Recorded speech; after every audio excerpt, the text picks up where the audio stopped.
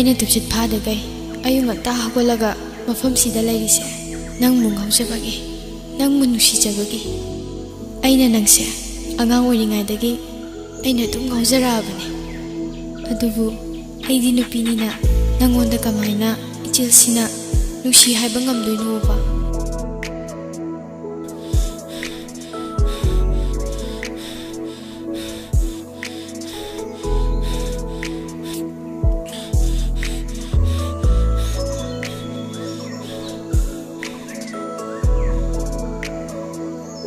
ꯑꯗꯨꯕꯨ ꯑꯩꯒꯤ ꯏꯇꯧꯁꯤꯅ ꯑꯩꯅ ꯅꯪꯕꯨ ꯅꯨꯡꯁꯤꯖꯩ ꯍꯥꯏꯕꯁꯦ ꯁꯣꯏꯗꯅ ꯈꯪꯍꯟꯒꯅꯤ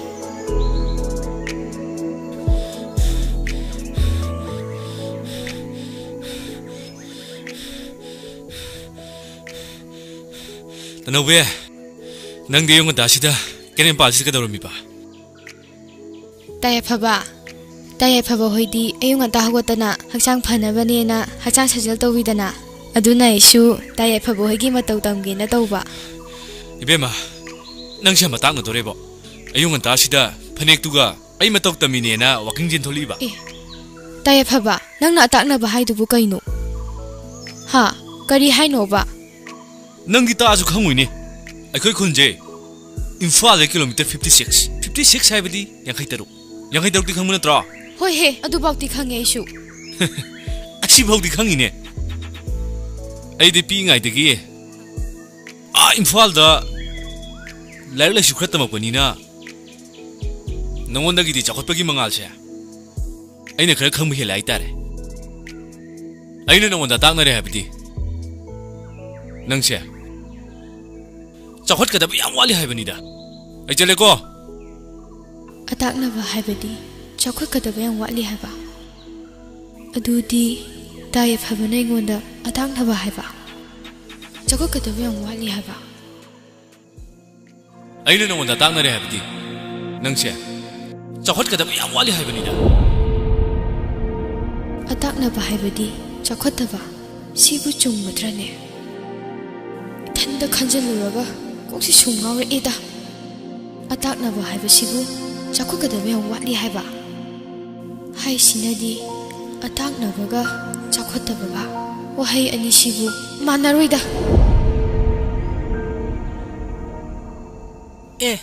Nang di kay dawra? Nasangam drabo? Unga lay dubo? Masayog tagin din ang lay si. Ay kaso di eh. Haduga kay daway unga lay diba?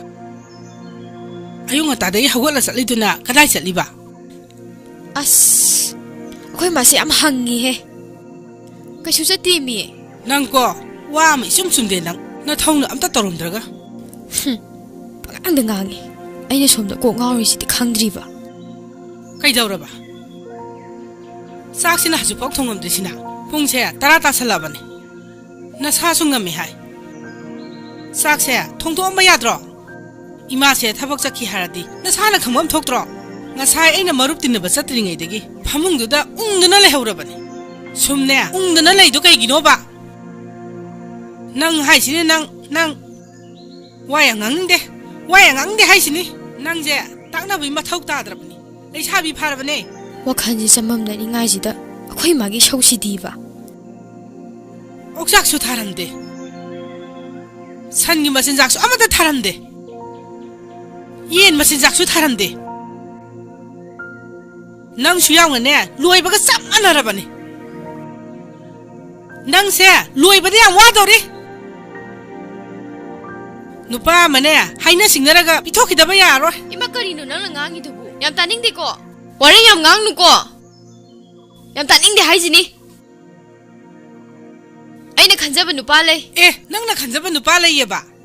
Nupa do na pamakpasunata ba? Nang napamzari ba? Hoy, ay napamzari ba? Hay su hay bani ibema. Nang siya, lay sabi su para bani. Hausik pawabu, nupa amta na koy harekti bro. Sumine, kaday dige harektoy no ba? Og nambi na wada bu, kanana harektoy no ba? Og si ima, sel ngakta ni ne. Mathang di machakun poklo o. Sepham ama khangdoi ni ne. Ado, yum sida nupa amta ka layta bane. Ay ne, iya amta pa me. Kani no mana ngangi mayam jibo. Adu su nupa yam thokpa, nupa di pam de. Ima, taning deko. Hitang surap ka layba. Oy lamdanga khara oiba. Haibadi akhoi yumsidane yawong ilu yagadaba. Ima, aise, wakhan ma yam kan khalambane. Nang na kokse loi thugai re. Nangangro ko. Aina simbi hoi bok ta chalugige. Sakhren he. Sanga aga imagi mateng pangge. Sa ising che thongge kaina khande ne sa. Masi ko, masi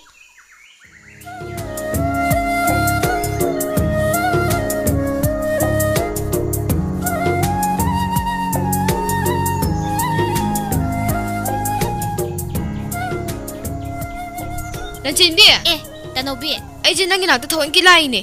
Thawina laine ba? Kay maramge? Ngasai thanda wakhan ma sum khalambane ba. Khanpham khangdraba. Adubu karino ba? Khanpham khangdridubu. Aduburo. Atakna ba haiba wahai siga. Chakhota ba siga. Sibu kaida khenage. Ha, sibu mana braba.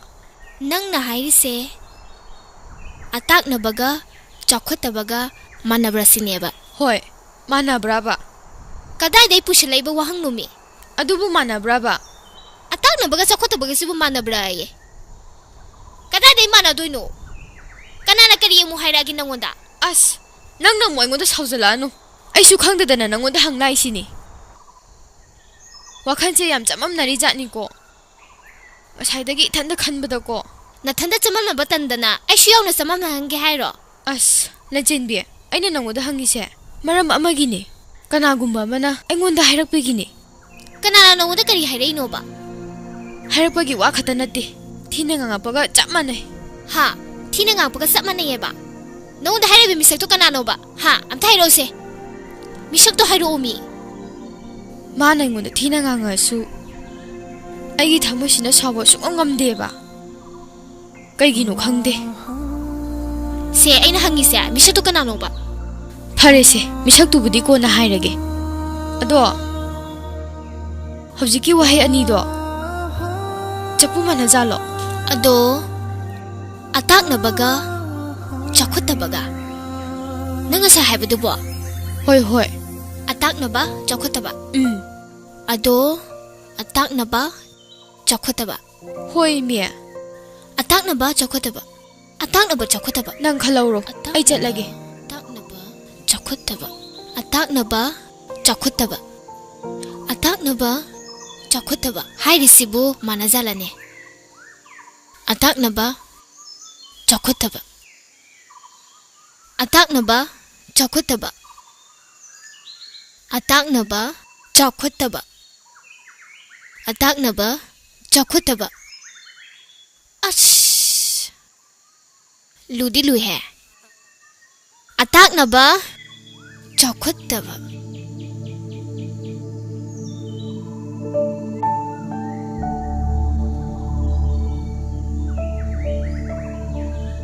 Ngasai ingakse thangatali yengmane. Ngasidi sukjin chalakti mi.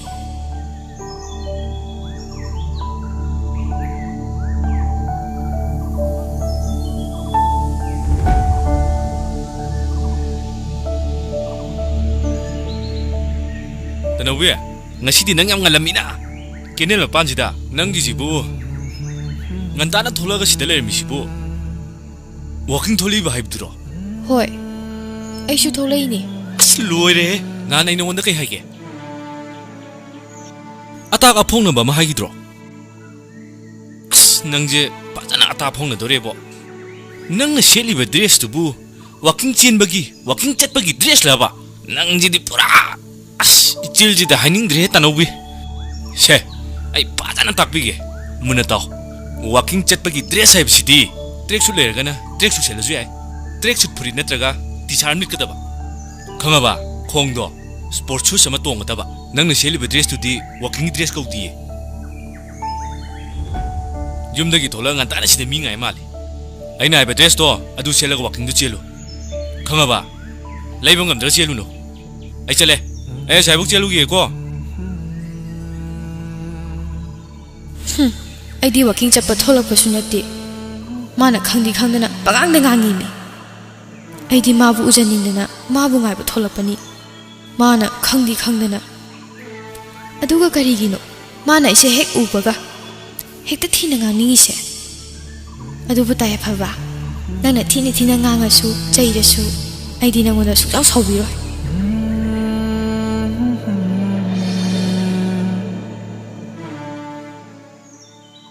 ꯃꯦꯂꯦ ꯇꯅꯧꯕꯤꯅꯦ ꯑꯩꯈꯣꯏ ꯍꯨꯝ ꯄꯨꯜꯂꯒ ꯆꯦꯡ ꯀꯨꯁꯨ ꯆꯥꯗꯕꯁꯨ ꯀꯨꯏꯔꯦ ꯉꯁꯤꯗꯤ ꯆꯥꯅꯔꯨꯁꯤꯗꯅ ꯇꯅꯧꯕꯤ ꯍꯣꯏꯗ ꯑꯩꯗꯣ ꯍꯧꯖꯤꯛꯀꯥꯟꯗꯤꯅꯦ ꯆꯥ ꯆꯥꯁꯟꯕꯗꯣ ꯌꯥꯗ꯭ꯔꯦꯕ ꯅꯪꯅ ꯆꯥꯁꯦꯕꯨꯗꯤ ꯌꯥꯕꯨꯗꯤ ꯌꯥꯏꯑꯕ ꯑꯗꯣ ꯈꯔ ꯂꯩꯔ ꯆꯥꯁꯤꯕ ꯑꯩꯁꯦ ꯑꯅꯧꯕ ꯄ꯭ꯔꯣꯖꯦꯛ ꯑꯅꯤ ꯑꯃꯁꯨ ꯂꯥꯛꯑꯦꯕ ꯑꯩꯈꯣꯏ ꯗꯥꯏꯔꯦꯛꯇꯔꯗꯨꯅꯅꯦ ꯐꯤꯒꯔ ꯁꯦꯝꯃꯣꯗꯅꯦ ꯍꯥꯏꯔꯤꯁꯦ ꯆꯦꯡ ꯀꯨꯁꯨ ꯆꯥꯕꯗꯤ ꯀꯩꯁꯨ ꯅꯣꯏꯈꯠꯂꯣꯏꯗ ꯁꯤꯕꯨ ꯋꯥꯅꯦꯅ ꯐꯤꯒꯔ ꯇꯥꯗꯕꯁꯦ ꯌꯥꯝ ꯊꯤ ꯉꯥꯡꯉꯦ ꯍꯥꯏꯕ ꯍꯦꯔꯣꯅꯤꯒꯨꯝꯕꯁꯦ ꯑꯁ ꯌꯥꯝ ꯂꯨꯒ꯭ꯔꯖꯥꯠꯅꯤ ꯄꯪꯆꯥ ꯆꯥꯁꯟꯕ ꯌꯥꯗꯦꯕ ꯐꯔꯦ ꯐꯔꯦ ꯆꯥꯔꯣꯏꯁꯤ ꯇꯣꯛꯑꯁꯤ ꯃꯦꯂꯦ ꯅꯪꯁꯦ ꯄꯣꯟ ꯑꯣꯟꯈ꯭ꯔꯦꯉꯣ ꯍꯥꯏꯁꯤꯕꯨ ꯑꯁꯦꯡꯕꯒꯤꯔꯣ ꯌꯥꯝ ꯐꯖꯊꯣꯛꯑꯝꯃꯦꯃꯤ ꯃꯤꯄꯨꯝ ꯈꯨꯗꯤꯡꯅ ꯂꯣꯏ ꯍꯥꯏꯔꯛꯑꯦ ꯃꯤ ꯑꯗꯨ ꯋꯥꯍꯩꯗꯣ ꯑꯗꯣ ꯂꯟꯆꯦꯟꯕꯤ ꯅꯪꯅ ꯍꯥꯏꯕꯁꯨ ꯍꯥꯏꯕꯅꯤ ꯑꯩꯒꯤ ꯐꯤꯒꯔꯁꯦ ꯐꯗꯤ ꯐꯖꯔꯦꯀꯣ ꯌꯥꯝ ꯐꯖꯔꯦꯕꯣ ꯌꯥꯝ ꯃꯑꯣꯡ ꯇꯥꯔꯦꯕꯣ ꯁꯛꯁꯤꯒ ꯇꯧꯔꯤꯁꯦ ꯌꯦꯡꯉꯨꯅꯦ ꯑꯗꯣ ꯂꯟꯆꯦꯟꯕꯤ ꯀꯩꯅꯣꯝ ꯍꯥꯏꯕꯤꯒꯦꯅꯦ ꯑꯩꯅ ꯍꯟꯇꯛ ꯀꯨꯝꯃꯤꯟꯅꯗꯣꯔꯤꯕ ꯍꯦꯔꯣꯁꯦ ꯅꯪ ꯀꯅꯥ ꯃꯥꯜꯂꯦ ꯅꯪꯅ ꯍꯥꯏꯗꯤ ꯍꯥꯏꯗꯅ ꯑꯩꯅ ꯀꯃꯥꯏꯅ ꯈꯪꯗꯣꯏꯅꯣ ꯁꯤꯅꯦ ꯐꯩ ꯑꯗꯨꯕꯨꯔꯣ ꯏꯁꯩ ꯐꯖ ꯐꯖꯕꯒ ꯀꯨꯝꯕ ꯋꯥꯡ ꯆꯥꯎꯕ ꯑꯁ ꯗꯦꯂꯤꯁꯇꯨꯅꯦꯃꯤ ꯗꯦꯂꯤꯁꯇꯣ ꯗꯦꯂꯤꯁꯀ ꯑꯁ ꯑꯩꯗꯤꯅꯦ ꯃꯥꯒ ꯀꯨꯝꯃꯤꯟꯅꯅꯤ ꯈꯟꯕꯗ ꯀꯩꯅꯣꯝ ꯇꯧꯔꯦꯃꯤ ꯑꯩꯁꯦ ꯃꯥꯒ ꯄꯥꯅꯤ ꯈꯟꯕꯗ ꯃꯤꯍꯨꯟꯒꯁꯦ ꯌꯥꯝ ꯆꯣꯡꯉꯦꯃꯤ ꯑꯐꯥꯎꯕ ꯍꯦꯔꯣꯅꯤꯅ ꯗꯦꯂꯤꯁꯇꯣ ꯅꯣꯏꯗꯤ ꯇꯤꯚꯤꯗ ꯎꯕ ꯅꯠꯇꯅ ꯑꯁꯦꯡꯕꯗꯗꯤ ꯎꯕ ꯐꯪꯉꯔꯣꯏꯀꯣ ꯍꯣꯏ ꯍꯣꯏ ꯐꯪꯉꯔꯣꯏ ꯑꯩꯈꯣꯏꯗꯤ ꯐꯤꯂꯝꯁꯨ ꯀꯨꯝꯗꯕꯅꯤꯅ ꯁꯤꯅꯦ ꯐꯩ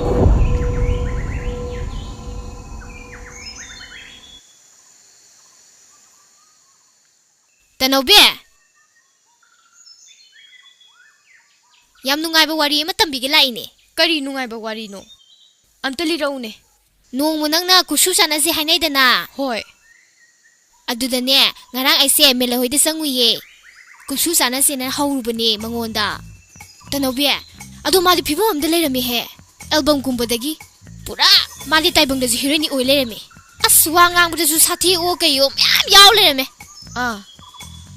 ꯃꯥꯅꯅꯦ ꯀꯨꯝꯗꯣꯔꯤꯕ ꯑꯅꯧꯕ ꯑꯦꯜꯕꯝꯗꯨꯁꯨ ꯑꯣ ꯑꯐꯥꯎꯕ ꯗꯦꯅꯤꯁꯇꯨꯒꯅꯦꯌꯦ ꯗꯦꯅꯤꯁꯀ ꯄꯥꯗꯣꯔꯕꯅꯤꯅꯅꯦ ꯃꯤꯍꯨꯟꯒꯗꯣ ꯈꯞꯆꯣꯡ ꯈꯞꯆꯣꯡ ꯆꯣꯡ ꯂꯩꯍꯧꯔꯝꯅꯤ ꯇꯧꯅꯤꯌꯦ ꯗꯦꯂꯤꯁꯀ ꯀꯨꯝꯕꯗꯒꯤꯗꯤ ꯃꯉꯛꯀꯗꯣ ꯊꯦꯛꯀꯠꯂꯛꯑꯅꯤꯅꯦ ꯈꯔꯒ ꯊꯦꯛꯀꯠꯂ ꯂꯩꯔꯤꯉꯩꯗꯨꯗ ꯑꯩꯗꯤ ꯁꯨꯛꯌꯦꯡ ꯌꯦꯡꯅꯤꯡꯗ꯭ꯔꯦ ꯃꯗꯨ ꯅꯨꯄꯤꯗꯣ ꯏꯕꯦꯝꯃ ꯌꯥꯝ ꯅꯨꯡꯉꯥꯏꯕ ꯄꯥꯎ ꯑꯃꯁꯨ ꯂꯩꯔꯤꯌꯦ ꯀꯔꯤ ꯄꯥꯎꯅꯣ ꯇꯝꯃꯛꯑꯣ ꯑꯗꯨꯕꯨꯔꯣ ꯐꯤꯒꯔ ꯐꯖꯩꯅꯦ ꯑꯩꯅ ꯍꯥꯏꯔꯨꯔꯦ ꯑꯥ ꯁꯨꯃꯥꯏꯅꯕꯨ ꯇꯧꯕꯨꯋꯣ ꯁꯨꯃꯥꯏꯅꯕꯨ ꯇꯧꯕ ꯑꯁ ꯐꯤꯕꯝ ꯑꯃꯗꯅꯦ ꯃꯥ ꯂꯩꯍꯧꯔꯤꯁꯦ ꯑꯗꯨꯒ ꯏꯕꯦꯝꯃ ꯗꯦꯅꯤꯁꯀ ꯀꯨꯝꯃꯤꯟꯅꯔꯛꯇꯣꯔꯦꯅꯅꯦ ꯆꯝꯅꯒ ꯇꯝꯃꯛꯄꯖꯥꯠ ꯅꯠꯇꯦ ꯑꯦꯛꯇꯤꯡꯒꯗꯣ ꯁꯨꯃꯥꯏꯅꯒ ꯇꯧꯏ ꯃꯤ ꯀꯣꯊꯔꯒ ꯂꯟꯆꯦꯟꯕꯤ ꯍꯟꯗꯛꯇꯤ ꯑꯩ ꯗꯦꯅꯤꯁꯀ ꯀꯨꯝꯃꯤꯟꯅꯗꯣꯔꯕꯅꯦ ꯑꯁ 마디 아파오버니나 미훈지 그놈 떠오해봐 슈마이나가 떠오해미 이베마 아두 누비도 델리스가 고민하기보다이네 아코이나 까오버가세 콤비라까다바 레이티고 이베마 아두마이나가 떠오르거디 짱비드레드나 꽁나드레드나 꼬비드레드나 아도 파레세 이바니와 아루바 마타나가다발레 러 암타 카나시러 그이와노 얌루바가 말리 낭 모옹세 암타 팜마가네 잉나 타나세바 그이와노 미 낭버 아두부러 아코이 마나네 아이시 누빠 하모 꼬이나 루이 에 아이씨 이니게 와펌두디 칼루이해 낭부 누빠나가 하익바가 레이브로 아스 까이데 하락도이노 오 카랄로이 옌 카랄로이 산세나 바잉온다 까이데 누빠나 하이비락도이노 쭈미네 낭 하이드수 아도 아이나 간자바디 레이 낭나 간자바 누빠두부디 아이슈 하이페 칸기다 에 까나노 하로 까나노 하로 바 예페바 나트로 에이스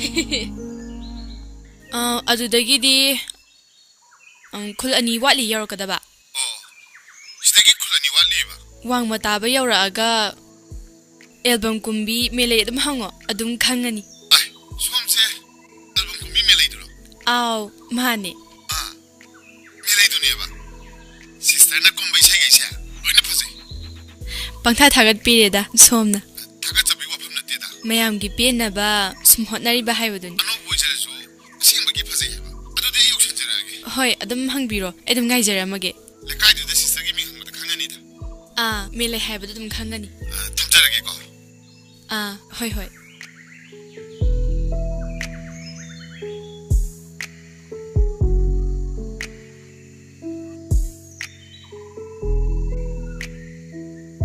ꯃꯦꯂꯩꯁꯤꯗꯤ ꯄꯨꯡꯑꯣꯟ ꯑꯣꯜꯂꯝꯃꯦꯗꯅ ꯄꯨꯡꯂꯪ ꯂꯪꯉꯝꯃꯦꯃꯤ ꯁꯛꯇꯝꯁꯦ ꯄꯨꯔꯥ ꯄꯨꯡꯑꯣꯟ ꯑꯣꯜꯂꯝꯃꯦꯗ ꯃꯁꯛꯁꯦ ꯑꯩꯈꯣꯏ ꯂꯩꯀꯥꯏ ꯅꯨꯄꯤꯕꯨ ꯃꯥꯟꯗ꯭ꯔꯤꯁꯤꯗꯤ ꯑꯩꯁꯤꯕꯨ ꯏꯔꯥꯞ ꯂꯥꯞꯇꯕꯤꯗ ꯃꯥ ꯑꯣꯏꯅ ꯌꯦꯡꯉꯁꯤꯔꯥꯅꯦ ꯐꯤꯂꯝ ꯑꯦꯜꯕꯝꯁꯨ ꯀꯨꯝꯃꯦ ꯈꯔ ꯂꯩꯔꯗꯤ 마시 파락도르분이고 ꯃꯌꯥꯝꯅ 에 봐봐 ꯅꯪ ꯅꯨꯄꯤꯗꯨꯗꯤ film star ꯑꯐꯥꯎꯕꯅꯤꯒ ꯍꯥꯏꯅꯕꯤꯗꯣꯏꯅꯦꯕ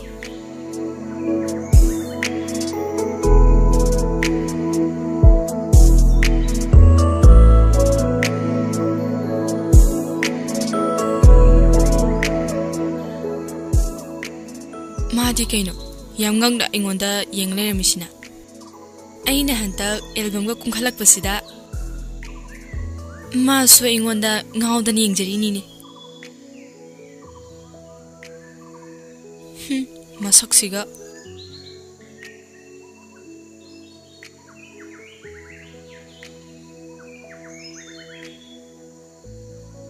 aina hauji chalisina kadaida aina yumdagi tholakpa matamdadi Santoida chalugena tholapani aduga aina awanglomda chalisina karige as mela he ongnarubdagi lambiga se pungaw ngawiye kokse mela le khairemi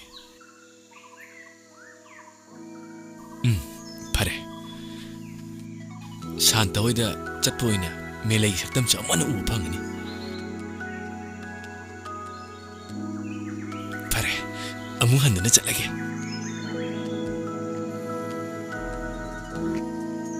Kaino hasibu yobiragtrisibo Warubino ai laksariye Nana nga sa haiba khundo adudai kilometer ani khatani chatla leirise Kuiman kremi ai si sumdobune posama piba koromdana ai si muhallaga As tore ai lambida laksare Hoi phare phare ngairamage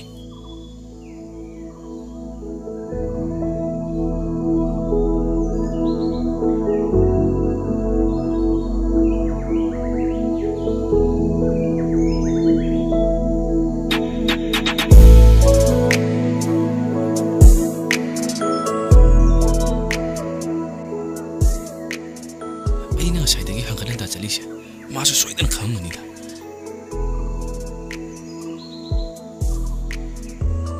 magi sibu lambida kana ngai januni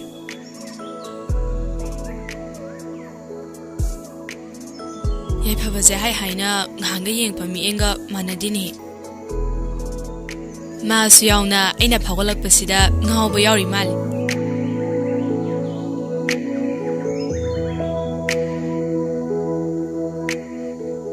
Amubia, nang nanasaze, asam na ling na poise kay ginoba. Nana kitang pokbaze, kana din eh.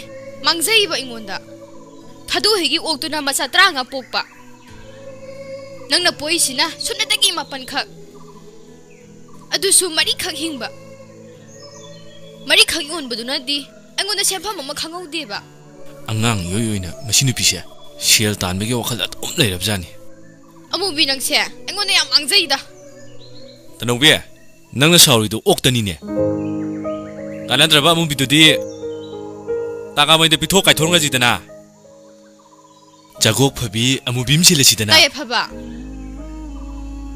Nangi dudi minung silay tabay wani da Ay na siya ang pam na nung sinayog sa riba amubi sibu takamay hoy da kay thon gro kay na Taya phabagi wahay dudi ay thamag harnong ay tida Tanong biya aina sum phagi tawani da nangna amubiduda chaibiduda ado yumda loiba jibase sum loinarade nungsirakpane saungko ai phagi tawani ba nangina tawduda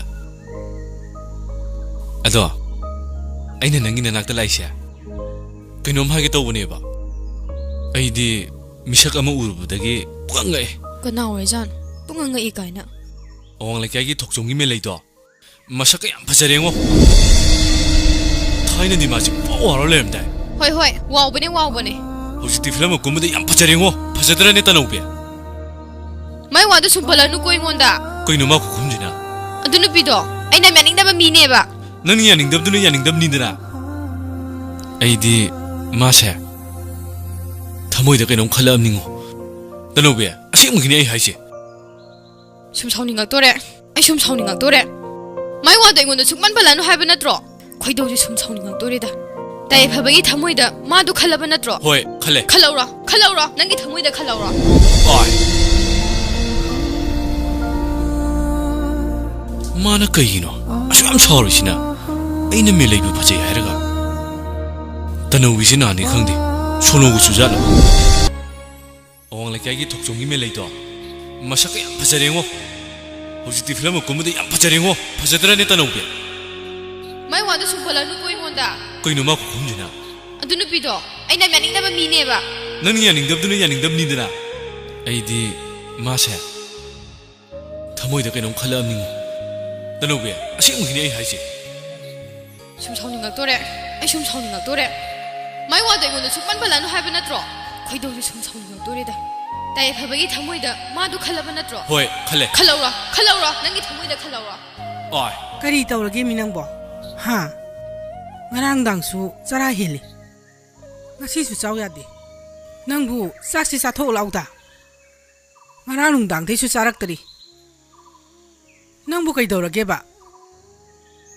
sak su chaw ya kisibo nang se ngang na ba su yade nang ne sak se yam thun cha tho lao ko lao hai sini ima nang na di khangdriba aina hojik leiriba phibam jida kadai ni janing thaning doino ba karino hai sibu ine Madunu bidubu ungduna dum leyeba ungduna ta leyba natiye ngarang nu bidangsu sakchaw yade ngasi ayu kisu sahawde sangonda ne ungduna lehoribani adubu inega khana sena baga yawbro khana seina baga yawdeda nahan khaiga mo mato iman manade karino ne haisibo hantak maraksa ma kaino mai tok togida ine adudi kaidosige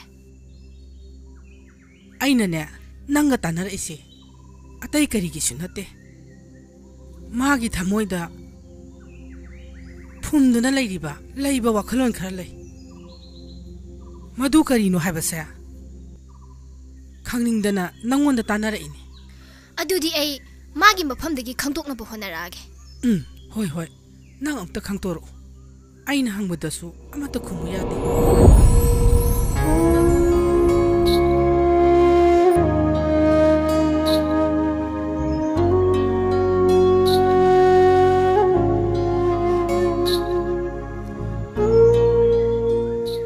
फबना मेलेबु पामजरगा ए थमोइजे सुम साउनिंगेदा हो चरा हेनबसे या वाबनी को कदौरिनो संगोंदुना नथंता आइना हाइसे नंगोंदने हा नबु कनागा खना सनबगे याउरगेबा इनेना हाइसे सुमिराबा नथंता उंगदना सुम लई हाइसे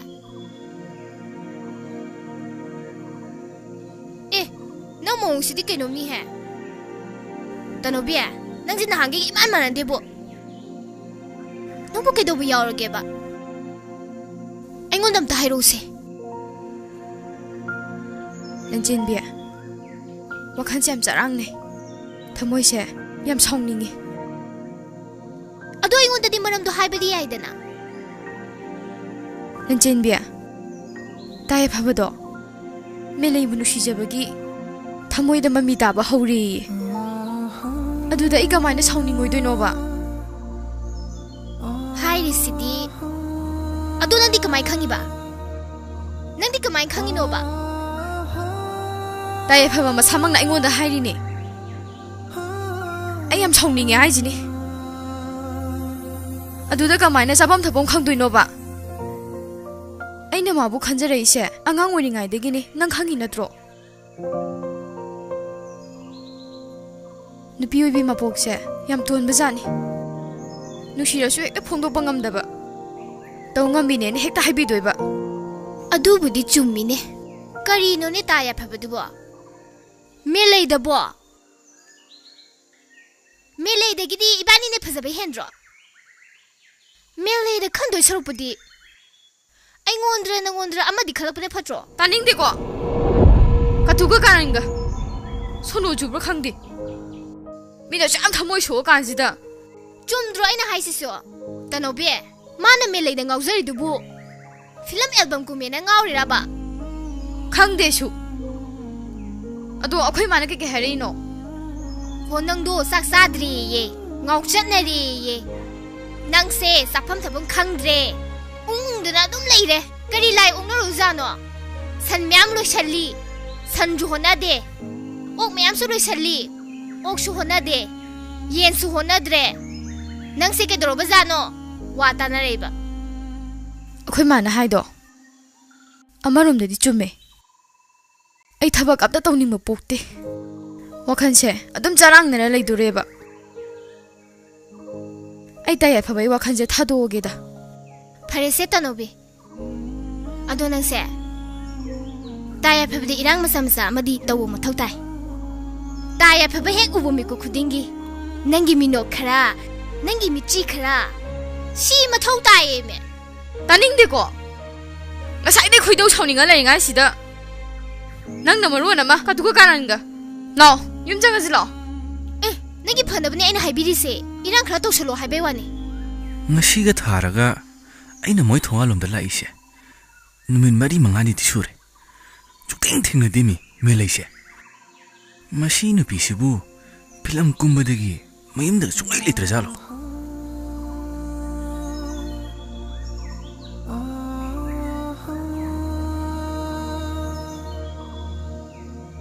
hairu bada yaraktrasu tanawi ke lanchin pigirgi mateng lawda biya de aisin aina namdan melai di koi da biya de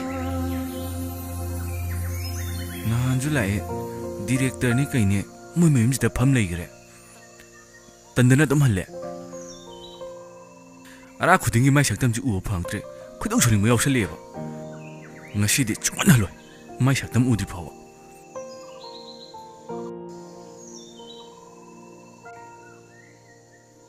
ꯇꯥꯌꯥꯏꯐꯕ ꯀꯅꯥꯅꯣ ꯌꯦꯡꯉꯤꯗꯨꯕꯣ ꯍꯥ ꯀꯅꯥꯅꯣ ꯍꯥꯏꯕꯅꯦ ꯁꯣꯝ ꯅꯥꯀꯟꯗ ꯍꯧꯗꯣꯡ ꯑꯃꯨꯕꯤ ꯑꯆꯧꯕ ꯆꯪꯈꯤꯕ ꯀꯗꯣꯝ ꯅꯥꯀꯟꯗ ꯆꯦꯟꯖꯟꯈ꯭ꯔꯕꯅꯣꯅ ꯁꯨꯝ ꯌꯦꯡꯉꯝꯕꯅꯤꯗ ꯅꯆꯤꯟꯗꯣ ꯊꯤꯅꯣꯕ ꯅꯪ ꯅꯍꯥꯟꯁꯨ ꯅꯪ ꯑꯩꯈꯣꯏ ꯊꯣꯡꯒꯥꯟꯗ ꯂꯩꯔꯝꯃꯤꯗꯨꯗꯤ ꯍꯥ ꯑꯩꯈꯣꯏ ꯗꯥꯏꯔꯦꯛꯇꯔꯅꯁꯨ ꯍꯥꯏꯔꯛꯑꯕꯅꯤ ꯅꯪꯁꯦ ꯍꯦꯛꯇ ꯅꯣꯏ ꯊꯣꯡꯒꯥꯟꯗ ꯅꯨꯄꯥ ꯑꯃ ꯍꯦꯛꯇ ꯂꯩꯔꯝꯃꯦꯅ ꯑꯩꯅ ꯑꯦꯜꯕꯝ ꯈꯔ ꯀꯨꯝꯈꯠꯂꯛꯄꯁꯤꯗ ꯃꯤꯅ ꯂꯥꯟꯅ ꯎꯅꯕ ꯊꯕꯛꯁꯦ ꯍꯦꯛꯇ ꯇꯧꯋꯦꯕ ꯑꯩꯁꯦ ꯃꯁꯛ ꯅꯥꯏꯔꯕ ꯃꯤꯑꯣꯏ ꯑꯃ ꯑꯣꯏꯈꯠꯂꯛꯑꯕꯅꯤ ꯅꯪꯅ ꯑꯩꯉꯣꯟꯗ ꯌꯦꯡꯉꯤꯕ ꯃꯤꯠꯌꯦꯡꯗꯣ ꯆꯞ ꯆꯥꯅ ꯈꯪꯖꯥꯅꯤ ꯅꯣꯏꯒꯨꯝꯕ ꯅꯨꯄꯥꯅ ꯑꯩꯈꯣꯏ ꯊꯣꯡꯒꯥꯟꯗ ꯂꯩꯕꯁꯦ ꯑꯩꯉꯣꯟꯗ ꯌꯥꯝ ꯁꯣꯛꯏꯅꯦ ꯍꯧꯖꯤꯛ ꯑꯩꯒ ꯄꯨꯜꯂꯤꯕ ꯃꯤꯁꯛꯁꯤꯡꯁꯤꯗꯤ ꯑꯐꯥꯎꯕ ꯍꯦꯔꯣ ꯀꯌꯥꯅꯣ ꯈꯪꯕ꯭ꯔꯥ ꯑꯩꯅ ꯄꯨꯜꯂꯤꯁꯦ ꯅꯣꯏꯒꯨꯝꯕ ꯅꯨꯄꯥꯅ ꯑꯩꯈꯣꯏ ꯊꯣꯡꯒꯥꯟꯗ ꯂꯥꯛꯄꯁꯤꯗꯤ ꯌꯥꯝ ꯆꯥꯟꯅꯗ꯭ꯔꯦ ꯑꯩꯈꯣꯏ ꯂꯩꯀꯥꯏꯒꯤ ꯑꯊꯤꯕꯤꯁꯤꯡꯁꯤꯒ ꯄꯨꯟꯕ ꯌꯥꯕꯩ ꯋꯥꯅꯤ ꯑꯩꯉꯣꯟꯗꯗꯤ ꯆꯟꯅꯔꯣꯏ ꯈꯪꯉꯦꯗꯅ ꯆꯟꯅꯔꯣꯏ ꯅꯃꯪꯗꯕꯨ ꯃꯪꯉꯨꯅꯨ ꯁꯛꯁꯤꯒ ꯑꯩꯈꯣꯏ ꯊꯣꯡꯒꯥꯟꯗꯒꯁꯨ ꯅꯨꯡꯇꯤꯒꯤ ꯂꯥꯛꯇꯅꯁꯨ ꯇꯧꯔꯤꯌꯦ chopti chope fajana ngasidi ado koinina khangrabnina koiranida ꯃꯦꯂꯩꯅ ꯀꯔꯤ ꯃꯔꯝꯒꯤ ꯑꯣꯏꯔꯖꯥꯅꯣ ꯃꯥꯅ ꯑꯩꯈꯣꯏ ꯀꯧꯔꯤꯁꯤꯅ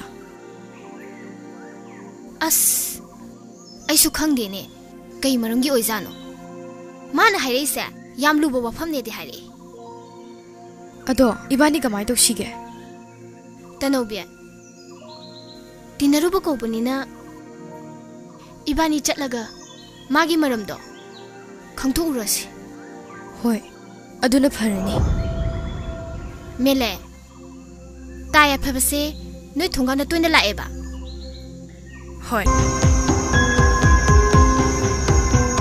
ꯁꯛꯇꯥꯁꯤꯡꯁꯤꯒ ꯁꯥꯎꯅꯤꯡꯉꯤ ꯃꯥꯜꯂꯤ ꯃꯣꯏꯒ ꯁꯨꯝ ꯄꯨꯟꯕꯗꯨꯗ ꯈꯔ ꯍꯥꯏꯌꯣꯅ ꯍꯥꯏꯕꯩ ꯋꯥꯅꯤ ꯅꯆꯦꯟꯕꯤ ꯃꯥꯒꯤ ꯃꯑꯣꯡꯗꯣ ꯎꯁꯤꯠꯇꯕ ꯑꯃ ꯏꯌꯥꯎ ꯌꯥꯎꯗ꯭ꯔꯣ ꯑꯩꯁꯨ ꯈꯜꯂꯝꯃꯤꯅꯦ ꯑꯦꯜꯕꯝ ꯑꯃꯅꯤꯇ ꯀꯨꯝꯃꯒ ꯑꯗꯨ ꯌꯥꯝ ꯁꯛ ꯇꯥꯈꯠꯂꯤꯗꯨꯕꯨ ꯀꯔꯤꯒꯤꯅꯣꯕ ꯂꯩꯀꯥꯏꯒꯤ ꯏꯃꯥꯟꯅꯕꯤꯒ ꯑꯣꯏꯔꯝꯗ꯭ꯔꯕ ꯁꯝ ꯐꯣꯏꯅꯔꯗꯝꯅꯤ ꯅꯪꯗꯤ ꯁꯥꯎꯅꯤꯡꯕꯅ ꯂꯣꯏꯔꯝꯃꯅꯤ ꯑꯃꯗꯨꯅ ꯉꯥꯎꯖꯔꯤꯕꯅꯤꯅ ꯑꯩꯗꯤ ꯃꯦꯂꯩꯗꯒ ꯁꯥꯎꯅꯤꯡꯗ꯭ꯔꯦ ꯇꯥꯏꯌꯦ ꯐꯕꯗꯅꯦ ꯑꯩꯅ ꯁꯥꯎꯅꯤꯡꯉꯤꯁꯦ ꯑꯩꯗꯤ ꯑꯅꯤꯃꯛꯇ ꯁꯥꯎꯅꯤꯡꯉꯤ ꯌꯥꯝ ꯁꯥꯎꯅꯤꯡꯉꯤ ꯑꯁꯦꯡꯕꯅꯤ ꯇꯅꯨꯕꯤ ꯑꯩ ꯌꯥꯝ ꯁꯥꯎꯅꯤꯡꯉꯤ ꯕ꯭ꯂꯗꯇ ꯏ ꯍꯥꯏꯒꯠꯂꯛꯀꯦ ꯇꯧꯋꯤꯗ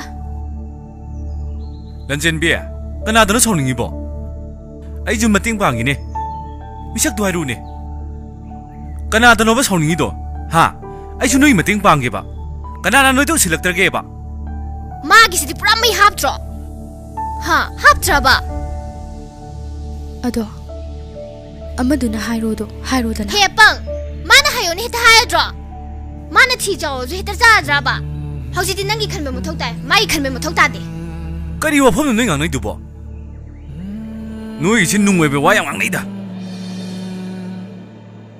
ꯑꯩꯗꯤ ꯅꯣꯏꯅ ꯃꯤ ꯁꯥꯎꯅꯤꯡꯕ ꯂꯩ ꯍꯥꯏꯕꯗꯨꯗ ꯑꯩꯗꯤ ꯅꯣꯏꯒꯤ ꯃꯇꯦꯡ ꯄꯥꯡꯕꯤꯒꯦ ꯍꯥꯏꯕꯩ ꯋꯥꯅꯤ ꯑꯗꯨꯗ ꯅꯣꯏꯅ ꯉꯥꯡꯅꯔꯤꯕ ꯋꯥ ꯃꯌꯥꯝꯗꯨꯕꯨ ꯀꯩꯅꯣꯕ ꯁꯦ ꯑꯝꯇ ꯍꯥꯏꯔꯨꯁꯦ ꯅꯕꯥꯅꯤ ꯍꯥꯏꯔꯨꯁꯦ ꯀꯔꯤ ꯋꯥꯅꯣ ꯅꯈꯣꯏꯅꯤ ꯉꯥꯡꯅꯩꯗꯨꯕꯣ ꯅꯈꯣꯏꯅ ꯉꯥꯡꯅꯔꯤꯕꯗꯣ ꯃꯅꯨꯡꯗ ꯋꯥ ꯌꯥꯝ ꯌꯥꯎꯔꯤꯕ ꯑꯩꯁꯨ ꯅꯣꯏꯅꯤ ꯎꯅꯕ ꯂꯥꯛꯏꯅꯤ ꯅꯈꯣꯏꯅꯤꯒ ꯋꯥ ꯑꯃ ꯇꯥꯟꯅꯒꯦꯅ ꯀꯔꯤꯕ ꯑꯩꯈꯣꯏꯅꯤ ꯎꯅꯕ ꯂꯥꯛꯏꯅꯦꯕ ꯍꯣꯏ ꯑꯩꯈꯣꯏꯒ ꯋꯥ ꯇꯥꯟꯅꯒꯗꯕ ꯂꯩꯌꯦꯕ ꯍꯣꯏ ꯑꯁꯤꯅ ꯃꯦꯂꯩꯒꯤ ꯋꯥꯐꯝ ꯑꯣꯏꯔꯝꯃꯅꯤ ꯑꯩꯒꯤ ꯊꯃꯣꯏꯁꯦ ꯌꯥꯝ ꯈꯣꯏꯁꯥꯎꯅ ꯍꯟꯗꯣꯔꯤꯗ ꯑꯗꯨ ꯇꯥꯏ ꯑꯐꯕ ꯀꯔꯤ ꯋꯥꯐꯝ ꯅꯨꯃꯤꯠ ꯇꯥꯟꯅꯁꯦ ꯍꯥꯏꯗꯨꯕꯣ ꯋꯥꯐꯝꯁꯦ ꯇꯥꯟꯅꯕꯕꯨꯗꯤ ꯌꯥꯔꯦꯕ ꯑꯗ ꯑꯁ ꯑꯩ ꯑꯝꯇ ꯈꯜꯂꯛꯈꯤꯒꯦꯗ ꯀꯣꯟꯅ ꯇꯥꯟꯅꯔꯁꯤ ꯑꯩ ꯑꯃꯨꯛ ꯆꯠꯂꯒꯦ ꯀꯩꯅꯣ ꯍꯥꯏꯁꯤꯕꯣ ꯈꯜꯂꯛꯈꯤꯒꯦ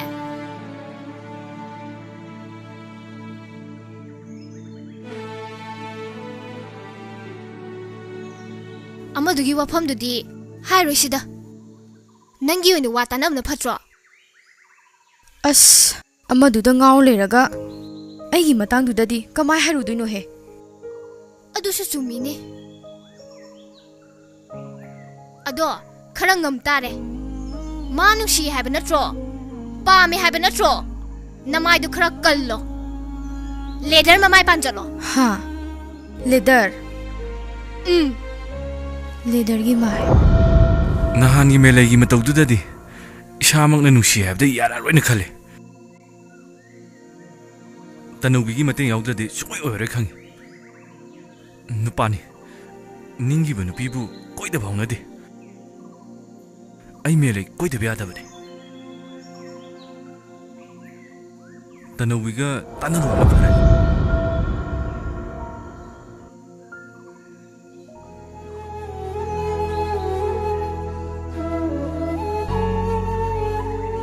ꯇꯅꯨꯕꯤ ꯑꯩꯁꯦ ꯅꯪ ꯃꯅꯥꯛꯇ ꯂꯥꯛꯏꯅꯦ ꯑꯦ ꯇꯥꯏꯌꯦ ꯐꯕ ꯀꯔꯤ ꯂꯩꯔꯒꯦ ꯑꯩꯅ ꯋꯥ ꯑꯃ ꯇꯥꯟꯅꯒꯗꯕ ꯂꯩ ꯍꯥꯏꯕꯗꯣ ꯁꯨꯝ ꯇꯥꯟꯅꯖꯦꯅ ꯂꯥꯛꯄꯅꯤꯗ ꯅꯍꯥꯟꯗꯤ ꯅꯪꯁꯨ ꯁꯥꯎꯔ ꯆꯪꯈ꯭ꯔꯦ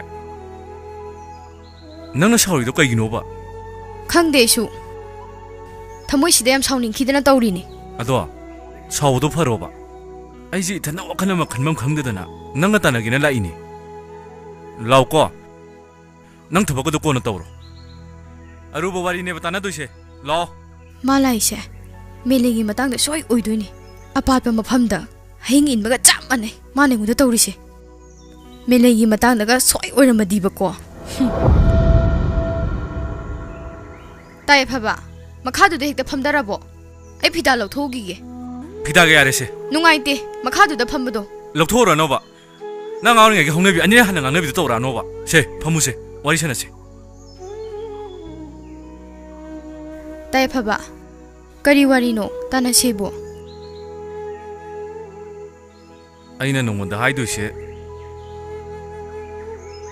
ꯅꯪꯅ ꯅꯍꯥꯟ ꯁꯥꯎꯔꯒ ꯆꯪꯈꯤꯕꯗꯨꯗꯒꯤ ꯑꯩꯁꯦ ꯇꯟꯗꯤ ꯇꯜꯂꯕꯅꯤꯌꯦ ꯑꯗꯣ ꯏꯊꯟꯗ ꯈꯟꯐꯝ ꯈꯪꯗꯕꯁꯤꯗ ꯎꯄꯥꯏ ꯂꯩꯇꯗꯅ ꯂꯥꯛꯏꯅꯤ ꯃꯦꯂꯩꯒꯤ ꯃꯇꯥꯡꯗꯔꯣ ꯍꯥ ꯃꯦꯂꯩꯒꯤ ꯃꯇꯥꯡꯗꯔꯕ ꯃꯦꯂꯩ ꯍꯣꯏꯒꯤ ꯊꯣꯡꯒꯥꯟꯗ ꯌꯥꯝ ꯇꯣꯏꯅ ꯆꯠꯂꯦ ꯍꯥꯏꯕ ꯄꯥꯎ ꯇꯥꯏꯗ ꯑꯦ ꯅꯪꯗꯤ ꯀꯃꯥꯏ ꯈꯪꯉꯤꯕ ꯍꯥ ꯅꯪꯅ ꯀꯃꯥꯏ ꯈꯪꯉꯤꯅꯣꯕ ꯂꯩꯀꯥꯏ ꯃꯁꯦꯟꯗꯕꯨ ꯀꯃꯥꯏ ꯈꯪꯉꯣꯏꯗꯣꯏꯅꯣ ꯇꯥꯏꯌꯦ ꯐꯕꯅ ꯇꯧꯕ ꯊꯕꯛꯄꯨ ꯑꯩ ꯀꯃꯥꯏ ꯈꯪꯉꯣꯏꯗꯣꯏꯅꯣ ꯀꯩꯅꯣ ꯍꯥꯏꯁꯤꯅ ꯇꯥꯏ ꯐꯕ ꯃꯦꯂꯩꯗꯣ ꯃꯥꯅ ꯐꯤꯂꯝ ꯀꯨꯝꯈꯤꯕꯗꯒꯤ ꯑꯩꯒꯗꯤ ꯌꯥꯅꯗ꯭ꯔꯦ ꯀꯌꯥꯁꯨ ꯀꯧꯅꯗ꯭ꯔꯦ ꯑꯗꯣ ꯑꯩ ꯃꯇꯦꯡꯁꯨ ꯄꯥꯡꯕ ꯌꯥꯏꯗꯅ ꯀꯩ ꯃꯇꯦꯡꯅꯣꯕ ꯑꯩꯅ ꯄꯥꯡꯗꯣꯏꯁꯦ ꯇꯥꯏ ꯐꯕ ꯅꯪ ꯈꯪꯉꯤꯗꯨꯗꯤ ꯑꯩ ꯊꯃꯣꯏꯗ ꯃꯥ ꯅꯨꯡꯁꯤꯔꯦ ꯍꯥꯏꯗꯨꯗꯤ ꯑꯗꯨꯃ ꯎꯄꯥꯏ ꯂꯩꯇꯦ ꯍꯥꯏꯁꯤꯅꯤ ꯃꯦꯂꯩꯗꯣ ꯑꯩꯒ ꯌꯥꯅꯗꯦ ꯅꯪ ꯌꯥꯅꯗꯕꯅꯤꯗꯅ ꯑꯩ ꯃꯇꯦꯡꯗꯤ ꯄꯥꯡꯕ ꯌꯥꯏꯗꯅ ꯅꯪꯅ ꯑꯣꯏꯕꯗꯨꯗꯅꯦ ꯄꯥꯡꯅꯤꯡꯗ꯭ꯔꯤꯁꯦ ꯃꯤꯅ ꯄꯥꯡꯅꯤꯡꯗꯦ ꯍꯥꯏꯔꯤꯃꯇꯗ ꯁꯤ ꯌꯧꯔꯗꯤ ꯕꯦꯔꯥ ꯑꯃ ꯀꯥꯏꯗ ꯃꯦꯂꯩꯗꯣ ꯑꯩꯅ ꯅꯨꯡꯁꯤꯖꯗꯅ ꯇꯧꯕꯅꯤꯗ ꯇꯥꯏ ꯐꯕꯁꯨ ꯅꯨꯡꯁꯤꯕꯒ ꯐꯥꯎꯕ ꯍꯩꯕ꯭ꯔꯣ ꯀꯩꯅꯣ ꯑꯩꯁꯦ ꯄꯥꯈꯪꯅꯦ ꯄꯥꯈꯪꯅ ꯂꯩꯁꯥꯕꯤꯗ ꯅꯨꯡꯁꯤꯗ꯭ꯔꯗꯤ ꯀꯩꯅꯣ ꯅꯪꯁꯨ ꯂꯩꯁꯥꯕꯤꯅꯤ ꯅꯪꯁꯨ ꯄꯥꯈꯪ ꯅꯨꯡꯁꯤꯖꯕꯒ ꯂꯩꯇ꯭ꯔꯣ ꯀꯔꯤ ꯍꯥꯏ ꯈꯨꯝꯗꯣꯏꯅꯣꯕ ꯑꯩꯒꯤꯁꯤꯗꯤ ꯌꯥꯅꯕ ꯑꯝꯇ ꯍꯥꯏꯅꯖꯦꯕ ꯅꯪꯅ ꯈꯔꯗ ꯃꯇꯦꯡ ꯄꯥꯡꯕꯤꯌꯨ ꯀꯩꯗꯧꯔꯒꯦ ꯎꯄꯥꯏ ꯂꯩꯇꯦꯗꯤ ꯂꯩꯇꯦ ꯀꯩꯅꯣ ꯃꯥ ꯇꯧꯏꯁꯤꯕꯣ ꯇꯅꯧꯕꯤ ꯅꯧ ꯐꯠꯇ ꯇꯧꯅꯨ ꯅꯃꯥꯟꯅꯕꯤꯅꯦꯅ ꯅꯪꯉꯣꯟꯗ ꯍꯥꯏꯕꯤ ꯋꯥꯅꯤꯀꯣ ꯇꯥꯏ ꯐꯕ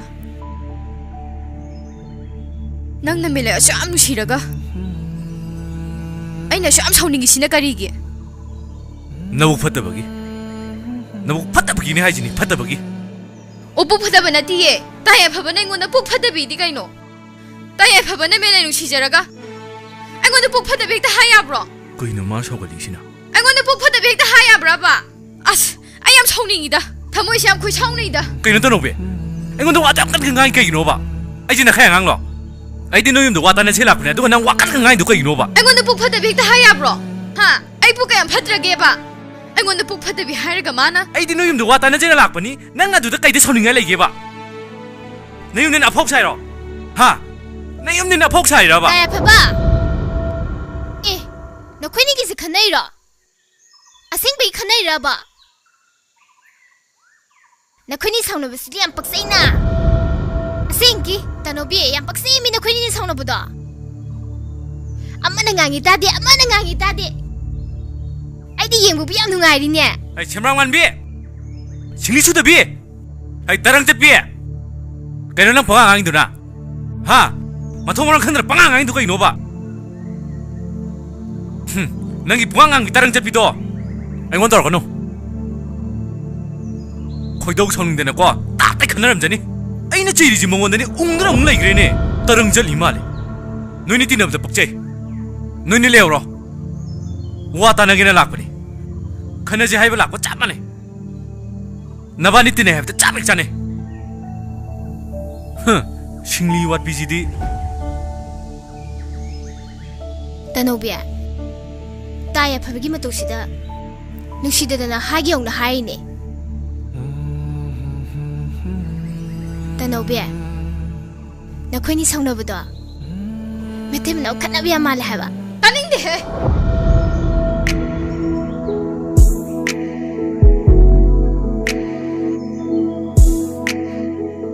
ꯌꯦꯡꯉꯣꯕ ꯀꯦꯃꯦꯔꯥꯗ ꯊꯣꯛꯂꯤꯕ ꯁꯛꯇꯝꯁꯤꯗ ꯑꯩꯅ ꯀꯃꯥꯏꯅ ꯉꯥꯎꯔꯣꯏꯗꯣꯏꯅꯣꯕ ꯃꯥꯅ ꯀꯨꯝꯃꯤꯁꯦ ꯐꯖꯕ ꯏꯁꯩ ꯉꯥꯛꯇꯅꯦꯃꯤ ꯃꯥꯏ ꯏꯁꯩꯁꯦ ꯁꯨꯝ ꯌꯦꯡꯉꯒ ꯊꯃꯣꯏꯁꯦ ꯌꯥꯝ ꯂꯥꯡꯇꯛꯅꯩꯗ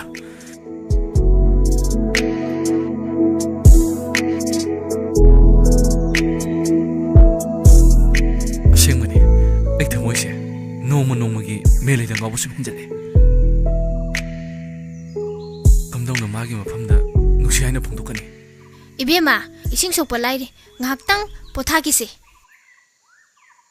pukhi chobutana ne ising 속바 lakpasidine isaga je lone sodo thungabani aduga taya phabaga ne melege wari se akhoi ni kaim yaurgumsi melege matose ayam saune akadori ꯅꯪꯅꯗꯤ ꯃꯦꯂꯩꯗ ꯁꯥꯎꯅꯤꯡꯉꯤꯕ ꯑꯩꯅ ꯃꯔꯣꯟ ꯑꯃ ꯑꯩꯅ ꯁꯥꯎꯅꯤꯡꯉꯤꯗꯤ ꯇꯥꯏ ꯐꯕꯗꯅꯦ ꯇꯥꯏ ꯐꯕꯒꯤ ꯃꯤꯠꯁꯦ ꯑꯩꯉꯣꯟꯗ ꯄꯥꯝꯖꯕꯒꯤ ꯃꯤꯠꯀꯗꯤ ꯄꯥꯜꯂꯝꯗ꯭ꯔ ꯃꯥꯜꯂꯦ ꯃꯦꯂꯩꯅ ꯃꯔꯣꯟ ꯑꯃ ꯄꯣꯡꯖꯔꯤꯕ ꯑꯩꯈꯣꯏꯕꯨ ꯃꯥꯒꯤ ꯄꯥꯎꯃꯤꯔꯣ ꯑꯩꯗꯤ ꯇꯥꯏ ꯐꯕꯁꯦ ꯈꯣꯏꯗꯣ ꯌꯥꯝ ꯁꯥꯎꯅꯤꯡꯉꯦ ꯃꯥꯕꯨ ꯅꯨꯡꯁꯤꯔꯨꯕꯅꯤꯅ ꯑꯩꯗꯤ ꯃꯦꯂꯩꯁꯦ ꯁꯨꯛꯅꯨꯡ ꯅꯨꯡꯁꯤꯌꯣ ꯌꯥꯗꯦ ꯃꯁꯥꯅ ꯄꯥꯝꯖꯗꯕꯗꯨꯗꯤ ꯃꯁꯥꯅ ꯍꯥꯏꯖꯕ ꯀꯩꯗꯧꯒꯦ ꯑꯩꯈꯣꯏꯅꯤ ꯁꯤꯕꯨ ꯃꯥꯒꯤ ꯀꯩ ꯑꯣꯏꯅ ꯎꯒꯦ ꯑꯗꯨꯕꯨ ꯂꯟꯆꯦꯟꯕꯤ ꯑꯩꯅ ꯇꯥꯏ ꯐꯕꯗ ꯑꯁꯨꯛ ꯉꯥꯎꯖꯔꯤꯁꯤ ꯀꯔꯤꯒꯤꯅꯣ ꯑꯇꯣꯞꯄ ꯅꯨꯄꯥ ꯑꯃꯅ ꯃꯦꯂꯩꯁꯦ ꯃꯇꯦꯡ ꯄꯥꯡꯕꯤꯌꯣ ꯍꯥꯏꯔꯒꯗꯤ ꯄꯥꯡꯕꯤꯔꯝꯒꯗꯕꯅꯤ ꯇꯥꯏ ꯐꯕꯅ ꯃꯦꯂꯩ ꯅꯨꯡꯁꯤꯔꯛꯄꯁꯦ ꯑꯁ ꯑꯩꯒꯤ ꯊꯃꯣꯏꯁꯤꯗꯤ ꯀꯃꯥꯏ ꯅꯨꯡꯉꯥꯏꯗꯣꯏꯅꯣꯕ ꯇꯥꯏ ꯐꯕꯁꯦ ꯅꯪꯅ ꯅꯝꯗꯅ ꯏꯔꯥꯡ ꯇꯧꯁꯜꯂꯒꯅꯦ ꯀꯣꯏꯅꯕ ꯍꯣꯠꯅꯒꯗꯕꯅꯤ ꯑꯗꯣ ꯂꯟꯆꯦꯟꯕꯤ ꯇꯥꯏ ꯐꯕꯁꯦ ꯑꯇꯣꯞꯄ ꯅꯨꯄꯤꯒ ꯀꯣꯏꯈ꯭ꯔꯕ ꯅꯨꯄꯤ ꯑꯇꯣꯞꯄꯒ ꯂꯧꯈ꯭ꯔꯒꯗꯤ ꯑꯁ ꯑꯩꯒꯤ ꯄꯨꯟꯁꯤꯁꯦ ꯄꯨꯔꯥ ꯉꯥꯎꯖꯅꯔꯒ ꯂꯩꯍꯧꯅꯤꯕꯨ ꯑꯇꯣꯞꯄ ꯃꯤꯒꯤ ꯑꯣꯏꯗ꯭ꯔꯤꯉꯩꯗ ꯏꯆꯦꯜꯁꯤ ꯅꯨꯡꯁꯤ ꯍꯧꯕꯅ ꯐꯔꯅꯤ ꯇꯅꯧꯕꯤ ꯀꯔꯤꯕ ꯍꯧꯖꯤꯛꯀꯤꯗꯣ ꯏꯆꯦꯜꯁꯤꯅ ꯅꯨꯡꯁꯤ ꯍꯧꯕꯅ ꯐꯔꯅꯤꯕ ꯍꯥꯏꯌꯨꯅꯦ ꯑꯃꯨꯛꯀ ꯃꯦꯂꯩꯒ 이반이ꯒꯤ ꯃꯔꯛꯇ ꯅꯪꯅꯗꯅꯕ ꯁꯤꯟꯕꯁꯤꯗꯤ ꯅꯈꯣꯏꯅꯤꯅ ꯑꯣꯏꯔꯝꯃꯦ ꯅꯈꯣꯏꯅꯤꯒꯤ ꯃꯇꯦꯡꯅ ꯑꯩꯒꯤ ꯅꯤꯡꯖꯕꯁꯦ ꯊꯨꯡꯒꯗ꯭ꯔꯅ ꯈꯜꯂꯨꯕꯅꯤ ꯑꯗꯨꯒ ꯇꯅꯧꯕꯤ ꯑꯗꯨꯛ ꯌꯥꯝ ꯇꯨꯀꯠꯆꯕ ꯋꯥꯈꯜ ꯅꯪꯅ ꯑꯩꯒꯤ ꯏꯐꯝꯗ ꯇꯅꯧꯕꯤ ꯑꯃꯨꯛ ꯍꯟꯅ ꯑꯩꯒꯤ ꯏꯃꯥꯡꯗ ꯅꯪꯒꯤ ꯁꯛꯇꯝꯗꯨ ꯎꯍꯜꯂꯛꯀꯅꯨ ꯇꯁꯦꯡꯅ ꯉꯁꯤꯗꯒꯤ ꯅꯪꯁꯦ ꯌꯥꯝꯅ ꯇꯨꯀꯠꯆꯕ ꯃꯤꯁꯛ ꯍꯥꯏꯕꯗꯨ ꯑꯣꯏꯔꯦ ꯑꯩꯒꯤ ꯏꯐꯝꯗ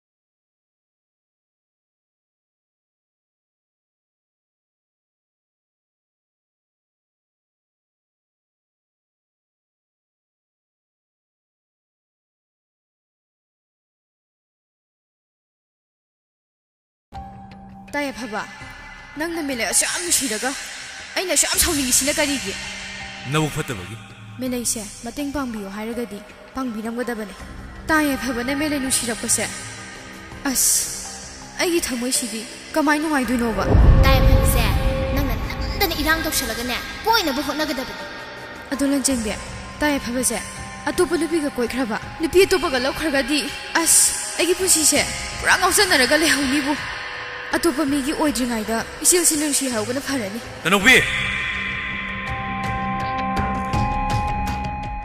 ꯇꯅꯧꯕꯒꯤ ꯃꯑꯣꯡꯁꯦ ꯁꯨꯝ ꯍꯦꯟꯖꯜꯂꯛꯇꯣꯏ ꯁꯔꯨꯛꯄꯨꯗꯤ ꯏꯅꯦꯗ ꯍꯥꯏꯍꯧꯕꯅ ꯐꯔꯅꯤ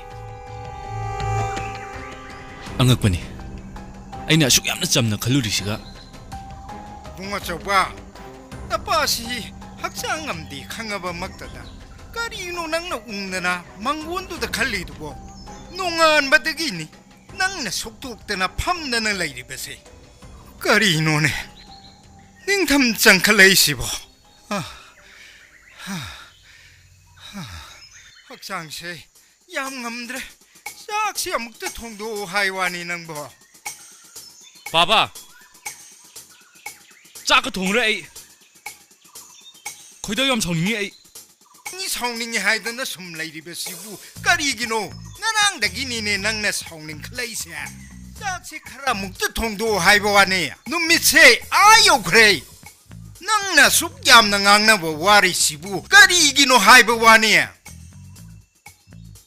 ꯑꯩꯅꯦ ꯍꯛꯆꯥꯡꯁꯤ ꯉꯝꯗꯗꯅ ꯇꯧꯕꯅꯤꯀꯣ ꯅꯪꯁꯦ ꯀꯥ ꯑꯃ ꯍꯦꯟꯅ ꯇꯟꯃꯟꯈ꯭ꯔꯦ 바바 ngasi chara hen tosi aiju thongba yam talleba ꯀꯔꯤ ꯊꯣꯡꯕ ꯇꯜꯂꯦꯗꯤ ꯀꯔꯤ ꯍꯥ ꯊꯣꯡꯕ ꯇꯜꯂꯦ ꯍꯥꯏꯕꯗꯤ ꯀꯔꯤ ꯑꯅꯥꯕ ꯑꯩꯅ ꯊꯣꯡꯉꯣ ꯍꯥꯏꯔꯤꯕ꯭ꯔꯣ 바바 nang ngawro ꯅꯪ ꯌꯥꯝꯅ ꯐꯔꯣꯏꯗꯧꯔꯤꯕ ꯑꯉꯥꯡꯅꯤ 이베마 얌 쫓기니 이반이세 얌 쫓기니 하이시니 따야 파베나 우콩도 파미도 아이나 우드러수 낭나 우럭바디 야이드나 하 낭이 미투부 그다이드 누버 빨리도 ꯑꯗꯨ ꯑꯩꯅ ꯎꯗ꯭ꯔꯦ ꯅꯪꯅ ꯎꯔꯛꯄꯗꯤ ꯌꯥꯗ꯭ꯔꯣ 하 낭나 우럭드러수 아이나 우럭바디 야이바 ꯍꯣꯏ ꯍꯣꯏ 호이네 아두수 ꯆꯨꯝꯕ ꯃꯥꯜꯂꯤꯅꯦ ꯅꯪꯅ ꯎꯍꯧꯗ꯭ꯔꯁꯨ ꯑꯩꯅ ꯎꯔꯛꯄꯗꯤ ꯌꯥꯏꯌꯦꯕ ꯑꯩꯅꯁꯨ ꯎꯍꯧꯗ꯭ꯔꯕ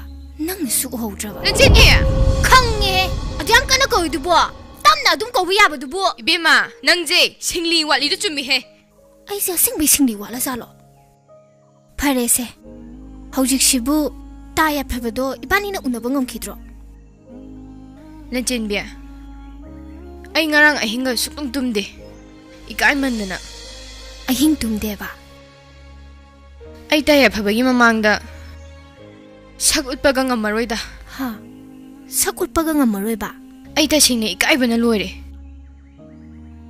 ꯅꯆꯦꯟꯕꯤ ꯑꯃꯔꯣꯝꯗꯗꯤ 이까이ꯕꯝ ꯊꯣꯛꯇꯕ꯭ꯔꯥꯅ ꯈꯜꯂꯦ ꯅꯨꯡꯁꯤꯕ ꯍꯥꯏꯕꯁꯦ ꯅꯨꯡꯁꯤꯕꯅꯤ ꯀꯥꯏꯗꯦꯗ ꯀꯥꯏꯗꯦꯃꯤ ꯀꯩꯁꯨ ꯀꯥꯏꯗꯦꯗ ꯑꯩꯒꯤ ꯋꯥꯈꯜꯗꯗꯤ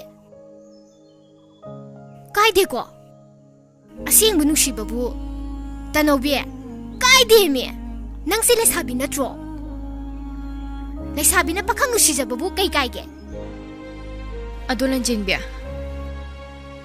이디 ꯏꯀꯥꯏꯗ ꯑꯃꯔꯣꯝꯗ 이까이루노미 까이데미 눅시바세 눅시바네미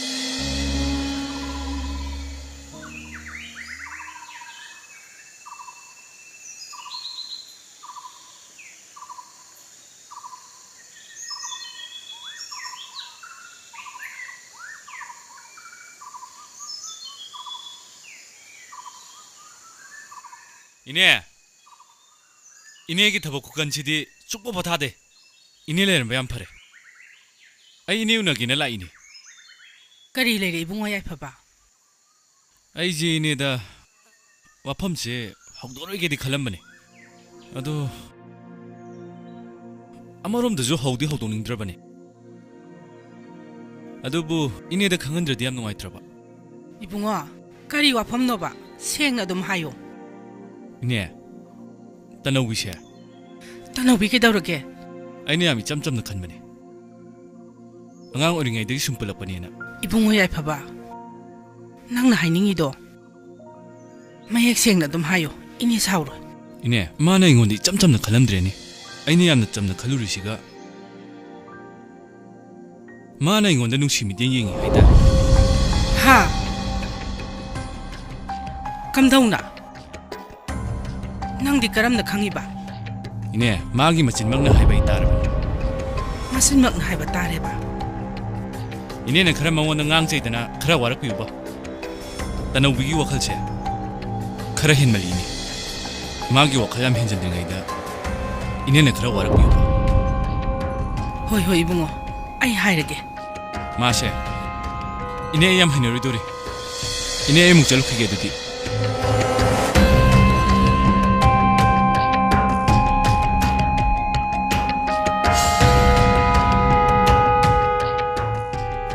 ꯁꯤꯅ ꯑꯁꯨꯛ ꯁꯥꯎꯅ ꯋꯥꯔꯧꯔꯒ ꯂꯥꯛꯏꯁꯤꯅꯗꯤ ꯁꯣꯏꯗꯅ ꯍꯥꯏꯔꯝꯒꯅꯤ ꯑꯗꯨꯕꯨ ꯏꯟꯈꯠꯂꯛꯄꯒꯤ ꯃꯇꯝꯅꯤ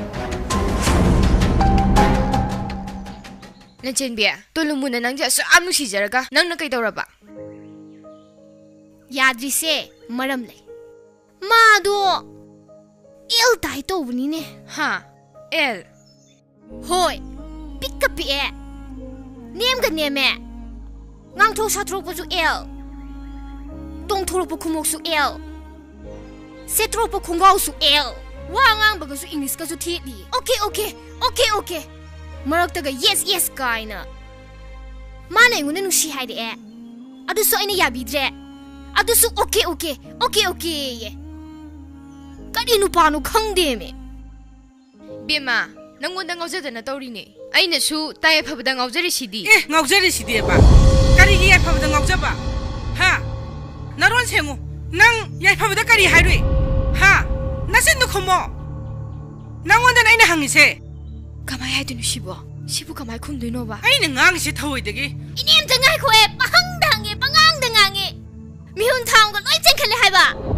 ꯃꯁꯤꯗꯤ ꯀꯩꯅꯣꯝꯅꯤꯅꯦꯍꯦ ꯃꯁꯦ ꯀꯩꯅꯣꯝꯅꯤꯅꯦꯍꯦ ꯀꯩꯅꯣꯝ ꯅꯠꯇꯦ ꯏꯅꯦ ꯑꯩꯈꯣꯏ ꯌꯥꯝ ꯏꯀꯥꯏꯔꯤꯖꯥꯅꯤ ꯑꯩꯈꯣꯏ ꯌꯥꯝ ꯆꯣꯞꯄꯤꯖꯥꯅꯤ ꯁꯤꯗꯕꯨ ꯏꯅꯦꯅ ꯄꯉꯥꯡꯗ ꯉꯥꯡꯖꯜꯂꯦ ꯑꯩꯈꯣꯏ ꯀꯩꯗꯧ ꯍꯥꯏꯕꯅꯣ ꯃꯁꯤ ꯁꯣꯅꯣ ꯆꯨꯕꯤꯁꯤꯅ ꯄꯉꯥꯡꯗ ꯉꯥꯡꯉꯤ ꯅꯪ ꯌꯥꯏꯐꯕꯗ ꯀꯔꯤ ꯍꯥꯏꯔꯨꯒꯦꯕ 나론 좀 더 보게 야로 야이파보다 까리 하이리 하 나론 생우 이네 따노비도 빡강랑 비가누 레샤비나 빡강는 누시제부지부 까이까이게 싱앙지나 뽕컴도 콤미 뽕강당강이 인티나게 헨자르 시보 아이몬데 인티나 까이나 나옹두나니 하이리세 난진비야 아스 빡할뻔을 로이래 아이 그놈 떠오르다 아이 시 뜨살루게 쩔로 강바야 와바니 쩔로 마사제 타갓바시다 떠오리네바 톡 와나 강함 크레다 마시디 노이네 노이 싸이암 라이르바니코 하 제이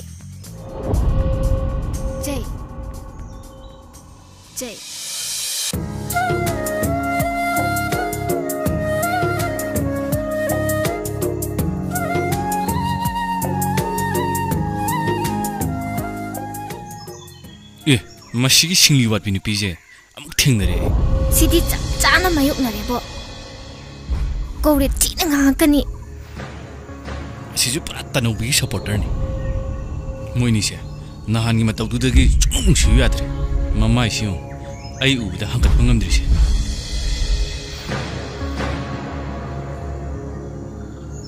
시미행시나 그림이에 티는 강도 서럽고디 룩터서나 호르기 खरा साहु से खंगल लगे शुक्ली इंजल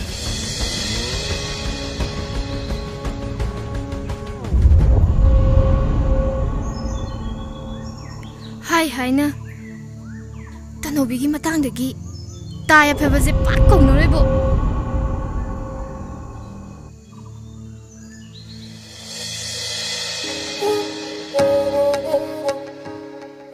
हवाई ट्रक तसा सली से humni di shure se koi pa bana tori se enjang ama sin bidi yarawni hantak marak se akoi pa se chak thongo su ai adri ga yino ngasi di khakni ba enjang bauti sembira mage adudagi du pailite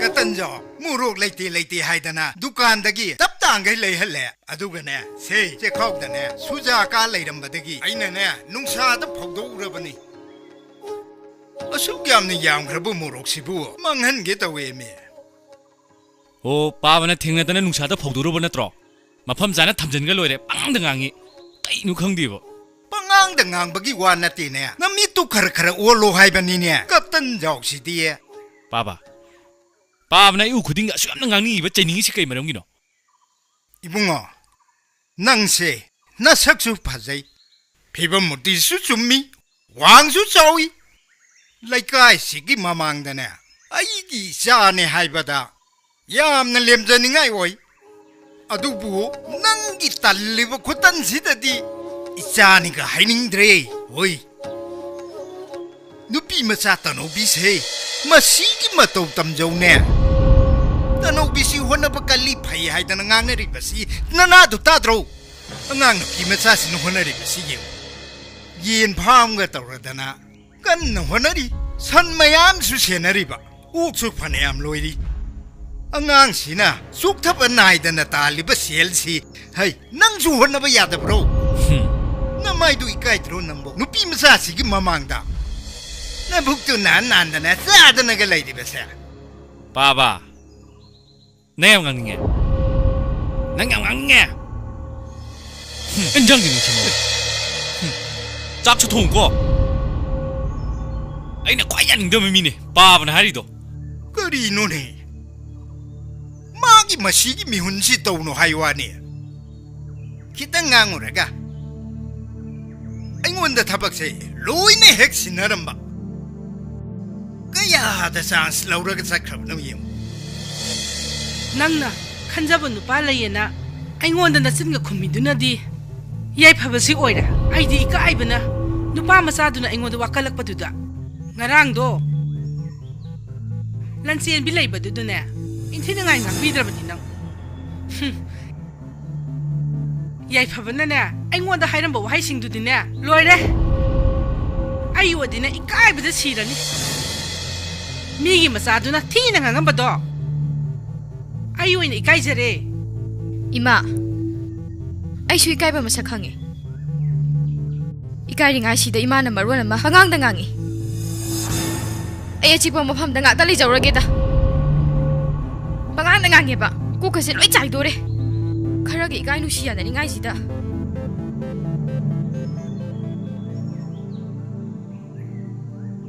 मपागी असुक यामना मतेंग पांगनिंगदबा मसिबु करिदा कानरिगे हाइबा आई ओनबु पोलप मसा ओइने हेक तौरदना कइदौबगी nova आई निफान लारिक तमलुबसे तोनानग्रे फजना तोनानग्रे आई दि खोइदौसे ब्री ब्री हेक सौगलै को ngasiने असुक यामना तनबा ngang 시구마 시부 아니 수는 레랑 피트 하이바 아이디네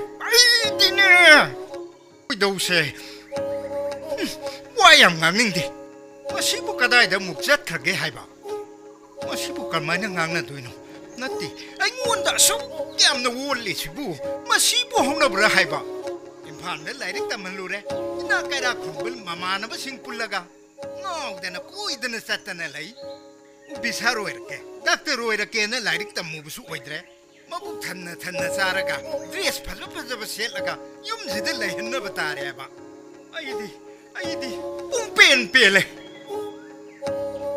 땀파마네 낭나 부어미베나 사세 까람나 부어미베노 하이바니 아이부수 낭낭아 따나 타도뚜나 zat크레 딴크러바나 사세 아시부 아이부 까람나 로이노 하이바노 이사과우버기 눅시만버기 아이세 항만이고 마자이부 타갈게 하이드라가 미기 마자오인 타갈리미 마나따 너비 아삼 타갈리시 까리기노바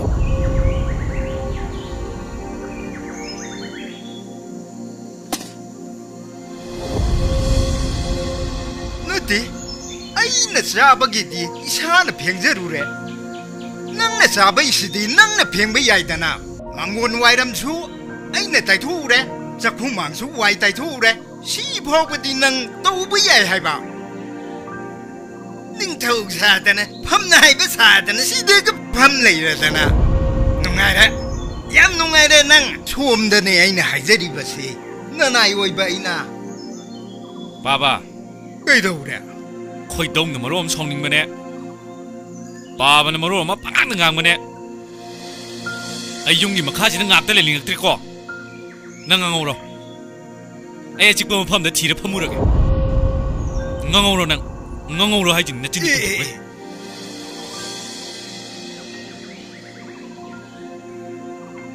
तनोबे करीबो Sido इचिल सिलन छि हेबने फरनीबा हायोने अमुका नचिन्दुना तनोबे अमुहना आइगी मांग नंगी सकतम ai sibu taye phabuna tamna tawngam yoina uramadra mafamduda taye phaba lei haina khanglam lagadi ai suisil sina kaishu hairamoi taye phabu ta sekna nusirubana thamoi de leiba semga wado isil sina haikibane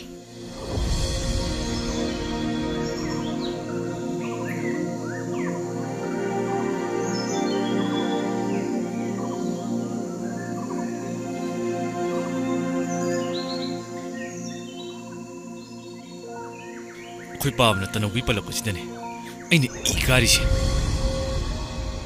आइजिबो असेंबगी याम सुनिंद्रब जालाने इमासु अगुंदा पंगांग दंगांगी आई याम सौनिंगीको अखोइ मासु याम nganninga ba haibaduni ai sina sabi phara bane ba ai kana no khangine ꯅꯪꯁꯨ ꯈꯪꯉꯤꯅꯦ ꯑꯦ ꯅꯪ ꯑꯣꯏꯔꯦ ꯌꯥꯝ 이까이 ꯈꯪꯗꯕꯤꯗꯨꯅꯤꯅꯦ ꯅꯪꯗꯤ ꯁꯤꯗ ꯀꯩꯗꯧꯔꯤꯕ ꯍꯥ ꯀꯩꯗꯧꯔꯤꯅꯣꯕ 이까이ꯕꯅ ꯃꯔꯣꯟ ꯑꯃ ꯈꯪꯗ꯭ꯔꯤꯕ ꯃꯤ ꯂꯩꯐꯝꯁꯤꯗ ꯂꯥꯛꯑꯒ ꯅꯪ ꯁꯤꯗ ꯀꯩꯗꯧꯔꯤꯅꯣꯕ 이까이ꯕꯗꯣ ꯈꯔ ꯈꯪꯕ ꯌꯥꯗ꯭ꯔꯣ ꯇꯥꯏꯌꯦ ꯐꯕ ꯅꯪꯅ ꯑꯩꯉꯣꯟꯗ ꯌꯥꯝ ꯊꯤꯅ ꯉꯥꯡꯅꯤꯡꯉꯤꯁꯦ ꯀꯩꯒꯤꯅꯣ ꯑꯩꯁꯨ ꯉꯥꯛꯇꯪ ꯑꯆꯤꯛꯄꯁꯤꯗ ꯄꯣꯊꯥꯒꯦꯅ ꯂꯥꯛꯄꯅꯦ ꯑꯩ ꯂꯩꯐꯝꯁꯤꯗ ꯇꯥꯏꯌꯦ ꯐꯕꯅ ꯂꯥꯛꯑꯒ ꯑꯩꯉꯣꯟꯗ ꯊꯤꯅ ꯉꯥꯡꯉꯤꯗꯣ ꯀꯩꯒꯤꯅꯣꯕ ꯃꯐꯝꯁꯤꯗ ꯑꯩ ꯍꯥꯟꯅ ꯂꯩꯔꯝꯕ ꯅꯠꯇ꯭ꯔꯣ ꯅꯪꯅ ꯍꯥꯟꯅ ꯂꯥꯛꯀꯦꯔꯥ ꯑꯩꯅ ꯀꯣꯟꯅ ꯂꯥꯛꯀꯦꯔꯥ ꯅꯪ ꯎꯕꯖꯥꯝ ꯍꯩꯅꯗꯦ ꯆꯠꯂꯣ ꯆꯠꯈ꯭ꯔꯣ ꯆꯠꯂꯣ ꯅꯁꯛꯇꯨꯒ 이까이ꯕꯅ ꯈꯪꯗ꯭ꯔꯤꯕ 이베마 ꯅꯪ ꯁꯛꯇꯝꯁꯦ ꯑꯩꯅ ꯑꯃꯨꯛ ꯍꯟꯅ ꯎꯗꯅꯕ ꯂꯣꯠꯂꯣ ꯍꯥꯏ지니 ꯑꯩ ꯆꯠꯂꯒꯦ ꯌꯥꯏꯐꯕꯕꯨ ꯑꯦꯛꯁꯤꯗꯦꯟ ꯊꯣꯛꯑꯦꯕ ꯍꯣꯏ ꯕꯦꯝꯆꯥ ꯇꯥꯏꯌꯦ ꯐꯕꯕꯨ ꯑꯦꯛꯁꯤꯗꯦꯟ ꯊꯣꯛꯑꯦꯕ ꯑꯩ ꯇꯅꯨꯕꯤꯗ ꯑꯝꯇ ꯇꯝꯃꯨꯈꯤꯒꯦ ꯀꯌꯥꯝ ꯊꯤꯅꯗꯤ ꯁꯣꯛꯀꯦ ꯃꯁꯥꯗꯤ ꯀꯌꯥ ꯁꯣꯛꯍꯧꯗ꯭ꯔꯦ ꯃꯈꯣꯡꯗꯤ ꯈꯔ ꯊꯤꯅ ꯁꯣꯛꯑꯦ ꯍꯧꯖꯤꯛꯄꯨꯗꯤ ꯌꯨꯝꯗ ꯄꯨꯊꯔꯛꯑꯕꯅꯤ ꯑꯩꯗꯤ ꯏꯆꯦꯅ ꯍꯥꯏꯔꯒ ꯍꯧꯖꯤꯛꯇ ꯈꯪꯉꯤꯁꯤꯅꯤ ꯏꯆꯦ ꯑꯅꯥꯕ ꯍꯪꯕ ꯑꯃꯨꯛꯇꯕꯨ ꯆꯠꯂꯨꯈꯤꯒꯦ ꯃꯗꯨꯒꯤ ꯑꯉꯥꯡꯗꯣ ꯒꯥꯔꯤ ꯈꯨꯊꯧ ꯂꯧꯊꯧ ꯌꯥꯝ ꯆꯨꯝꯗꯕꯅꯤ ꯍꯣꯏ ꯏꯕꯦꯝꯃ ꯆꯠꯄꯤꯔꯨꯆꯣ ꯆꯠꯄꯤꯔꯨꯆꯣ ꯂꯩꯀꯥꯏ ꯃꯁꯦꯟꯅꯤꯅ ꯉꯥꯛꯇꯪ ꯆꯠꯄꯤꯔꯨꯕꯅ ꯐꯔꯅꯤ ꯁꯤꯒꯤ ꯇꯟꯖꯥꯁꯤꯗꯗꯤ ꯏꯀꯥꯏꯕ ꯅꯆꯤꯟꯕꯤ ꯅꯪ ꯁꯤꯗꯤ ꯑꯩꯈꯣꯏ ꯁꯤꯕꯨ ꯄꯨꯟꯁꯤ ꯆꯨꯞꯄꯒꯤ ꯀꯧꯅꯗꯕ ꯉꯝꯃꯗ꯭ꯔꯕ ꯇꯁꯦꯡꯅ ꯏꯀꯥꯏꯕ ꯅꯍꯥꯟꯒꯤ ꯊꯧꯗꯣꯛꯇꯨꯗꯒꯤ ꯅꯪꯒꯤ ꯈꯜꯂꯒꯅꯤ ꯑꯩꯅ ꯑꯅꯥꯕ ꯍꯪꯕ ꯆꯠꯂꯨꯁꯤ ꯍꯥꯏꯁꯦ ꯁꯣꯏꯗꯅ ꯑꯩꯉꯣꯟꯗ ꯉꯥꯡꯉꯛꯀꯅꯤ ꯀꯩꯁꯨ ꯉꯥꯡꯉꯣꯏꯌꯦ ꯆꯪꯉꯨꯁꯤ ꯂꯥꯛꯑꯣ ꯅꯆꯤꯟꯕꯤ ꯇati ꯃꯨꯛ ꯀꯩꯁꯨ ꯆꯩꯔꯗꯤ ꯉꯥꯡꯉꯣꯏ ꯆꯩꯔꯛꯑꯣꯏ ꯆꯪꯉꯔꯣꯏ ꯁꯤꯕ ꯅꯆꯤꯟꯕꯤ ꯂꯥꯛꯑꯣ ꯆꯪꯉꯨꯁꯤ ꯂꯥꯛꯑꯣ ꯀꯃꯥꯏ ꯆꯪꯗꯣꯏꯅꯣ ꯃꯤ ꯅꯪꯕꯣ ꯇꯟꯖꯥꯁꯦ ꯌꯥꯝ ꯆꯥꯔꯕꯅꯤ ꯃꯥꯅ ꯑꯅꯥ ꯑꯌꯦꯛ ꯌꯥꯎꯔꯤꯉꯩꯁꯤꯗ ꯅꯪꯅ ꯃꯥꯏ ꯃꯅꯥꯛꯇ ꯇꯣꯏꯅ ꯆꯠꯁꯟꯒꯗꯕꯅꯦ ꯑꯅꯥꯕ ꯍꯪꯕꯁꯦ ꯃꯥꯏ ꯏꯁꯤꯡ ꯑꯁꯥꯕꯁꯤ ꯂꯨꯝꯖꯟꯕꯤꯒꯗꯕꯅꯦ ꯃꯥꯒꯤ ꯋꯥꯈꯜ ꯈꯔ ꯂꯥꯛꯑꯣꯏꯗ꯭ꯔꯣ ꯍꯥ ꯕꯦꯃꯥ ꯑꯩ ꯃꯥꯏ ꯃꯅꯥꯛꯇꯒ ꯆꯪꯕ ꯉꯝꯃꯣꯏꯀꯣ ꯑꯩ ꯎꯕ ꯈꯨꯗꯤꯡꯒꯤ ꯇati ꯆꯩꯗꯣꯏ ꯂꯩꯔꯕꯅꯦ ꯃꯤ ꯍꯧꯖꯤꯛꯇꯤ ꯆꯩꯔꯛꯑꯔꯣꯏ ꯃꯤꯅꯨꯡꯁꯤ ꯑꯃ ꯄꯣꯛꯂꯛꯑꯗꯕꯅꯦ ꯂꯥꯛꯑꯣ ꯆꯪꯉꯨꯔꯁꯤ ꯂꯥꯛꯑꯣ ꯅꯆꯤꯟꯕꯤ ꯑꯩ ꯇꯜꯂꯤ ꯃꯤ ꯌꯥꯔꯦ ꯇꯨꯃꯤꯟꯅ ꯂꯩꯌꯨ ꯏꯪꯅ ꯇꯞꯅ ꯆꯪꯒꯗꯕꯅꯤ ꯅꯪꯕꯨ ꯃꯥꯒꯤ ꯊꯃꯣꯏꯗ ꯅꯨꯡꯁꯤꯕ ꯐꯥꯎꯔꯛꯅꯕ ꯑꯃꯨꯛꯇꯪ ꯅꯨꯡꯁꯤꯅꯀꯣ ꯅꯪ ꯁꯤꯗꯤ ꯅꯪ ꯀꯧꯋꯣ ꯑꯩ ꯀꯃꯥꯏ ꯇꯧꯗꯣꯏꯅꯣ ꯃꯤ ꯅꯪꯅ ꯀꯧꯗꯅ ꯑꯩꯅ ꯀꯃꯥꯏ ꯀꯧꯗꯣꯏꯅꯣ ꯃꯤ ꯑꯩ ꯀꯧꯔꯣꯏ ꯃꯣꯏ ꯃꯥꯝꯕꯗꯨꯁꯨ ꯂꯩꯇꯖꯥꯠꯂꯣ 이베마 ꯁꯨꯒꯨꯝꯕ ꯑꯅꯥ ꯑꯌꯦꯛ ꯌꯥꯎꯔꯕ ꯃꯇꯝꯁꯤꯗꯅꯦ ꯅꯪꯅ ꯑꯅꯥꯕ ꯍꯪꯕ ꯂꯥꯛꯄ ꯀꯥꯏꯁꯦ ꯃꯥꯒꯤ ꯊꯃꯣꯏꯗ ꯀꯩꯅꯣꯝꯇ ꯈꯜꯂꯗꯕꯅꯤ ꯅꯪꯅ ꯀꯧꯒꯗꯕꯅꯤ ꯑꯁ ꯇꯥꯅꯤꯡꯗꯦꯗ ꯅꯍꯥꯟꯗ ꯅꯠꯇ꯭ꯔꯣ ꯃꯥꯒꯤ ꯃꯃꯥꯡꯗ 이바니ꯒꯤ ꯁꯛꯇꯝ ꯎꯠꯂꯛꯀꯅꯣ ꯍꯥꯏꯗꯣ ꯍꯧꯈ꯭ꯔꯗꯤ ꯍꯧꯈ꯭ꯔꯦ ꯍꯧꯖꯤꯛꯇꯤ ꯑꯅꯥꯕ ꯍꯪꯕ ꯂꯥꯛꯄꯅꯤꯗꯅ ꯉꯥ ꯈꯔ ꯐꯥꯔꯨꯒꯦ ꯇꯧꯕꯅꯤ ꯂꯥꯡꯁꯤꯁꯨ ꯂꯣꯏ ꯄꯨꯟꯖꯜꯂꯒ ꯂꯩꯔꯝꯃꯦꯅꯦ ꯉꯥꯁꯤ ꯈꯔ ꯐꯥꯔꯨꯒꯦ ꯇꯧꯕꯁꯤ ꯌꯥꯔꯣꯏꯗꯧꯔꯤ ꯂꯥꯛꯑꯣ ꯌꯨꯝ ꯍꯜꯂꯁꯤ ꯑꯩ ꯃꯤꯍꯨꯟꯁꯦ ꯀꯩꯅꯣꯝ ꯇꯧꯈꯠꯂꯛꯑꯦ ꯑꯁ ꯅꯪꯁꯦ ꯌꯥꯝ ꯄꯪꯉꯤꯗ ꯅꯪ ꯀꯃꯥꯏꯅ ꯉꯥꯡꯅꯗꯣꯏꯅꯣ ꯈꯪꯗꯦꯗ ꯂꯥꯛꯑꯣ ꯌꯨꯝ ꯍꯜꯂꯁꯤ ꯀꯅꯥꯅꯣꯅꯦ ꯅꯨꯄꯤꯒꯤ ꯈꯣꯟꯖꯦꯜ ꯈꯔ ꯇꯥꯔꯤꯁꯤ ꯅꯪ ꯀꯧꯔꯔꯣꯏ ꯑꯩꯅ ꯍꯥꯏꯁꯦ ꯍꯩꯃꯥ ꯅꯪ ꯌꯥꯝ ꯄꯪꯉꯝꯃꯤꯅ ꯑꯩꯗꯤ ꯅꯍꯥꯟꯈꯩ ꯈꯪꯗꯦ ꯑꯩꯗꯤ ꯀꯧꯕ ꯁꯨꯡꯉꯝ ꯉꯝꯃꯣꯏ ꯍꯥꯏꯁꯤꯅꯤ ꯑꯁ ꯅꯪ ꯀꯧꯋꯣꯃꯦ ꯑꯁ ꯅꯪ ꯀꯧ ꯍꯥꯏꯕ ꯅꯪ ꯀꯧꯕꯅ ꯐꯗꯣꯏꯅꯦꯃꯦ ꯅꯪ ꯀꯧꯔꯒ ꯐꯗꯣꯏꯅꯦꯃꯦ ꯀꯧꯋꯣꯃꯦ ꯑꯩ ꯀꯃꯥꯏ ꯀꯧꯗꯣꯏꯅꯣ ꯀꯣꯀꯣ ꯅꯪꯅ ꯀꯧꯔꯣꯃꯦ ꯑꯩ ꯀꯧꯕ ꯇꯜꯂꯦꯕ ꯅꯪ ꯀꯧꯋꯣ ꯑꯩ ꯀꯧꯔꯣꯏ ꯀꯧꯋꯣꯃꯦ ꯅꯣꯏꯅꯤꯗꯤ ꯁꯤꯗ ꯀꯩꯗꯧ ꯂꯥꯛꯏꯕ ꯀꯩꯅꯣ ꯑꯁꯤꯗꯤ ꯀꯩꯝ ꯇꯧꯗꯦꯅ ꯅꯈꯣꯏꯅꯤꯗ ꯑꯩꯅ ꯀꯔꯤ ꯍꯥꯏꯒꯦꯕ ꯍꯥ ꯀꯩꯗꯧꯕ ꯂꯥꯛꯏꯅꯣꯕ ꯅꯣꯏꯅꯤꯗꯅꯦ ꯑꯩꯅ ꯍꯪꯉꯤꯁꯦ ꯅꯣꯏ ꯅꯃꯥꯏꯁꯤꯡꯗꯨꯕꯨ ꯀꯗꯥꯏꯗ ꯄꯥꯟꯒꯦꯕ ꯅꯣꯏꯅꯤꯁꯦ ꯑꯩꯒꯤ ꯏꯃꯥꯡꯗ ꯑꯃꯨꯛ ꯍꯟꯅ ꯎꯠꯀꯅꯣ ꯍꯥꯏꯕ ꯅꯠꯇ꯭ꯔꯣ ꯑꯗꯨꯛ ꯌꯥꯝꯅ ꯏꯀꯥꯏꯕ ꯈꯪꯗ꯭ꯔꯤꯗꯨ ꯀꯔꯤꯒꯤꯅꯣꯕ ꯍꯥ ꯌꯨꯝꯁꯤꯗ ꯀꯩꯗꯧꯕ ꯂꯥꯛꯏꯅꯣꯕ ꯑꯦꯛꯁꯤꯗꯦꯟ ꯊꯣꯛꯑꯦ ꯍꯥꯏꯗꯨꯗꯤ ꯀꯔꯤꯕ ꯑꯦꯛꯁꯤꯗꯦꯟ ꯊꯣꯛꯑꯦ ꯍꯥꯏꯕ ꯑꯦꯛꯁꯤꯗꯦꯟ ꯍꯣꯏ ꯈꯣꯡ ꯂꯣꯏ ꯁꯣꯛꯍꯧꯔꯦ ꯍꯥꯏꯗꯥꯏ ꯀꯃꯥꯏꯅ ꯁꯣꯝꯗ꯭ꯔꯤꯅꯣ ꯏꯅꯦ ꯄꯤꯛꯁ ꯑꯣꯏꯅ ꯍꯥꯏꯍꯧꯔꯤꯗꯨꯒ ꯂꯩꯔꯝꯃꯤ ꯐꯤꯕꯝꯁꯤꯒ ꯑꯦꯛꯁꯤꯗꯦꯟ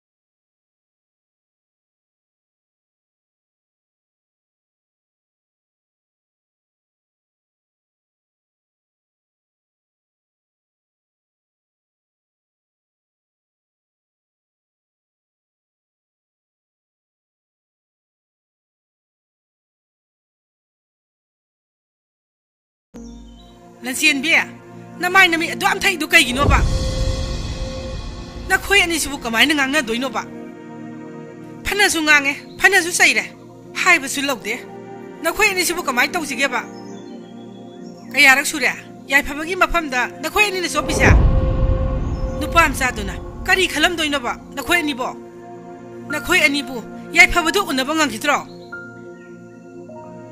하 너이보 ngaw브라바 마통 머렁 강드게 미게 마임도다 헤카 상고이도 까리기노바 아솜바도 마못다나 강아가 싹바야 다브라바 이네 마통머렁 강드나 짱우버 나띠예 소이나 키베네 헥타 소이베야 브라바 하 헥타 소이베야 브라바 이네네 야파버도 액시덴트 에 하이레 아두도 빠카타나 코수 짱우버네 아이코이나 하이나바디 와이콩이 야파버도 액시덴트 에 하이나바니 너희는 윰나기 야파버도 쌍우이드나 까리게 아이나 따바다디 이네네 야파버도 액시덴트 에 하이버도 당 따루레 누가이드드나 아나부도 한번 쩔루버네 하이 아이코이나 막곡대이 와리 사나바디 난 암타 따라모이나 하 소노수비시디야 이네 मकुकी वारीदुदी ऐन कमाइन ता हौदोइनो ऐना लंबीदुदा सुम लाकपदुदा इनी ओइने वारी सनारंबदुदा ताबने अफा नुंगागी पाव हाइरबसु नते मीबु एक्सीडेंट थोक्तबदुदा एक्सीडेंट थोएना संगुनिबा इमा फरेसे सोइख्रेदि सोइख्रे सोइदबा ngambro मियोइबबो सोइनी नोय याइफाबदने फजना सेंतोको नोय इकाइबसु खंगदे नखोइनी तौरिबा तनौबे नुमागी वहिसे कितंग बिरा काजरो ताया फबगी मोम मतौदुदा इबानी कमाइना सेंदोप सतुनोबा नुय मागी याथंगजे मोमनिको कमाइ तौदुनोमी इबानी बु चलद्रो लचिनबिया आई खनबा mama खंगद्रेदा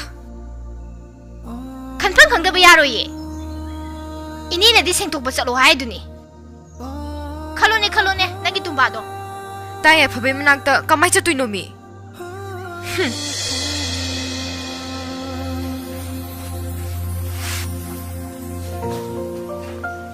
Papa, photo seng na maluko. Ngarang chu sabada phong mari manga yaw lermi. Konje, tengol ka jamta mangthogumji. Pheng myang wai. Ukram da dum enjang do hap hapa chanarasi. Gilasu mangthui, khojai ju mangthui. Papa nang taw thabak sima. Ngarang dagi I yam kari jani. Ibungo. Nupi masa singduna ne phanna soi khibo oidabasu. Wahi wata phajabana khara ngang ba tammune nang bo. Kari gi no haibani. Nangna duk thi na nganguri dubo kaya di nungaitra nupi macha singduna tupak laibado ngamai mami to nga sange ngang hai Papa moina inak ta laise aphanungai gi paw porak panate accident thokta bai sibu accident hoina na bhang mulai ni sida boy kai do bak sawni ngoi do no papa na khangdana pang dang ngangi khangdaba nate wai khongi yai phaba accident thoktuna soktuna laibaduda Mingmana batu denang oida buining dana laksa boy rini ne. Khangde papa, moini gi masak to ubada pangchau do sawni. Shakda jing do nusidram ni na. Hey, angang sing du na nangon da kari kai kharke. Nang na pangchau do sawri du bo. Nang bu nusija du na hangbelai bani ne. Papa na khangda ma'am le. Hojiki nupi mcha sing do icham cham nupi mcha ta nate. Hana ti moi jam cham na khalamane. Hojiki moi je chumdaba myawri mi papa nang bo. Hey, ai kai da wagi khangoi da ri ba. Nang khakdang ba khangoi da pro ai su pa khangoi dai bani ne ai se arai ba mi na te ne lai kai si da ne thak phajabada jadu mani hai da na phau ri bani ne matam du da lai kai si gi nupi angang mayam se ai u ba da ne ngau da ba mat lai bonte nang se ai gi ja ni ne ai sak phajabani na nang su sak phajari baduni Huimu masak phajaba haiba sidi lairang mayam du na tongbiru law haidana kawrak patabani ne yum sida nupi macha lakpabu aina kaidobagi khangoi dawrino yengu tonjam gi tumchat se masak thi bani na masida laisabi kana lakpi doino mana khangdi khangdana Papa, tasingna na cha se sakti phadi phajabra. Ha. Phadi phajabra ba papa ise. Seng na yuni papa. Perse, yamna perse. Nam lawi phajagre adu dene. Ya da ba ma yauri ne nangi se. Kok to se khara wangba. Tara do khara tatpa. Aduga tan ba ma ga yauri ne. ꯇꯨ ꯈꯞꯄꯝꯃꯤꯕ ꯆꯦꯡꯁꯦ ꯈꯔ ꯂꯣꯏꯁꯤꯜꯂꯨ ꯅꯄꯥ ꯇꯨꯝꯃꯨꯈꯤ ꯂꯣꯏꯁꯤꯜꯂꯨꯀꯣ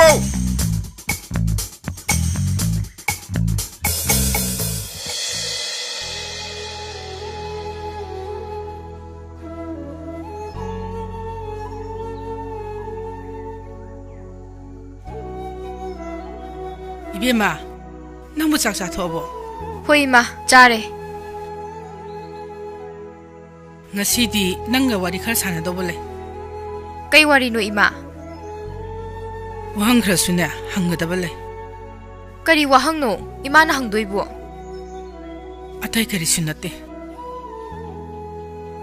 nangbu yaiphabada samtho haibado samtho pachalurabo Ima.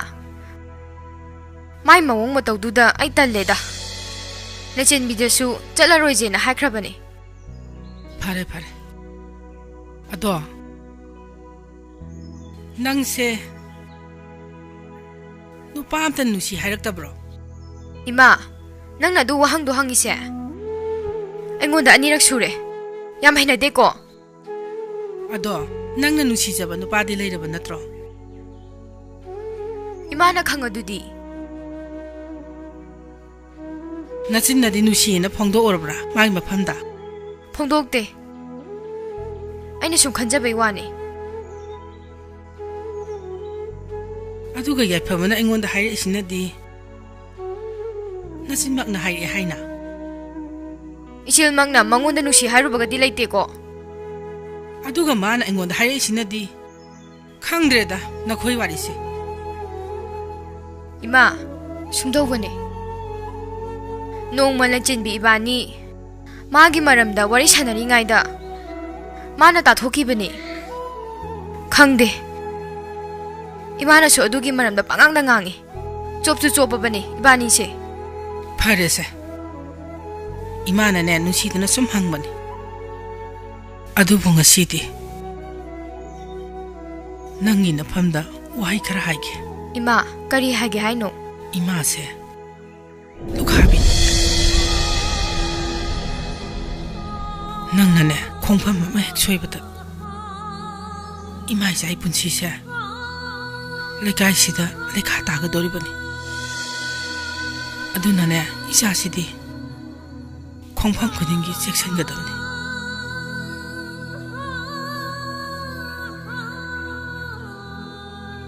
ngasidi ne ima wakhan yamna nungai Ima, kari gi nungai no ba. Se, amta hayo ba. isa ne yen pham tawdana sa san loidana kanna hona ba se lekai gi nabung no pa kla puri ba singsina ne nangbo yam thagali ngasidi aduga ne nangi batang da ne na sing amadi an singsu punna wari tanahori Ay gidamakta wari tanari ba ima. nangi damakta government gi lawdaba yaba kari lawdaga dage haina Ima, adudi yam phabagi wani. Aduga aigi yen singse. Tha hek phabaga. Taibo chawna punna lawrani ye. mayamna isabu nungsibiri ba se masi pumna bakse thajaba mangan ba yate Hoi ima. isa ne pungaw ngaw na leirasu haujik dine isa se wakhan ta na leira dabani Ay, mi mo oinaba kanna honarage. Hoi ima. Mem thoina di wari to ibu loisalo pa ba haurage tharo o na haina iba magi YouTube channel dusu aphawo channel ni na aigi wari se dum phawradam neba aina wari makha taba ngamdri se ima mai bi manakta tanobina lakpi gi sinsini masida londori ba wahi wata singzineba luri se mana ima mai bi da hangada ba wahang se sige wa ai wata sine ba luri se ya phabaga aiga thungna ga dana hangadorim neba aduda ima mai bi na lai phaw phora kadorim neba nele chembia nang ngaudu chalani ko I kai gi ngaudori ba yumda ju joichanga patranga wari iri ne na nang khangpote anga mo bagi tumina layu hai pa hi saradana hai pa saywa natteda akoi bana nang jam sauramne wari hek iba ho hobonu mitagi hingol koini khangde na ꯑꯩꯈꯣꯏ ꯇꯥꯆꯧꯅ ꯑꯩꯁꯦ ꯁꯥꯎꯔꯤꯕ ꯍꯣꯏ ꯑꯩꯈꯣꯏ ꯕꯥꯅ ꯌꯥꯝ ꯁꯥꯎꯔꯦ ꯍꯤꯡꯒꯣꯜ ꯀꯣꯏꯔꯒ ꯁꯦꯟ ꯇꯥꯟꯕ ꯌꯥꯝ ꯋꯥꯏ ꯑꯗꯨ ꯁꯔꯨꯛꯄꯨꯗꯤ ꯌꯨꯇ꯭ꯌꯨꯕꯇ ꯁꯦꯟ ꯇꯥꯟꯕꯅ ꯍꯦꯟꯅ ꯐꯠꯇ꯭ꯔꯣ ꯑꯗꯨꯕꯨꯗꯤ ꯌꯥꯏꯗ ꯋꯥꯔꯤ ꯐꯖ ꯐꯖꯕ ꯏꯔꯒ ꯑꯗꯨꯕꯨ ꯀꯔꯤ ꯋꯥꯔꯤꯅꯣꯕ ꯅꯪꯅ ꯏꯔꯤꯗꯨꯕꯨ ꯑꯗꯨꯕꯨꯔꯣ ꯇꯅꯧꯕꯤꯒꯤ ꯅꯨꯡꯁꯤꯕ ꯋꯥꯔꯤꯁꯤ ꯌꯥꯝ ꯂꯨꯔꯤꯗ ꯇꯣꯅꯥ ꯏꯃꯥ ꯃꯥꯏꯕꯤꯒꯤ ꯃꯅꯥꯛꯇ ꯇꯅꯧꯕꯤꯅ ꯂꯥꯛꯄ ꯑꯃ ꯌꯥꯎꯔꯤꯌꯦ ꯁꯤꯒꯤ ꯋꯥꯍꯩꯁꯤꯅꯤ ꯌꯥꯝ ꯂꯨꯔꯤꯁꯦ ꯃꯁꯤꯗꯤ ꯑꯦꯛꯇꯤꯡ ꯇꯧꯔꯒ 이다바 야로이더래. 아두디 에팅 떠우라가 이러더나. 이행하게. 아두나 파라니 또나. 따나오비나. 야 파바부능 심한다나. 이마 마이비 아마 따나발라 아미. 아시행부능 시바 강나바. 따나오비세. 야 파바는 수능 시비다바니나. 누시비르케드라나 라이파우파우비오나. 이마 마이비다 숨나 하이라메. 이마 마이비. 따야 파바세. 아이나 얌나 누시제. 마나 아이부 우바 마탐다 수능 누시비르로이드라나. 아묵다디 옌비오니 이마 마이비. 아이 따야 파바세 누시만다나 ngauraba네. 이마 마이비나. 아숨나 라이파우파우바 호라이. 마밋 위신게.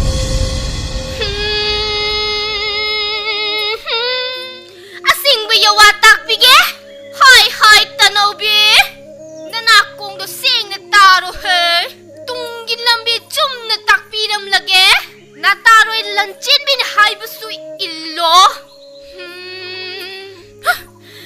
nangin na sung naman na bilanchin bina leader gi mamay palo na hai kidro nang na hai ba indage leader gi mamay pan kide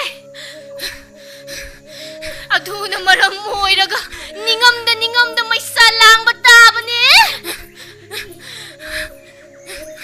may eksing na takam lagi imana yawasing na hayram lagi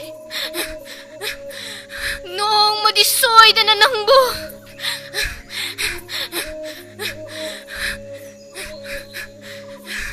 asawa amatayaw da na Yay paba na nang bunong sinak kanido. Asum na todo na imamay bina. Tap na laybasi ko laki. Tanobi ay nakuli ba laybasi kandra. Itamoy do. Kaya ba ni? Asum na. Yay paba gitamoy aso. Kali ba ni? Nung mo sang sa panido. Magi kala ba tamoy siya? Nanjinbi, kayo nang nahay. Tanobi na katot na buhunaga tabani. Anang kal. Anang kal. Leader gi mamay palo nilang mo. Ye pabagi tamoy siya. Priski ngaw. Talan ka tabani. Hoy Nanjinbi. Tamoy siya, pakat kaloy. Pakat pa panabani ay naing bapiyo hay siya. Manisoy na nang bunong sinak kanine. Patara katani. Sene. Namay buning mo na. 타모이 짱나닝무네 얄파바는 남부 타모이 시행나 뭉치락가니네 마마 까이놈 당게 까리 한게 따노비낭 시빵디빵데다 까이노 마나남 한지 떠오르지 마삭 파자바 누빠드 칼레 마마 마시디 배범mam이네 나도 이제 칸칼루네 얄파바기 마름다 와리 그랬네 진미를 레들기 마마이 팔로 하이브도 소이드라 팔로네 예쁘게 눈먼 그거 타모이도 토란게네 자노파나 레들기 마마이 팔로도 팔로메네 강하오래 진미는 하이브도 짭짜나 타오라브레디 마마 까이노 마나 나친비 던데스다 소노 카라 누구라 까이노 싸우리다 마마 던데스다 앵가랑 이미윤 타오가 소드리 pakat mandana tu ini tapak ada ni mana tahu ini Priski sing aing belaru sini Ari none kara thaksa laga pakat pa phar yeng gitaw bani mama gi wari do ako na wari sanarasi akoy wari do tay phab daga tamu ko ai chat lagi mama ako lagi wari se ngai khone soijan power nanjinbi nangje tasingna agi wari irira ba agi khange tawraga asing Yamna matuda hairam buhirine. aigi chanu pana ne Nana me lai Asing si bunai nang nung udah si haido. jabra pam jabra haibane ꯑꯩꯒꯤ ꯏꯃꯥꯟꯅꯕꯤ ꯑꯃ ꯌꯨꯇ꯭ꯌꯨꯕꯀꯤ ꯋꯥꯔꯤ ꯄꯥꯕꯤ ꯑꯃ ꯂꯩꯌꯦ ꯑꯩꯅ ꯇꯝꯃꯦꯅ ꯍꯥꯏꯔꯨꯅꯨꯀꯣ ꯃꯥꯒ ꯍꯥꯏꯔꯣ ꯑꯁꯦꯡꯕꯗꯣ ꯑꯩꯒꯤ ꯋꯥꯔꯤꯒꯗꯣ ꯑꯝꯇ ꯏꯕꯤꯔꯨꯔꯅꯨ ꯑꯩꯗꯤ ꯐꯥꯒꯤ ꯑꯣꯏꯔꯕꯣꯏ ꯅꯤꯡꯉꯨꯔꯦ ꯅꯪꯗꯤ ꯑꯁꯦꯡꯕꯩ ꯏꯔꯤꯕ ꯑꯣꯏꯔꯦ ꯑꯗꯣ ꯅꯪ ꯆꯤꯟꯗꯦ ꯑꯩꯅ ꯅꯪꯒꯤ ꯅꯥꯛꯇ ꯂꯥꯛꯏꯁꯦ ꯋꯥꯔꯤ ꯑꯝꯇ ꯆꯦꯟꯁꯦꯅ ꯂꯥꯛꯏꯅꯦ ꯀꯔꯤ ꯃꯇꯥꯡꯒꯤꯅꯣ ꯀꯔꯤ ꯇꯥꯟꯅꯁꯦ ꯍꯥꯏꯅꯣ ꯑꯩꯒꯤ ꯏꯆꯥꯅꯨꯄꯥꯅ ꯆꯤꯟꯗꯦ ꯇꯨꯡꯗꯅ ꯇꯥꯏ ꯐꯕꯁꯦ ꯁꯧꯔꯤ ꯇꯁꯦꯡꯅ ꯇꯠꯇꯨꯅ ꯑꯩꯅ ꯌꯥꯝꯅ ꯂꯩꯔꯤꯕꯁꯤꯗꯤ ꯅꯨꯡꯁꯤꯖꯔꯨꯏ ꯃꯔꯝ ꯂꯩꯔꯝꯃꯦ ꯑꯗꯨꯕꯨ ꯑꯣꯏꯔꯣꯏꯗꯕ ꯅꯨꯡꯁꯤꯕꯅꯤ ꯃꯥꯒꯤ ꯎꯪꯍꯧꯔꯤꯕꯅꯤ ꯃꯐꯝꯗ ꯁꯥꯎꯍꯧꯔꯤꯕꯅꯤ ꯏꯀꯥꯏꯕ ꯀꯌꯥ ꯑꯃꯁꯨ ꯅꯪꯈ꯭ꯔꯦ ꯃꯥꯃꯥ ꯆꯣꯛꯄ ꯀꯌꯥ ꯑꯃꯁꯨ ꯅꯪꯈ꯭ꯔꯦ ꯇꯥꯏ ꯐꯕꯗꯨꯕꯨ ꯑꯁꯦꯡꯕꯒꯤ ꯁꯥꯎꯔꯤꯕ꯭ꯔꯣ ꯍꯧꯖꯤꯛꯇꯤ ꯇꯥꯏ ꯐꯕꯒꯤ ꯃꯅꯥꯛꯇ ꯆꯠꯇꯨꯅ ꯑꯩ ꯁꯣꯏꯗ꯭ꯔꯦ ꯃꯥꯒꯤ ꯃꯐꯝꯗ ꯃꯥꯃꯥ ꯑꯩ ꯂꯥꯜꯂꯦꯅ ꯆꯠꯂꯦ ꯑꯩ ꯍꯥꯏꯅꯤꯡꯉꯤ ꯁꯣꯏꯗ꯭ꯔꯦ ꯕꯦꯃꯥ ꯑꯩ ꯁꯣꯏꯗ꯭ꯔꯦ ꯇꯥꯏ ꯍꯥꯏꯁꯤꯅꯤ. ꯐꯕꯒꯤ ꯋꯥꯈꯜꯁꯦ ꯀꯔꯤꯅꯣꯅꯦ? ꯊꯥꯗꯣꯛꯄꯗ ꯏꯆꯥꯅꯨꯄꯥꯅ ꯁꯥꯎꯍꯧꯔꯤ ꯍꯥꯏꯔꯒ ꯑꯣꯏꯔꯣꯏꯗꯕ ꯃꯥꯅ ꯅꯨꯡꯁꯤꯕꯗ ꯑꯩ ꯁꯣꯏꯗ꯭ꯔꯦ ꯑꯩ ꯁꯣꯏꯗ꯭ꯔꯦ ꯍꯥꯏꯔꯤꯁꯤꯕꯣ ꯋꯥꯈꯜꯁꯦ ꯋꯥꯅꯤꯡꯗ꯭ꯔꯦꯕ ꯑꯗꯣ ꯅꯪꯒꯤꯗꯣ ꯃꯁꯤꯗꯤ ꯅꯤꯡꯉꯝꯗꯕ ꯋꯥꯍꯩ ꯆꯦꯅꯦꯜ ꯑꯃ ꯑꯃ ꯌꯥꯎꯔꯒ ꯏꯆꯝ ꯆꯝꯅꯗꯕ ꯀꯟꯅ ꯍꯥꯏꯔꯤꯗ ꯈꯪꯗ꯭ꯔꯦꯗ ꯀꯔꯤꯅꯣꯅꯦ ꯇꯧ ꯋꯥꯈꯜꯁꯦ ꯅꯪꯅ ꯑꯃꯨꯛ ꯍꯦꯟꯅ ꯆꯔꯥꯡꯅꯍꯜꯂꯦ ꯑꯩꯁꯤꯕꯨ ꯐꯤ ꯑꯃꯗꯤ ꯌꯥꯟꯁꯤꯟꯈꯤꯒꯦꯗ ꯉꯁꯥꯏꯗꯒꯤ ꯐꯝꯍꯧꯕꯗꯨꯅ ꯍꯧꯖꯤꯛꯁꯨ ꯐꯝꯕꯤꯔꯝꯃꯤ ꯆꯥꯛꯁꯨ ꯆꯥꯔꯝꯈꯤꯔꯣꯏ ꯕꯥꯕꯥ ꯀꯥꯏ ꯆꯠꯇꯣꯏꯅꯣ ꯑꯌꯨꯛꯁꯤꯗ ꯆꯥꯅ ꯉꯁꯤ ꯂꯨꯄꯥ 1,000 ꯑꯝꯇ ꯎꯪꯗꯅ ꯄꯤꯔꯝꯃꯣ ꯁꯧꯔꯤ ꯇꯠꯇꯅ ꯀꯔꯤꯒꯤꯁꯦ ꯂꯩꯔꯤꯕꯁꯤꯗꯤ ꯃꯁꯤꯒꯤ ꯃꯔꯝ ꯈꯪꯉꯦ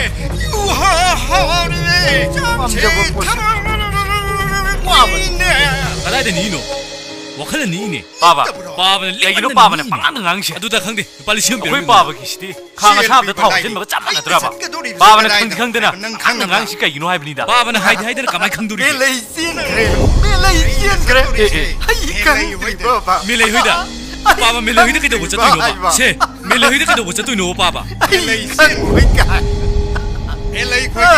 ꯅꯪꯁꯦ ꯑꯩꯅ ꯄꯣꯏꯕꯅꯤꯅꯦ ꯅꯨꯄꯤ ꯑꯉꯥꯡ ꯃꯧ ꯂꯩꯇꯦ ꯋꯥꯔꯝꯃꯅꯤ ꯍꯥꯏꯗꯅꯅꯦ ꯃꯁꯥꯅ ꯋꯥꯈꯜ ꯇꯥꯗꯅ ꯄꯥꯕꯗꯤ ꯃꯇꯧ ꯀꯔꯝꯅ ꯈꯪꯉꯤꯕ ꯋꯥꯐꯝꯗꯨ ꯄꯥꯕꯗ ꯀꯅꯥꯅ ꯍꯥꯏꯔꯛꯀꯦꯕ ꯍꯥ ꯄꯥꯕ ꯇꯥꯏ ꯐꯕꯗꯤ ꯑꯩꯅ ꯇꯝꯃꯦꯅ ꯍꯥꯏꯔꯨꯅꯨꯀꯣ ꯍꯥꯏꯗꯣꯛꯀꯅꯨ ꯍꯥꯏ ꯄꯥꯕ ꯅꯆꯥꯒ ꯃꯤꯆꯥ ꯀꯅꯥꯅ ꯍꯦꯜꯂꯨꯒꯦ ꯄꯥꯕ ꯑꯁꯦꯡꯕꯗꯣ ꯍꯥꯏꯔꯣ ꯀꯩꯗꯧꯔꯒꯦ ꯄꯥꯕ ꯃꯁꯤꯒꯤ ꯃꯇꯥꯡꯁꯤꯗꯤ ꯃꯤꯒꯤ ꯊꯥꯖꯕ ꯃꯥꯡꯍꯟꯕ ꯌꯥꯏ ꯅꯨꯄꯤ ꯍꯥꯏꯗꯣꯛꯄ ꯂꯥꯛꯑꯃꯅꯤ ꯑꯩ ꯆꯠꯂꯦ ꯅꯆꯥꯗ ꯑꯁꯦꯡꯕꯗꯣ ꯍꯥꯏꯔꯣꯏꯕ ꯑꯩꯗꯤ ꯃꯦꯂꯩ ꯆꯠꯇꯣꯏꯁꯦ ꯇꯜꯂꯤ ꯇꯜꯂꯤꯀꯣ ꯏꯕꯦꯝꯃ ꯑꯩꯁꯨ ꯆꯠꯅꯤꯡꯉꯦ ꯉꯥꯏꯍꯥꯛ ꯌꯧꯕꯗꯤ ꯐꯖꯗꯦ ꯑꯗꯣ ꯍꯥꯏꯗꯣꯛꯈ꯭ꯔꯦ. ꯅꯉꯣꯟꯗꯗꯤ ꯆꯥꯡꯁ ꯑꯃ ꯐꯪꯉꯕꯅꯤ ꯈꯪꯕꯗꯒꯤ ꯌꯥꯏꯍꯦ ꯍꯥꯏꯗꯣꯛꯈ꯭ꯔꯦ ꯅꯪꯁꯨ ꯋꯥꯍꯩꯒꯗꯤ ꯆꯨꯝꯗ꯭ꯔꯣ ꯑꯩꯅ ꯍꯥꯏꯁꯦ ꯑꯩꯁꯦ ꯇꯨꯝꯕꯒꯁꯦ ꯄꯪꯀꯪꯗ ꯑꯩꯒꯤ ꯈꯪꯉꯦꯕ ꯇꯧꯔꯤꯁꯦ ꯅꯨꯡꯁꯤꯅꯔꯨꯕꯁꯨ ꯅꯠꯇ꯭ꯔꯤ ꯃꯪꯁꯤꯗꯁꯨ ꯇꯥꯏ ꯐꯕꯅ ꯆꯩꯈꯤꯕꯁꯤꯅ ꯑꯩꯒꯤ ꯊꯃꯣꯏꯁꯤꯅ ꯆꯩꯈꯤꯕꯁꯤꯅ ꯁꯨꯛ ꯅꯨꯡꯉꯥꯏꯇ꯭ꯔꯤꯁꯤꯅ ꯀꯔꯤꯒꯤꯅꯣ ꯑꯩꯅ ꯃꯥꯕꯨ ꯉꯥꯡꯉꯅꯤ ꯄꯥꯝꯖꯔꯨꯕ ꯈꯪꯉꯦ ꯉꯥꯎꯖꯔꯨꯕ ꯁꯤꯅ ꯌꯥꯝꯆꯥꯅꯤ ꯑꯩ ꯑꯩꯅ ꯑꯄꯥꯝꯕ ꯇꯅꯣꯕꯤꯒ ꯋꯥ ꯇꯥꯟꯅꯗꯕ ꯌꯥꯔꯣꯏ ꯍꯦꯛꯇ ꯆꯦꯟꯈꯤꯕ ꯍꯟꯗꯛꯀꯗꯤ ꯑꯅꯤꯔꯛ ꯁꯨꯔꯦ ꯅꯍꯥꯟ ꯑꯩꯉꯣꯟꯗ ꯀꯔꯦꯝꯅꯔꯝꯕꯒꯤ ꯊꯃꯣꯏꯒꯁꯦ ꯈꯔꯒ ꯁꯥꯎꯅꯤꯡꯉ ꯂꯩ ꯈꯨꯁꯥꯎꯅ ꯉꯁꯤꯗꯤ ꯃꯦꯂꯩꯒꯤ ꯃꯇꯥꯡꯗ ꯑꯩꯈꯣꯏ ꯄꯥꯕ ꯍꯥꯏꯔꯛꯄꯁꯦ ꯁꯤꯗꯤ ꯈꯤꯇꯪ ꯐꯖꯕ ꯋꯥꯠꯇ꯭ꯔꯣ ꯃꯦꯂꯩꯗꯣ ꯑꯩꯒ ꯅꯨꯡꯁꯤꯅꯔꯨꯕꯁꯨ ꯅꯠꯇꯦ ꯑꯩꯅ ꯄꯥꯝꯖꯔꯨꯕ ꯅꯨꯡꯁꯤꯔꯨꯕ ꯈꯛꯇꯒꯤ ꯅꯨꯡꯉꯥꯏ ꯋꯥꯅꯤ. ꯐꯕ ꯑꯩꯅ ꯅꯦ. ꯃꯣꯏꯗꯒꯤ ꯃꯇꯦꯡ ꯈꯤꯇꯪ ꯅꯤꯔꯨꯕꯒꯤꯗꯃꯛ ꯀꯩꯗꯧꯔꯦ ꯅꯪꯕꯨ ꯅꯁꯥ ꯉꯝꯗ꯭ꯔꯕꯣ ꯑꯍꯜ ꯂꯃꯟꯗ ꯃꯦꯂꯩꯒꯤ ꯅꯁꯥꯗꯣ ꯋꯥꯐꯝꯁꯦ ꯆꯣꯛ ꯍꯥꯏꯔꯛꯄ ꯆꯣꯛꯊꯅ ꯎꯏꯗ ꯀꯩꯁꯨ ꯇꯧꯗꯦꯗ ꯏꯅꯦ ꯀꯩꯁꯨ ꯇꯧꯗꯦꯕ ꯅꯪꯕꯨ ꯀꯗꯥꯏ ꯆꯠꯂꯨꯕꯅꯣ ꯏꯅꯦ ꯑꯁ꯭ꯋꯥꯏꯐꯥꯎ ꯁꯨꯝ ꯆꯠꯂꯨꯕꯅꯤ ꯑꯃꯨꯛ ꯀꯩꯗꯧꯔꯖꯥꯠꯅꯣ ꯏꯅꯦꯗꯤ ꯀꯥꯏ ꯆꯠꯄꯤꯒꯗꯕꯅꯣ ꯃꯦꯂꯦ ꯍꯥꯏꯕ ꯅꯨꯄꯤ ꯃꯆꯥꯗꯣ ꯃꯣꯏꯒꯤ ꯐꯤꯂꯝ ꯗꯥꯏꯔꯦꯛꯇꯔꯗꯨꯗ ꯉꯔꯥꯡ ꯆꯦꯟꯈ꯭ꯔꯦꯌꯦ ꯍꯧꯖꯤꯛ ꯊꯤꯜꯂꯛꯀꯅꯦꯅ ꯍꯥꯏꯕ ꯀꯩꯅꯣ ꯂꯥꯛꯑꯒ ꯁꯤꯗ ꯃꯦꯂꯩꯗꯨꯕꯨ ꯇꯨꯃꯤꯟꯅ ꯐꯝꯃ ꯂꯩꯁꯤꯅ ꯐꯤꯂꯝꯒꯁꯨ ꯈꯔ ꯈꯔ ꯀꯨꯝꯕ ꯍꯧꯖꯔꯛꯑꯕꯅꯤ ꯑꯩꯅ ꯉꯥꯡꯈꯤꯕ ꯁꯛꯈꯤꯕ ꯑꯩꯗꯤ ꯃꯌꯥꯝꯗꯣ ꯄꯥꯝꯃꯨꯈ꯭ꯔꯦ ꯑꯉꯥꯡꯁꯨ ꯑꯗꯨꯒꯤ ꯑꯣꯏꯔꯤꯕꯅꯤꯅ ꯆꯩꯕꯤ ꯆꯩꯊꯦꯡ ꯁꯣꯏꯗꯅ ꯐꯪꯒꯅꯤ ꯑꯩ ꯏꯆꯦ ꯊꯔꯣꯗꯨꯅ ꯃꯁꯤꯕꯨ ꯀꯩꯗꯧꯔ ꯉꯥꯏꯍꯥꯛꯇꯪ ꯖꯥꯠꯅꯣ? ꯂꯥꯛꯄꯤꯌꯨ ꯍꯥꯏꯔꯛꯄ ꯋꯥꯒ ꯑꯝꯇ ꯉꯥꯡꯗꯦꯅꯦ ꯊꯕꯛ ꯑꯉꯥꯡ ꯈꯔꯁꯨ ꯌꯥꯎꯕꯤꯔꯨꯒꯦ ꯉꯥꯏꯍꯥꯛ ꯌꯧꯔꯒꯦ ꯇꯧꯕꯅꯤꯗ ꯀꯔꯤ ꯑꯗꯨꯗꯤ ꯏꯅꯦꯁꯨ ꯃꯥꯏ ꯉꯥꯏꯍꯥꯛ ꯃꯑꯣꯡꯁꯦ ꯌꯥꯎꯁꯪꯕꯤꯌꯨ ꯅꯍꯥꯟꯒꯤ ꯏꯃꯥꯟ ꯃꯥꯟꯅꯗꯦꯅꯦ ꯍꯣꯏ ꯍꯣꯏ ꯑꯩꯁꯨ ꯃꯪ ꯀꯩꯗꯧꯔꯒꯦ ꯂꯟꯆꯦꯟꯕꯤ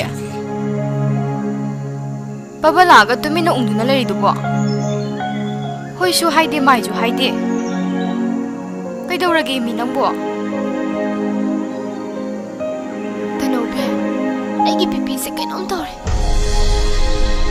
ꯑꯍꯤꯡꯒꯤ ꯏꯕꯦꯝꯃꯅꯁꯦ ꯂꯥꯏꯕꯛ ꯌꯥꯝ ꯐꯔꯕꯅꯤ ꯃꯦꯂꯩꯅ ꯆꯦꯟꯈꯤꯁꯦ ꯑꯃꯔꯣꯝꯗꯕꯨꯗꯤ ꯆꯨꯝꯃꯦ ꯅꯪ ꯍꯥꯏꯗꯣ ꯇꯥꯏ ꯐꯕꯗꯣ ꯏꯊꯟꯗ ꯈꯟꯖꯤꯜꯂꯨꯔꯒꯀꯣ ꯃꯥꯅ ꯑꯣꯏꯔꯝꯗꯣꯏꯁꯦ ꯍꯥꯠ ꯀꯔꯝꯕꯗ ꯃꯥ ꯃꯩ ꯍꯧꯅꯕ ꯑꯩꯅ ꯍꯥꯏꯁꯦ ꯇꯥꯏ ꯐꯕꯁꯦ ꯃꯥ ꯍꯧꯖꯤꯛꯁꯦ ꯕꯦꯇ꯭ꯔꯤ ꯗꯥꯎꯟ ꯑꯣꯏꯔꯕꯅꯤꯀꯣ ꯑꯩ ꯃꯊꯥ ꯌꯥꯝ ꯁꯥꯏ ꯍꯥꯏꯁꯦ ꯃꯥꯏ ꯋꯥꯈꯜꯁꯦ ꯄꯨꯔꯥ ꯗꯥꯎꯟ ꯑꯣꯏꯈ꯭ꯔꯕꯅꯦꯕ ꯃꯥ ꯗꯥꯎꯟ ꯐꯖꯅ ꯆꯠꯂꯕꯅꯤꯀꯣ ꯅꯆꯤꯟꯗꯣ ꯄꯪꯉꯥꯡꯗ ꯉꯥꯡꯉꯤ ꯃꯦꯂꯩ ꯆꯦꯟꯈ꯭ꯔꯕꯅꯤꯅ ꯑꯩꯅ ꯈꯥꯝꯕꯁꯨ ꯌꯥꯗꯦ ꯐꯕꯒꯤ ꯊꯃꯣꯏꯗꯣ ꯇꯨꯃꯤꯟ ꯂꯩꯌꯣꯁꯨ ꯌꯥꯗꯦ ꯕꯦꯇ꯭ꯔꯤ ꯌꯥꯗꯕꯒ ꯆꯞ ꯃꯥꯟꯅꯔꯦꯕ ꯀꯔꯤꯅꯣ ꯅꯪꯅ ꯉꯥꯡꯉꯩ ꯉꯥꯡꯊꯣꯛꯈ꯭ꯔꯒ ꯃꯈꯣꯡ ꯃꯃꯩ ꯁꯝꯅꯗꯕ ꯉꯥꯛꯇ ꯃꯥ ꯂꯩꯔꯝꯅꯤꯗꯤ ꯑꯩ ꯀꯃꯥꯏ ꯈꯪꯅꯤ ꯅꯪꯒꯤ ꯋꯥꯈꯜ ꯇꯥꯔꯣꯏꯌꯦ ꯑꯩꯅ ꯃꯥꯡꯗꯨꯗ ꯃꯥ ꯂꯩꯔꯝꯕꯗꯨꯗ ꯏꯀꯥꯏ ꯈꯪꯗꯒꯤ ꯀꯪꯀꯣꯠꯇꯅ ꯑꯗꯨꯝ ꯗꯥꯏꯔꯦꯛ ꯍꯥꯏꯔꯕꯅꯤ ꯑꯩꯅ ꯍꯥꯏꯕꯗꯤ ꯃꯦꯂꯩ ꯆꯦꯟꯈ꯭ꯔꯕꯅꯤꯅ ꯇꯥꯏ ꯐꯕꯗꯣ ꯏꯊꯟꯇ 배지 야다보 폴 짭만하래봐 멜레이드 쌩크버니나 탱나보 머펌 쫌드로이나 하이세 쫌바 ꯉꯥꯛꯇꯅꯦ 하이세 ꯉꯥꯡꯖꯔꯁꯅꯨ. 모이도 앞에 날 ꯆꯩꯖꯔꯁꯅꯨ.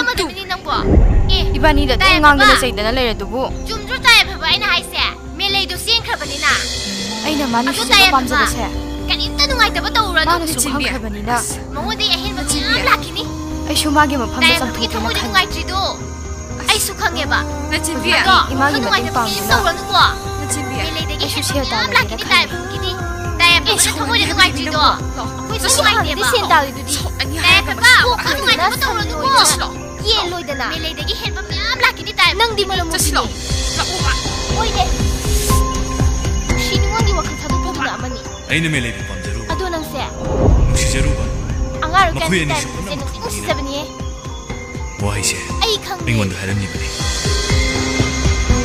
ꯑꯗꯨꯕꯨ ꯑꯩ ꯃꯇꯥ ꯌꯥꯝ ꯁꯥꯏꯀꯣ ꯇꯥꯏꯌꯦꯐꯕꯅ ꯑꯩ ꯁꯣꯏꯗꯅ ꯉꯥꯡꯒꯅꯤꯀꯣ ꯉꯔꯥꯡꯒꯤꯗꯣ ꯇꯁꯦꯡꯅ ꯑꯩ ꯏꯀꯥꯏ ꯈꯪꯗꯒꯤ ꯅꯪ ꯀꯣꯛꯄꯗꯒꯤ ꯗꯥꯏꯔꯦꯛꯇ ꯍꯥꯏꯈ꯭ꯔꯦꯕ ꯃꯦꯂꯩ ꯆꯦꯟꯈ꯭ꯔꯕꯅꯤꯅ ꯅꯪꯁꯨ ꯆꯥꯟꯁ ꯐꯪꯒꯅꯤ ꯍꯥꯏꯕꯗꯣ ꯂꯣꯏ ꯇꯥꯔꯝꯃꯅꯤꯕ ꯂꯟꯆꯟꯕꯤ ꯃꯐꯝꯁꯤꯗ ꯅꯪ ꯂꯩꯔꯝꯕ ꯌꯥꯝ ꯐꯔꯦ ꯅꯌꯨꯝꯗꯁꯨ ꯆꯠꯂꯨꯔꯕꯅꯤ ꯃꯐꯝꯁꯤꯗ ꯅꯪ ꯁꯣꯏꯗꯅ ꯂꯩꯔꯝꯃꯅꯤ ꯈꯪꯕꯗꯒꯤ ꯑꯩ ꯃꯐꯝꯁꯤꯗ ꯂꯥꯛꯏꯅꯦ ꯑꯩꯈꯣꯏ ꯄꯥꯕꯗ ꯅꯪꯅ ꯀꯔꯤ ꯍꯥꯏꯕ ꯑꯗꯨꯒ ꯉꯔꯥꯡ ꯅꯪꯅ ꯑꯩꯉꯣꯟꯗ ꯍꯥꯏꯕꯗꯨ ꯀꯔꯤꯕ ꯍꯥ ꯑꯃꯨꯛꯇꯒ ꯍꯜꯂ ꯍꯥꯏꯔꯛꯑꯣꯕ ꯅꯆꯤꯟꯗꯣ ꯍꯥꯏꯔꯣꯗꯤ ꯍꯥꯏꯔꯣ ꯑꯩ ꯀꯩꯅꯣꯝ ꯇꯧꯔꯦꯗ ꯅꯪ ꯀꯔꯤ ꯇꯧꯔꯕ ꯍꯥ ꯅꯪ ꯀꯔꯤ ꯇꯧꯔꯕ ꯑꯩ ꯀꯩꯅꯣꯝ ꯇꯧꯔꯦꯕ ꯍꯣꯏ ꯈꯗꯔ ꯃꯗꯛ ꯇꯧꯅꯨ ꯏꯁꯥꯁꯦ ꯂꯣꯏ ꯆꯤꯡ ꯂꯥꯎꯔꯦꯕ ꯋꯥꯏ ꯃꯁꯥꯁꯦ ꯆꯤꯡ ꯂꯥꯎꯏ ꯀꯥꯏꯅ ꯆꯤꯡ ꯂꯥꯎꯔꯦ ꯀꯌꯥꯗ ꯃꯥꯜꯂꯤꯅꯣ ꯌꯦꯡꯉꯨꯅꯦ ꯍꯛꯆꯥꯡꯁꯦ ꯑꯩ ꯀꯩꯅꯣꯝ ꯇꯧꯔꯦꯕ ꯀꯩꯅꯣꯝ ꯇꯧꯕ ꯂꯥꯏꯔꯤ ꯁꯠ ꯁꯠ ꯍꯥꯏꯔꯣ ꯐꯝꯐꯝ ꯐꯝꯗ꯭ꯔꯣ ꯍꯥ ꯀꯩꯗ ꯐꯝꯃꯒꯦ ꯈꯗꯔ ꯇꯧꯅꯨ ꯈꯇꯪ ꯅꯠꯇꯤꯌꯦ ꯈꯗꯔ ꯇꯧꯅꯨ ꯍꯥꯏꯕꯅꯦ ꯀꯩꯅꯣꯝ ꯇꯧꯔꯦ ꯍꯥꯏꯕ ꯅꯆꯦꯟꯕꯤ ꯀꯩꯗꯧꯔꯒꯦ ꯃꯤ ꯅꯪꯕꯣ ꯑꯩ ꯄꯨꯃꯝꯃꯝꯒ꯭ꯔꯦꯗ ꯑꯩ ꯈꯗꯔ ꯃꯗꯛ ꯀꯩꯅꯣꯝ ꯇꯧꯔꯛꯀꯅꯨ ꯇꯧꯔꯦ ꯑꯩꯉꯣꯟꯗ ꯈꯇꯪ ꯅꯠꯇꯤꯌꯦ ꯑꯩ ꯅꯪꯒꯤ ꯅꯒꯨꯟ ꯆꯞ ꯆꯥꯅ ꯈꯪꯕꯖꯥꯠꯅꯤ ꯑꯩ ꯋꯥꯟꯗꯗꯣꯏꯔꯣ ꯌꯦꯡꯉꯨꯅꯦ ꯇꯞ ꯇꯧꯔꯤ ꯁꯤ ꯌꯦꯡꯉꯨꯅꯦ ꯑꯩ ꯋꯥꯟꯗꯗꯣꯏꯔꯣ ꯀꯔꯤꯅꯣ ꯃꯤ ꯅꯪ ꯇꯥꯗ ꯇꯧꯔꯤꯗꯨꯕꯣ ꯍꯤꯕ ꯃꯤꯅꯣꯕ ꯑꯩ ꯋꯥꯟꯗꯔꯅꯤ ꯈꯪꯉꯦ ꯑꯁꯦꯡꯕꯩꯔꯣ ꯅꯪꯒꯤꯗꯨꯕꯣ ꯄꯨꯃꯝꯃꯝꯈ꯭ꯔꯦꯕ ꯑꯩ ꯇꯥꯠꯄ ꯇꯧꯅꯨ ꯑꯩ ꯋꯥꯟꯗꯔꯅꯤ ꯈꯪꯉꯦ ꯍꯥꯏꯁꯤꯅꯦ ꯍꯩꯃꯥ ꯍꯥꯏ ꯅꯒꯨꯟ ꯆꯞ ꯆꯥꯅ ꯈꯪꯉꯤꯀꯣ ꯅꯪ ꯇꯧꯔꯤꯗꯣ ꯄꯨꯃꯝꯃꯝꯈ꯭ꯔꯦꯕ ꯀꯌꯥꯗ ꯃꯥꯜꯂꯤꯅꯣ ꯑꯩ ꯌꯦꯡꯉꯨꯅꯦ ꯋꯥꯟꯗꯔꯒꯦ ꯃꯃꯝꯒꯔꯤ ꯀꯥꯏꯅ ꯅꯆꯦꯟꯕꯤ ꯍꯥꯏ ꯂꯟꯆꯟꯕꯤ ꯍꯥꯏ ꯈꯗꯔ ꯇꯧꯅꯨ ꯅꯆꯦꯟꯕꯤ ꯅꯆꯦꯟꯕꯤ ꯀꯌꯥꯗ ꯃꯥꯜꯂꯤꯅꯣ ꯌꯦꯡꯉꯨꯅꯦ ꯁꯤꯕꯨ ꯀꯃꯥꯏꯅ ꯇꯧꯗꯣꯏꯅꯣ ꯈꯗꯔ ꯇꯧꯅꯨꯅꯤ ꯂꯟꯆꯟꯕꯤ ꯅꯪꯕꯣ ꯇꯥꯏꯌꯦꯐꯕ ꯑꯝꯇ ꯂꯥꯎ ꯀꯩꯗꯧꯔꯒꯦ ꯀꯩꯅꯣ ꯑꯩꯁꯤꯕꯨ ꯑꯁꯦꯡꯕꯔꯣ ꯀꯩꯅꯣ ꯇꯧꯔꯤꯁꯤꯕꯣ ꯅꯆꯦꯟꯕꯤ ꯑꯝꯇ ꯋꯥꯈꯜ ꯇꯥꯎ ꯀꯩꯗꯧꯔꯒꯦ ꯅꯆꯦꯟꯕꯤ ꯁꯦ ꯅꯪ ꯑꯝꯇ ꯋꯥꯈꯜ ꯇꯥꯎ ꯀꯩꯗꯧꯔꯒꯦ ꯇꯥꯗꯦ ꯐꯖꯅ ꯍꯩꯔꯦ ꯄꯨꯃꯝꯃꯝꯃꯦꯃꯤ ꯃꯤꯁꯁꯦ ꯇꯅꯝ ꯄꯥꯏꯔꯦ ꯅꯪ ꯑꯝꯇ ꯋꯥꯈꯜ ꯇꯥꯎ ꯀꯩꯗꯧꯔꯒꯦ ꯀꯌꯥꯗ ꯃꯥꯜꯂꯤꯅꯣ ꯌꯦꯡꯉꯨꯅꯦ ꯅꯍꯦꯕꯒꯁꯦ ꯁꯛꯁꯤꯒꯤ ꯌꯦꯡꯉꯨꯅꯦ ꯀꯌꯥꯗ ꯃꯥꯅ ꯇꯧꯔꯤꯅꯣ ꯌꯦꯡꯉꯨꯅꯦ ꯅꯪ ꯃꯊꯪ ꯊꯦꯡꯅꯕꯗ ꯑꯩꯅ ꯀꯩꯗꯧꯒꯦ ꯌꯦꯡꯉꯨꯅꯦ ꯇꯅꯧꯕꯦ ꯑꯩ ꯆꯠꯂꯒꯦ ꯅꯨꯡꯉꯥꯏꯅꯤ ꯅꯪ ꯃꯊꯪ ꯊꯦꯡꯅꯕ ꯄꯨꯃꯝꯃꯝꯈ꯭ꯔꯦꯕ ꯀꯔꯤꯅꯣ ꯃꯤ ꯅꯪꯅ ꯁꯤ ꯇꯧꯔꯤꯁꯤꯕꯣ ꯀꯔꯤꯗ ꯃꯃꯤꯅꯣ ꯃꯤ ꯅꯪꯅ ꯄꯨꯃꯝꯃꯝꯈ꯭ꯔꯦ ꯍꯥꯏꯁꯤꯕꯣ ꯄꯨꯃꯝꯃꯝꯈ꯭ꯔꯦꯕ ꯑꯩꯈꯣꯏ ꯊꯣꯡꯒꯥꯗꯒꯤ ꯊꯣꯛꯂꯛꯏꯁꯤꯕꯨ ꯌꯥꯏꯐꯕ ꯅꯠꯇ꯭ꯔꯅꯦ ꯃꯥꯒꯤ ꯃꯥꯏꯊꯣꯡꯁꯤꯗ ꯑꯁꯥꯎꯕꯒꯤ ꯃꯃꯤ ꯑꯃ ꯇꯥꯔꯤꯅꯦ ꯏꯕꯨꯡꯉꯣ ꯌꯥꯏꯐꯕ ꯅꯪꯕꯨ ꯀꯗꯥꯏ ꯆꯠꯂꯨꯕꯅꯣ ꯏꯅꯦ ꯍꯣꯏ ꯆꯠꯂꯨꯕꯅꯦ ꯂꯟꯆꯦꯟꯕꯤꯗꯣ ꯂꯦꯛꯊꯁꯟꯅꯔ ꯂꯩꯍꯧꯔꯕ ꯀꯔꯤꯅꯣ ꯍꯥꯏꯔꯤꯁꯤꯕꯨ ꯈꯗꯔ ꯃꯗꯛ ꯇꯧꯗꯅ 이내는 암때 인진비로 줘봐. 까지 먹던 거 양산. 진비야, 까니 이놈 미나랑 시도이지보. 미스 따는 바이래. 나 진비야, 낭 시디고. 암따고 큰 바로 가이도록. 가이도 뭐 야오게. 얘 파버 수염 사오 자키. 얘 파버는 하직다 하라 아주 강이니. 얘 파버 수염 사오도는 자키. 하, 너희 뭐 가이도 너희 너봐. 이마, 아주 강디. 나얘 파버 오버가 나 잼제도 마음 그래. 나 진비야. 복지자 이게 넘떠오래. 꾸가 뭐 가이도록 게 미는 거. 복지가 넘떠오래.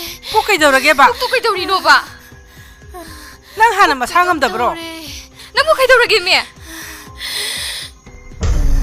나 진비야. 길이라봐 난 거. 엄떠. 가이노. 가이 집어.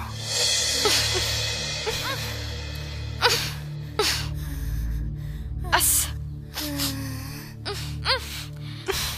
이마 가이노 시보. 뿜해 비마. 나 뿜네 시보. 남티게 되마. 남티브로. 남티 마시디. 비마. 난 남티발라이. 뿜해 낭. 뿜해 낭. 뿜해 하지네 낭. ꯄꯥꯈꯠꯄꯗꯒꯤ ꯈꯪꯖꯟꯕꯒꯤꯅꯦ. ꯑꯩꯅꯦ ꯑꯩ ꯈꯥꯡꯉꯝꯗ꯭ꯔꯦ. ꯈꯪꯖꯟꯕꯒꯤꯅꯦ. ꯃꯦꯂꯩꯒꯤ ꯂꯨꯍꯣꯡꯕꯁꯤꯁꯨ ꯑꯁꯨꯛ ꯌꯥꯝ ꯊꯨꯅ ꯂꯦꯞꯆꯜꯂꯤꯁꯤꯅ ꯀꯔꯤꯒꯤꯅꯣ? ꯃꯥ ꯂꯨꯍꯣꯡꯕ ꯅꯨꯃꯤꯠꯇꯨꯗꯤ ꯑꯩ ꯂꯩꯀꯥꯏꯗꯒ ꯂꯩꯔꯣꯏꯗ.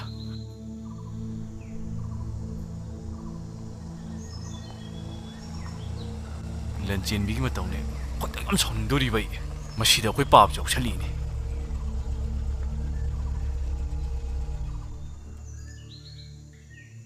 ꯁꯣꯝꯗ ꯀꯩꯅꯣꯝꯇ ꯍꯪꯖꯒꯦꯕ. ꯇꯅꯧꯕꯤ ꯍꯣꯏꯒꯤ ꯌꯨꯝꯁꯤꯕꯨ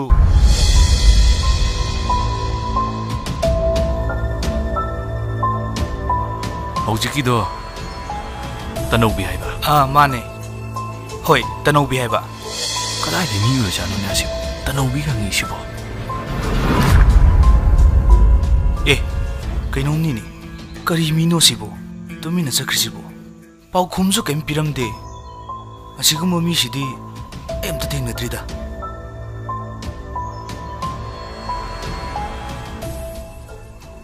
ꯐꯔꯦ, ꯑꯇꯣꯞꯄ ꯃꯤꯗ ꯑꯣꯏꯅ ꯍꯪꯉꯨꯔꯒꯦ. ꯑꯩꯒꯤ ꯏꯆꯥꯅꯨꯄꯤꯁꯤꯅ ꯉꯝꯖꯕ ꯈꯔ ꯍꯣꯠꯅꯖꯕꯁꯤꯗ ꯂꯩꯖꯗꯕ ꯑꯩꯈꯣꯏꯒꯤꯗꯤ ꯏꯕꯨꯡꯉꯣ ꯍꯣꯏꯅ ꯃꯇꯦꯡ ꯄꯥꯡꯕꯤꯅꯤ ꯍꯥꯏꯔꯤꯁꯦ ꯑꯩꯈꯣꯏꯒꯤ ꯂꯥꯏꯕꯛ ꯌꯥꯝ ꯐꯕꯅꯤ. ꯑꯗꯨꯗ ꯏꯕꯨꯡꯉꯣꯅ ꯃꯇꯧ ꯀꯔꯝꯅ ꯑꯩꯈꯣꯏꯕꯨ ꯁꯛ ꯈꯪꯕꯤꯔꯛꯏꯕꯅꯣ? ꯁꯨꯝꯗꯧꯕꯅꯤ. ꯏꯅꯦ ꯍꯣꯏꯒꯤ ꯑꯋꯥꯡ ꯂꯩꯀꯥꯏꯒꯤ ꯇꯥꯄꯥꯛꯄꯗꯣ ꯑꯩꯈꯣꯏ ꯑꯣꯐꯤꯁꯇ ꯇꯣꯏꯅ ꯂꯥꯛꯏ. ꯃꯥꯒꯤꯁꯨ ꯑꯩꯈꯣꯏꯅ ꯑꯉꯝꯕ ꯃꯇꯦꯡ ꯃꯌꯥꯝ ꯑꯃ ꯄꯥꯡꯈ꯭ꯔꯕꯅꯤ. ꯇꯅꯧꯕꯤ ꯋꯥꯔꯤꯁꯦ ꯃꯥꯅ ꯑꯩꯈꯣꯏꯗ ꯂꯤꯕꯗꯤ ꯈꯪꯕꯅꯤ. ꯑꯣ, ꯏꯕꯨꯡꯉꯣ ꯄꯥꯛꯄꯅ ꯍꯥꯏꯕꯗꯤ ꯈꯪꯕꯅꯦꯕ. ꯑꯩꯈꯣꯏꯗꯤ ꯄꯥꯛꯄ ꯍꯣꯏꯗꯧꯅ ꯌꯥꯝ ꯆꯥꯎꯅ ꯐꯥꯝꯒ ꯇꯧꯖꯕ ꯅꯠꯇꯦ. ꯑꯗꯨꯗ ꯃꯣꯏꯒ ꯃꯥꯟꯅꯅ ꯄꯥꯛꯄ ꯍꯣꯏꯗꯧꯅ ꯂꯝꯇꯨ ꯌꯥꯝ ꯆꯥꯎꯗꯅ ꯁꯥ ꯁꯟ ꯄꯨꯔꯥ ꯂꯣꯏꯕꯁꯨ ꯅꯠꯇꯦ. ꯃꯁꯤꯗ ꯃꯀꯣꯟ ꯈꯔ ꯁꯥꯕꯤꯔꯒ ꯏꯆꯥꯅꯨꯄꯤꯁꯤꯅ ꯈꯔ ꯂꯣꯏꯖꯕꯩ ꯋꯥꯅꯤ. ꯏꯅꯦ ꯍꯥꯟꯅ ꯂꯣꯏ ꯈꯪꯖꯔꯦ ꯇꯥꯄꯥꯛꯄꯗꯒꯤ. ꯃꯐꯝꯗꯣ ꯄꯤꯛꯀꯦꯔꯥ ꯆꯥꯎꯒꯦꯔꯥ ꯀꯩꯁꯨ ꯀꯥꯏꯕ ꯂꯩꯇꯦ. ꯑꯣ, ꯀꯩꯁꯨ ꯀꯥꯏꯕ ꯂꯩꯇꯦꯕ. ꯑꯩꯈꯣꯏꯅ ꯃꯇꯦꯡ ꯄꯥꯡꯒꯗꯣꯏꯁꯦ ꯄꯤꯛꯅ ꯇꯧꯔꯝꯕꯗꯒꯤ ꯆꯥꯎꯊꯣꯛꯅ ꯇꯧꯅꯕ ꯍꯣꯠꯅꯕꯗꯨꯅꯤ ꯏꯅꯦ. ꯑꯗꯣ ꯏꯕꯨꯡꯉꯣ ꯍꯣꯏ ꯑꯣꯐꯤꯁꯇꯨꯕꯨ ꯃꯃꯤꯡ ꯀꯔꯤꯑꯕ? ꯏꯅꯦ, ꯁꯦꯡꯅ ꯍꯥꯏꯔꯕꯗ ꯑꯩꯈꯣꯏꯒꯤꯁꯦ NGO ꯃꯈꯜ ꯑꯃꯅꯤ. ꯁꯥ ꯁꯟꯕꯨ ꯂꯨꯅ ꯇꯧꯕ, ꯖꯤꯕ ꯄꯥꯟꯕꯁꯤꯡꯕꯨ ꯌꯣꯛꯈꯠꯄ, ꯊꯕꯛ ꯁꯨꯕ ꯇꯟꯗꯕ ꯃꯤꯁꯤꯡꯁꯤꯕꯨ ꯃꯇꯦꯡ ꯄꯥꯡꯅꯕ ꯊꯣꯛꯂꯛꯄ ꯒ꯭ꯔꯨꯞ ꯑꯃꯅꯦ ꯍꯥꯏꯇꯥꯔꯦ ꯏꯅꯦ. ꯑꯣ, ꯌꯥꯝꯅ ꯐꯩ ꯏꯕꯨꯡꯉꯣ ꯑꯗꯨꯗꯤ. ꯑꯗꯣ ꯏꯅꯦ, ꯇꯅꯧꯕꯤꯅ ꯂꯣꯏꯖꯔꯤꯕ ꯃꯐꯝꯁꯤꯡꯗꯣ, ꯍꯥꯏꯕꯗꯤ ꯃꯀꯣꯟꯁꯤꯡꯗꯣ ꯑꯩꯅ ꯂꯥꯛꯏꯉꯩꯁꯤꯗ ꯐꯣꯇꯣ ꯀꯥꯞꯊꯣꯛꯈ꯭ꯔꯒꯗꯤ ꯍꯦꯟꯅ ꯐꯒꯅꯤ ꯏꯅꯦ. ꯑꯗꯨꯗꯤ ꯏꯃꯥ ꯏꯆꯥ ꯑꯩꯈꯣꯏ ꯍꯨꯝ ꯄꯨꯟꯅ ꯆꯠꯂꯒ ꯀꯥꯞꯊꯣꯛꯎꯔꯁꯤ. ꯍꯣꯏ ꯏꯅꯦ.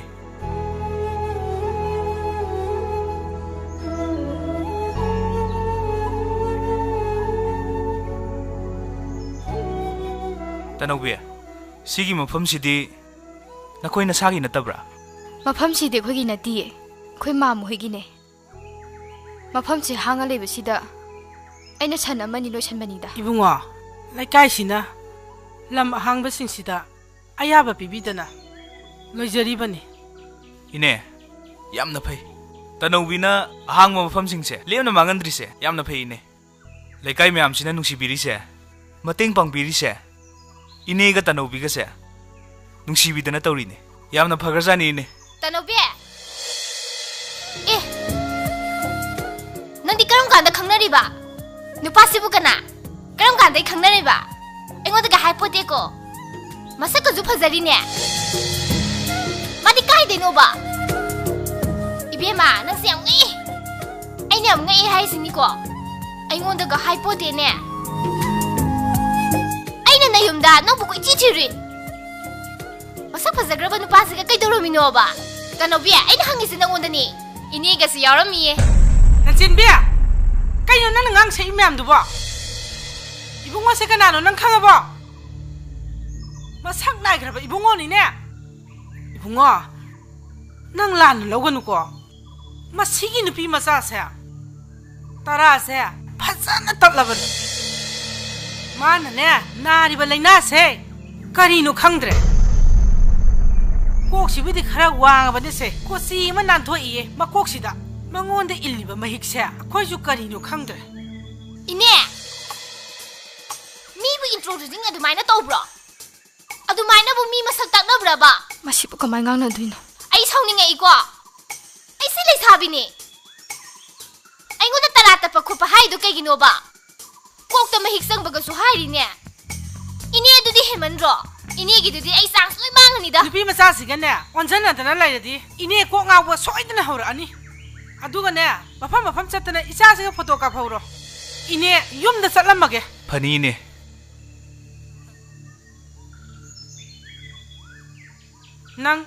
ꯅꯪ ꯀꯣ ꯃꯥꯅ ꯑꯩꯕꯨ ꯏꯟꯇ꯭ꯔꯣꯗ꯭ꯌꯨꯁꯅꯤ ꯂꯥꯟꯅ ꯇꯧꯔꯒ ꯈꯨꯗꯣꯝꯕꯤꯌꯣ ꯀꯩꯌꯣ ꯇꯧꯔꯝꯃꯤ ꯑꯁꯤꯁꯨ ꯃꯃꯥꯏ ꯃꯤꯆꯪ ꯆꯪꯉꯤ ꯇꯅꯧꯕꯤ ꯑꯗꯨꯗꯤ ꯃꯐꯝ ꯑꯇꯩꯁꯨ ꯀꯥꯞꯄꯨꯔꯁꯦ ꯍꯣꯏ ꯀꯥꯞꯄꯨꯔꯁꯦ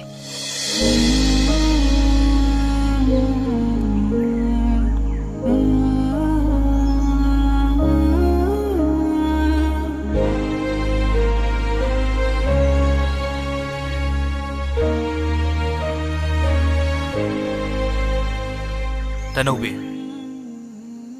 nangna loiribo og masingchina kayano? Makona kaya muk sariba? ꯑꯩꯒꯤꯗꯤ ꯑꯣꯛꯁꯤ ꯌꯥꯝꯗꯦ ꯃꯉꯥ ꯈꯛꯇꯅꯤ ꯃꯆꯥ 3 ꯑꯃꯒ ꯃꯄꯤ 2ꯒ ꯑꯗꯣ ꯑꯩꯈꯣꯏꯁꯦ ꯀꯩꯅꯣꯝ ꯏꯀꯥꯎ ꯀꯥꯎꯕ ꯑꯃ ꯂꯩꯔꯦ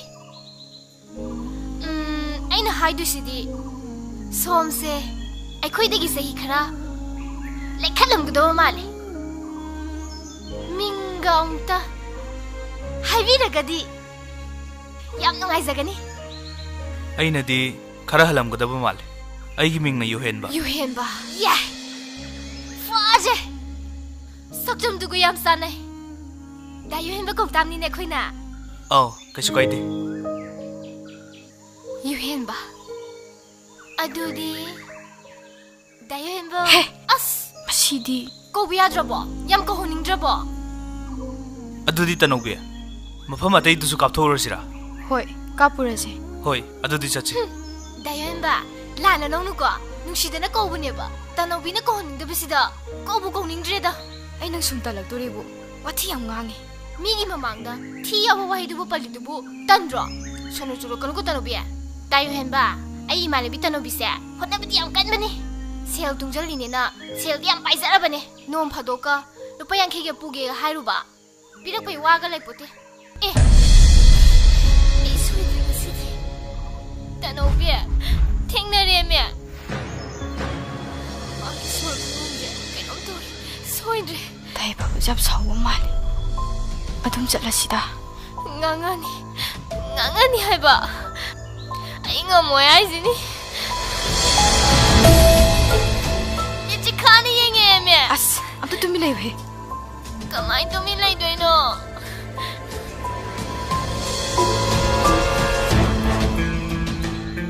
Itaw singa sai aiga thingnabado natro mane aina ngasai tanobi hangjabado ichal sini mawe ngasai aina hangjaba matamda itawna pakhum umta piramdana chatkridubu kai maram gi maram lay kari maram di nang khamaroi lanchin bi tarpat to bono no ba kari gino nang mi aswam sitrise aingonda tarpat to bono talpa to yaro ya nang gino angar ngai de khange ina ha khatar mudra ingon tor hojik ti mafam jade nang gai ge tomana wari sana ka lei wari sana je nang na je thi bugini aina shori sika ai manjaleda ai pumamameda kaino to isibo kai ngona chimi nang tai dubo pa tu da pa la chipi nang yang nang bidong tong rombo che ai che nom tore chipi la chipi kari no tawrisibo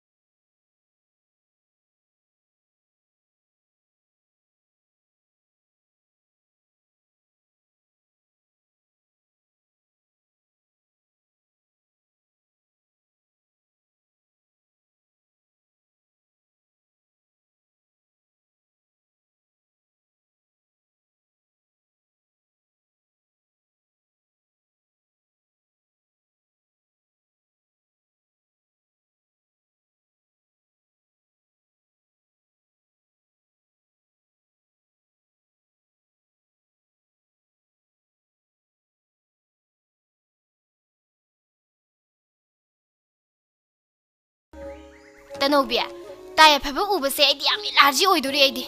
A sing when I say. Bima, I didn't get back the bomb your rabani. Nati, nang na hantori dubu, a sing by Natraga Sanari Raba. Aigido, Karamana Toshanaba. Karamana, a sing baneba. Eh, Karambatanko than a singiba. Ha, Karambatanko than a Toshanova. Tanobia Ma Ubada Kambula Pakalido. Adudi a sing baneba. One taram died Budi. I want her a gikamana hide nova. Hoine. Nang want to bomb at them do the one taragi haramigo.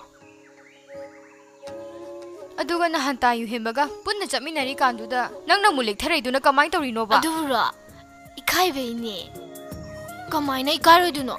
Yingune. Tai him be among to the Taya Pabana teen as I tell a man. Adu de Ikaidena Adum like terrible. Nang we gave him a sacumbro. Ha, nang we gave him a sacumbrava.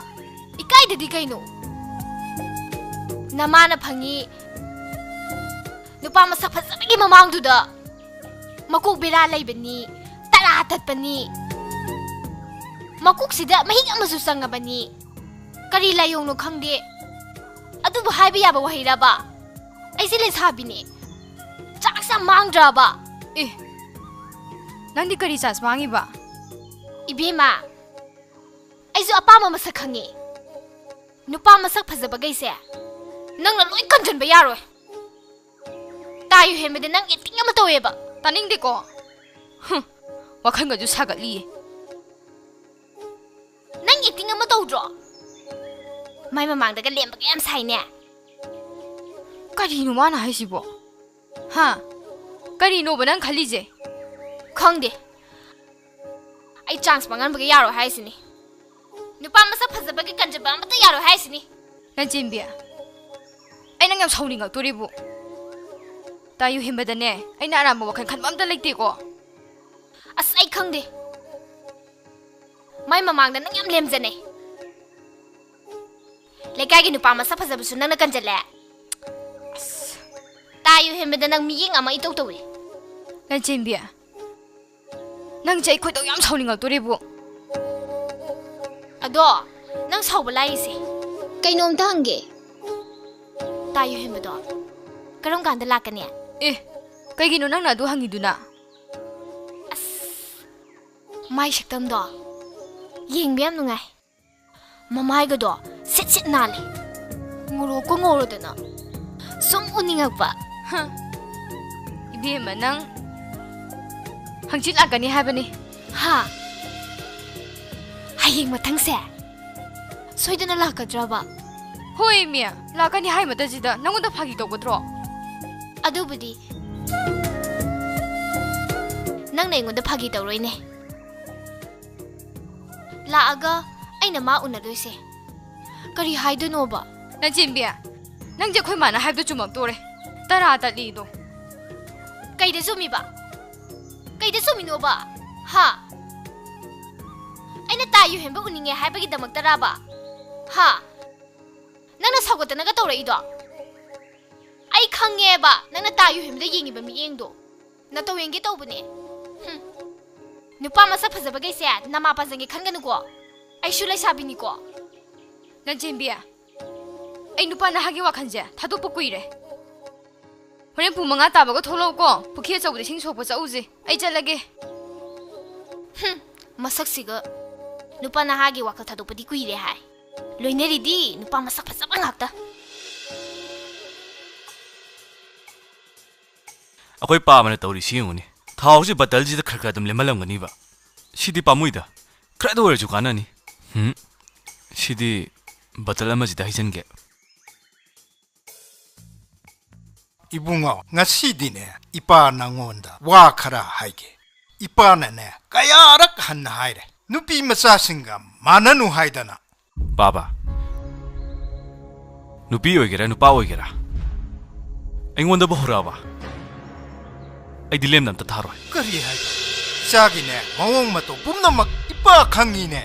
Aduda lanchen bi ima pa du na ne. Aingonda wafam khara thamai ne. Baba. ꯂꯟꯆꯦꯟꯕꯤꯒꯤ ꯃꯄꯥꯗꯨꯅ ꯅꯪꯉꯣꯟꯗ ꯀꯩ ꯍꯥꯏꯔꯤꯅꯣ ꯂꯟꯆꯦꯟꯕꯤꯗꯤ ꯂꯥꯏꯇꯅ ꯃꯄꯥꯗ ꯇꯧꯔꯛꯀꯅꯤꯀꯣ ꯍꯧꯖꯤꯛꯇꯤ ꯀꯔꯤꯅꯣꯅꯦ ꯅꯪꯅ ꯍꯥꯏꯔꯤꯗꯣ cool down ꯑꯃꯨꯛꯇ ꯇꯞꯊꯈꯣꯅꯦ ꯅꯨꯄꯥ ꯅꯪꯅ ꯅꯨꯄꯤ ꯃꯆꯥꯁꯤꯡꯗꯨꯒ ꯃꯥꯟꯅꯕ ꯍꯧꯅꯗꯦꯅꯦ ꯕꯥꯕꯥ ꯃꯆꯥꯅꯨꯄꯤꯒꯤ ꯃꯔꯥꯜꯗꯤ ꯈꯪꯗꯅ ꯃꯄꯥ ꯃꯥꯅ ꯑꯩꯉꯣꯟꯗ ꯄꯪꯍꯥꯏ ꯍꯥꯏꯔꯛꯄꯗꯤ ꯌꯥꯔꯣꯏ ꯑꯁ ꯀꯔꯤ ꯅꯨꯡꯒꯤ ꯍꯥꯏꯔꯨꯔꯕꯅꯣꯅꯦ ꯑꯩꯕꯨ ꯑꯁ ꯈꯣꯝꯕꯗꯨꯗ ꯑꯃꯨꯛ ꯇꯥꯏꯅꯗꯅ ꯇꯣꯛꯑꯅꯤꯁꯦ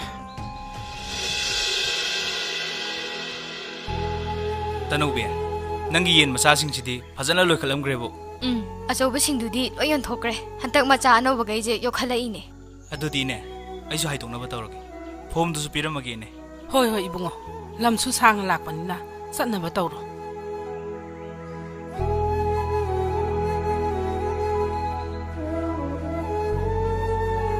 ꯌꯦꯟ ꯃꯀꯣꯟꯁꯤꯡꯁꯤꯁꯨ ꯌꯥꯝ ꯃꯇꯤꯛ ꯆꯥꯅ ꯁꯥꯕꯤꯔꯝꯃꯦ 이봉어 강대 나산시나 깐나 호나바다기 시기 비범지 여러이니 이네 오피스키 스타프싱나수 다노비시 ꯌꯥꯝ ꯊꯥꯒꯠꯂꯛꯑꯦ ꯖꯤꯇꯦꯟ ꯁꯥꯔ ꯀꯩ ꯇꯥꯛꯄꯤꯒꯗꯕ ꯉꯁꯥꯏ ꯄꯨꯔꯛꯄ ꯐꯣꯝꯗꯣ ꯑꯃꯠꯇ ꯂꯧꯊꯣꯔꯛꯑꯣ ꯍꯣꯏ ꯁꯥꯔ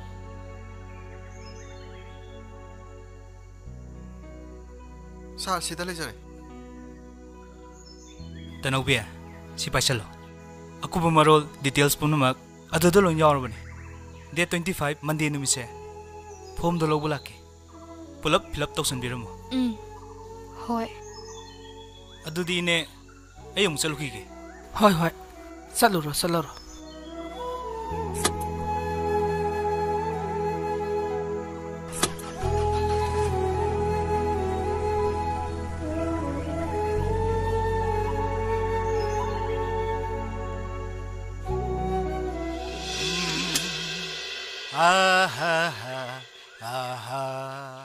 ꯑꯩꯒꯤ ꯈꯣꯟꯖꯦꯜꯁꯦ ꯑꯗꯨꯝ ꯐꯖꯔꯤ ꯄꯣꯠꯅꯤꯅꯦ ꯍꯩꯁ ꯉꯁꯤꯗꯤ ꯁꯣꯔꯒꯤ ꯄꯨꯝꯐꯝꯁꯦ ꯂꯣꯏꯅ ꯍꯣꯔꯦꯅꯦꯍꯦ ꯑꯃꯨꯛꯇꯒ ꯆꯤꯡꯈꯠꯂ ꯌꯦꯡꯒꯦ ꯍꯣꯏꯅꯦꯍꯦ ꯍꯩꯃꯥ ꯍꯣꯏꯅꯦꯍꯦ ꯍꯣꯅꯤ ꯁꯣꯔꯒꯗ ꯂꯣꯏ ꯍꯣꯅꯤ ꯉꯁꯤꯁꯤ ꯗꯥꯎꯁꯦ ꯌꯥꯗꯣꯔꯤ ꯍꯩ ꯇꯩꯊꯣꯛ ꯋꯥꯏꯗꯣ ꯐꯖꯅ ꯇꯩꯊꯣꯛ ꯏꯆꯥꯗꯤ ꯉꯁꯤꯗꯤ ꯋꯥꯈꯜ ꯇꯥꯔꯦꯗꯅ ꯑꯁ ꯏꯆꯥꯗꯤ ꯃꯔꯝ ꯃꯣꯏ ꯍꯧꯖꯤꯛꯇꯤ ꯃꯦꯂꯩꯒꯤ ꯋꯥꯈꯜꯗꯨ ꯀꯥꯎꯊꯣꯛꯈ꯭ꯔꯣ ꯇꯨꯡꯗ ꯂꯥꯛꯀꯗꯕ ꯄꯣꯔꯝꯁꯤꯗꯤꯅꯦ ꯄꯥꯏꯁꯥ ꯇꯥꯟꯅꯔꯒꯅꯦ ꯍꯦꯛꯇ ꯍꯣꯠꯅꯔꯗꯧꯅꯤ ꯀꯥꯞꯊꯣꯛꯈꯤꯕ ꯇꯦꯟꯖꯩꯁꯦ ꯕꯨꯜꯗ ꯄꯥꯜꯍꯟꯁꯦ ꯍꯥꯏꯕ ꯇꯦꯟꯖꯩ ꯄꯔꯦꯡ ꯆꯨꯝꯍꯟꯁꯦ ꯍꯥꯏꯕ ꯃꯈꯥ ꯇꯥꯕꯁꯤꯗꯤꯅꯦ ꯏꯄꯥꯒ ꯇꯥꯟꯅꯔꯗꯧꯅꯤ ꯉꯁꯤ ꯑꯌꯨꯛꯀꯤ ꯅꯪꯗꯤ ꯀꯔꯤꯝ ꯆꯥꯔꯝꯈꯤꯔꯣꯏꯅꯦ ꯀꯔꯤꯝꯇ ꯆꯥꯔꯝꯈꯤꯔꯣꯏ ꯈꯪꯉꯦꯕ ꯑꯗꯣ 이빠디네 호텔다 딴자로 기게 따이토 아이고는 멜레기 와리 강력이 망앙시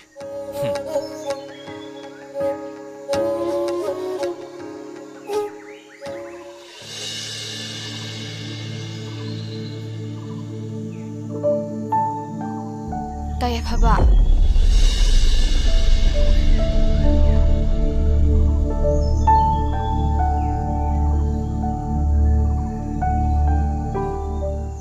ꯅꯪꯗꯤ ꯃꯐꯝꯁꯤ ꯀꯩꯗꯧꯕ ꯂꯥꯛꯏꯕ ꯍꯥ ꯀꯩꯗꯧꯕ ꯂꯥꯛꯏꯅꯣꯕ ꯅꯁꯥꯒꯗꯪ ꯏꯊꯛ ꯊꯛꯀꯠꯂꯤꯗꯨꯅ ꯀꯔꯤꯒꯤ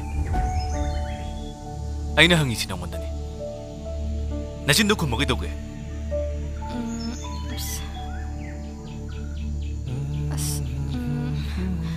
ꯇꯥꯏ ꯐꯕ ꯑꯩꯁꯦ ꯇꯥꯏ ꯐꯕꯒꯤ ꯃꯐꯝꯗ ꯑꯩ ꯐꯝꯗ ꯀꯩꯗꯧꯔꯕ ꯂꯥꯜꯂꯨꯕ ꯍꯥꯏꯗꯣꯏꯔꯥ ꯂꯝꯍꯦꯟꯕꯤ ꯍꯥꯏꯗꯣꯏꯔꯥ ꯇꯥꯏ ꯐꯕ ꯎꯕ ꯍꯦꯛꯇ ꯄꯥꯈꯠꯂꯦꯗ ꯍꯣꯏ ꯅꯪꯅ ꯍꯥꯏꯅꯤꯡꯉꯤꯗꯣ ꯁꯠ ꯍꯥꯏꯔꯣꯁꯦ ꯅꯪ ꯀꯩꯗꯧꯕ ꯂꯥꯛꯄꯅꯣꯕ ꯑꯩꯔꯣ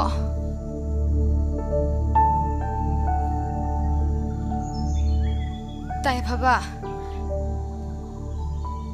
ꯑꯩ ꯍꯧꯖꯤꯛꯇꯤ ꯋꯥꯈꯜ ꯇꯥꯔꯒꯦꯗ ꯀꯔꯤꯅꯣꯅꯦ ꯇꯧꯔꯤꯁꯤꯕꯣ ꯑꯩ ꯂꯝ ꯍꯦꯜꯂꯔꯣꯏꯕ ꯅꯪꯅ ꯁꯤꯗ ꯂꯥꯛꯄꯒꯤ ꯃꯔꯝꯗꯣ ꯍꯥꯏꯌꯣꯃꯤ ꯑꯗꯣ ꯇꯥꯏ ꯐꯕꯗ ꯀꯩꯅꯣꯝꯇ ꯍꯥꯏꯒꯦꯅ ꯂꯥꯛꯄꯅꯦ ꯀꯔꯤ ꯍꯥꯏꯗꯣꯔꯤꯕ ꯍꯥꯏꯗꯣꯏ ꯋꯥꯗꯣ ꯁꯠ ꯍꯥꯏꯔꯣ ꯇꯥꯏ ꯐꯕ ꯑꯩ ꯏꯃꯥꯒ ꯀꯣꯟꯅ ꯂꯥꯛꯑꯒꯦꯗ ai chatlage ba ai imaga kona laage ko tai phaba ai chatlage karino tawrisibo ai chale kaino ne ai kona laage ba oi lambi do onare ne oi thomjale tai phaba ai kona laage ba ai kona laage imaga ai chale tai phaba ai chale Tanobi ni ngasi ingo to uliba matawse kaino mi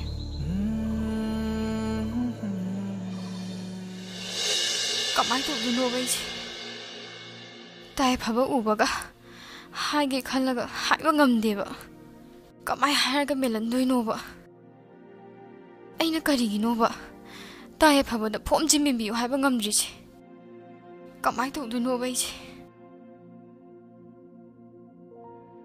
ima kamai to duino ba phom si mendri kamai to se haino aina ngara noi tai phaba melalo haiba natro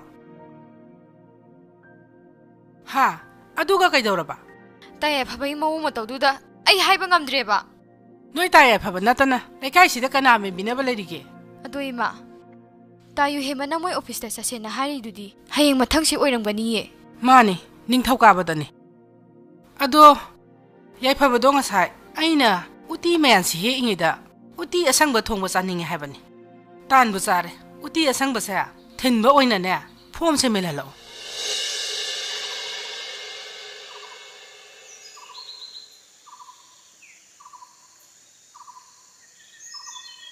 Bunga, se, masih magi yapselu. Nang na tandraga di ne, pian kokta, amot pa kong rao masulay hobani. Adu lau to raga ne, yapsela suyani, ipa ne, laipung wari ngak tang yauru kike. Tandraga di pian kok to khonga aman pumjile hobani yokselu kai nuai to ko paba nang nuai bse kari manam no side kai de manam more jano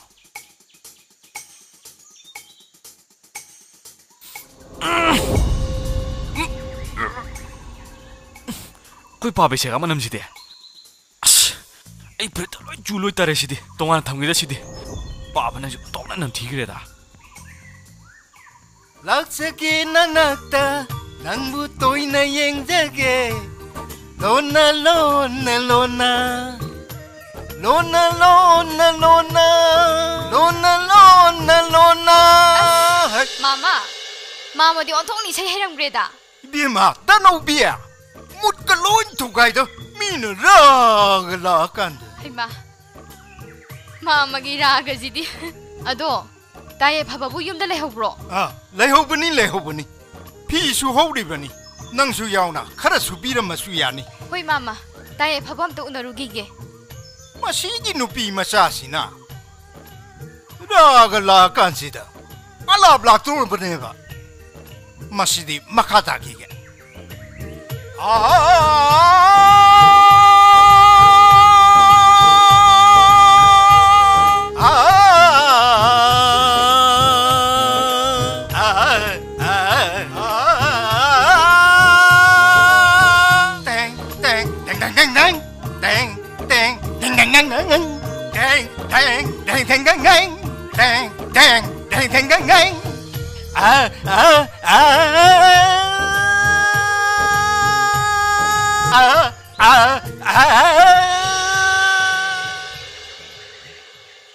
Taye phaba.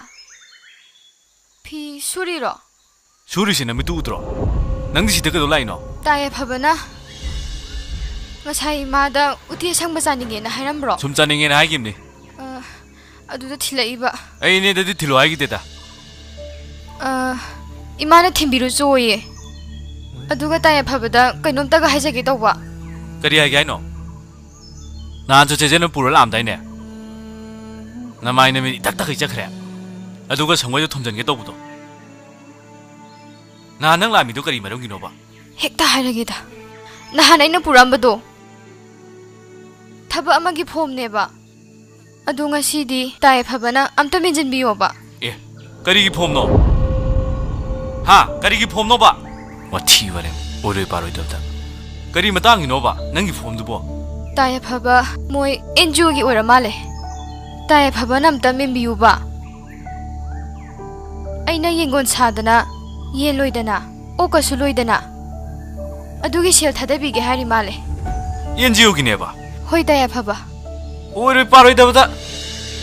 ꯀꯔꯤꯒꯤ ꯑꯦꯟꯖꯤꯑꯣ ꯆꯠꯂꯣ ꯑꯩ ꯃꯦꯟ ꯉꯝꯃꯣꯏ ꯍꯥꯏꯁꯤꯅꯤ ꯑꯗꯨꯏ ꯊꯕꯛꯇꯨ ꯀꯅꯥ ꯁꯤꯜꯂꯨꯏꯅꯣꯕ ꯑꯗꯨꯕꯨꯔꯣ ꯅꯍꯥꯟ ꯑꯩꯈꯣꯏꯗ ꯂꯥꯛꯄ ꯇꯥꯌꯨ ꯍꯦꯟꯕꯗꯣ ꯃꯥꯅ ꯍꯥꯏꯕꯅꯤ ꯑꯩ ꯌꯥꯝ ꯊꯥꯖꯔꯨꯅꯨꯀꯣ ꯍꯧꯖꯤꯛ ꯃꯇꯝꯁꯤ ꯈꯗ꯭ꯔꯛ ꯃꯗ꯭ꯔꯛꯀꯤ ꯃꯤꯌꯥꯝ ꯊꯣꯛꯑꯝꯅꯤ ꯃꯤꯒꯤ ꯏꯃꯨꯡ ꯃꯅꯨꯡꯒꯤ ꯗꯤꯇꯦꯜꯁ ꯄꯨꯝꯅꯃꯛ ꯈꯪꯗꯣꯛꯈ꯭ꯔꯒ ꯊꯦꯝ ꯅꯧꯔꯒ ꯁꯦꯜ ꯂꯧꯊꯣꯛꯈꯤꯕ ꯃꯌꯥꯝ ꯌꯥꯎꯔꯝꯅꯤꯀꯣ ꯗꯁꯥ ꯇꯥꯖꯅꯤ ꯅꯣꯏꯁꯨ ꯃꯤ ꯌꯥꯝ ꯊꯥꯖꯔꯨꯅꯨꯀꯣ ꯅꯪ ꯐꯣꯝꯗ ꯃꯦꯟ ꯉꯝꯃꯣꯏ ꯆꯣ ꯑꯗꯨꯒꯨꯝꯕ ꯑꯣꯏꯔꯣꯏ ꯄꯥꯔꯣꯏꯗꯕꯗ ꯑꯩ ꯐꯣꯝꯗꯨ ꯃꯦꯟ ꯉꯝꯃꯣꯏ ꯆꯠꯂꯣ ꯅꯪꯅ ꯄꯣꯔꯛꯏꯕ ꯏꯟꯖꯥꯡꯗꯨꯗꯤ ꯊꯝꯃꯝꯃꯣ ꯋꯥꯊꯤ ꯋꯥꯔꯦꯝ ꯑꯣꯏꯔꯣꯏ ꯄꯥꯔꯣꯏꯗꯕ ꯐꯣꯝꯗꯨ ꯑꯩꯉꯣꯟꯗ ꯃꯦꯜꯂꯨ ꯀꯥꯏꯅ ꯇꯥꯌꯥꯐꯕ ꯎꯇꯤꯁꯤ ꯁꯤꯗ ꯊꯝꯃꯝꯃꯒꯦ ꯑꯣꯏꯔꯣꯏꯗꯕ ꯊꯕꯛ ꯇꯧꯅꯨꯀꯣ ꯑꯩ ꯆꯠꯂꯦ ꯇꯥꯌꯥꯐꯕ ꯋꯥꯊꯤ ꯋꯥꯔꯦꯝ ꯐꯣꯝ ꯃꯦꯜꯂꯨ ꯀꯥꯏꯅ ꯍꯧꯖꯤꯛ ꯃꯇꯝꯁꯤ ꯖꯨꯒꯣꯠ ꯆꯥꯗꯕ ꯃꯤ ꯌꯥꯝ ꯊꯣꯛꯑꯝꯅꯤꯀꯣ ꯌꯥꯝ ꯊꯥꯖꯔꯨꯅꯨ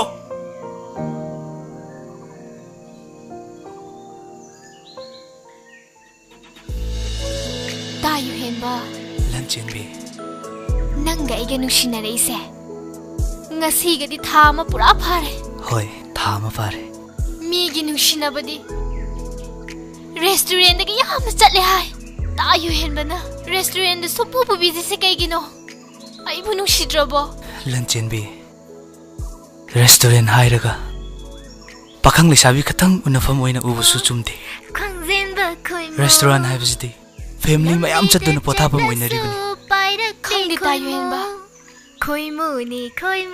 ꯔꯦꯁꯇꯨꯔꯦꯟꯗ ꯄꯥꯈꯪ ꯂꯩꯁꯥꯕꯤ ꯃꯌꯥꯝ ꯎꯅꯩ ꯍꯥꯏ ꯑꯩꯗꯤ ꯈꯨꯡꯒꯪ ꯅꯨꯄꯤꯅꯤꯅ ꯀꯩꯁꯨ ꯈꯪꯖꯗꯦꯗ ꯂꯟꯆꯦꯟꯕꯤ ꯏꯕꯥꯅꯤꯒꯤ ꯅꯨꯡꯁꯤꯅꯕꯁꯦ ꯑꯁꯦꯡꯕ ꯅꯨꯡꯁꯤꯕꯗꯨ ꯑꯣꯏꯍꯟꯁꯦ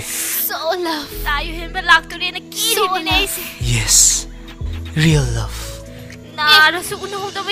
ꯔꯤꯌꯦꯜ ꯂꯚ ꯍꯥꯏꯗꯤ ꯀꯩꯅꯣ ꯁꯤꯡꯅ ꯑꯝꯇ ꯇꯥꯛꯄꯤꯌꯣꯕ ꯇꯥꯌꯨ ꯍꯦꯟꯕ ꯔꯤꯌꯦꯜ ꯂꯚꯇꯣ ꯑꯝꯇ ꯇꯥꯛꯄꯤꯌꯣꯕꯁꯦ ꯅꯪꯕꯨ ꯏꯪꯂꯤꯁ ꯀꯌꯥꯝ ꯂꯣꯟꯈꯤꯗꯥꯏ ꯅꯪꯕꯨ ꯈꯪꯗꯕ꯭ꯔꯣ ꯅꯪꯕꯨ ꯍꯧꯖꯤꯛꯇ ꯁꯣꯜꯂꯞ ꯀꯌꯥꯝ ꯍꯥꯏꯈꯤꯗꯥꯏ ꯑꯁ ꯃꯤꯅ ꯂꯣꯟꯅꯩꯅꯦ ꯁꯨꯝ ꯂꯣꯜꯂꯤꯅꯤꯗ ꯑꯥꯁꯨ ꯈꯪꯗꯦ ꯅꯪ ꯁꯤꯗꯤ ꯇꯥꯌꯨ ꯍꯦꯟꯕꯗꯣ ꯔꯤꯌꯦꯜ ꯂꯚ ꯍꯥꯏꯕꯗꯤꯅꯦ ꯌꯥꯗꯕꯅꯤ ꯑꯩ ꯑꯁꯦꯡꯕ ꯅꯨꯡꯁꯤꯕ ꯃꯃꯥꯏꯒꯗꯣ ꯁꯤꯠ ꯅꯥꯟꯅꯗꯅ ꯅꯥꯔꯁꯨ ꯅꯥꯟꯅ ꯆꯠꯂꯒꯦ ꯑꯩ ꯔꯤꯌꯦꯜ ꯂꯚ ꯍꯥꯏꯕꯗꯤ ꯑꯁꯦꯡꯕ ꯅꯨꯡꯁꯤꯕ ꯇꯥꯌꯨ ꯍꯦꯟꯕ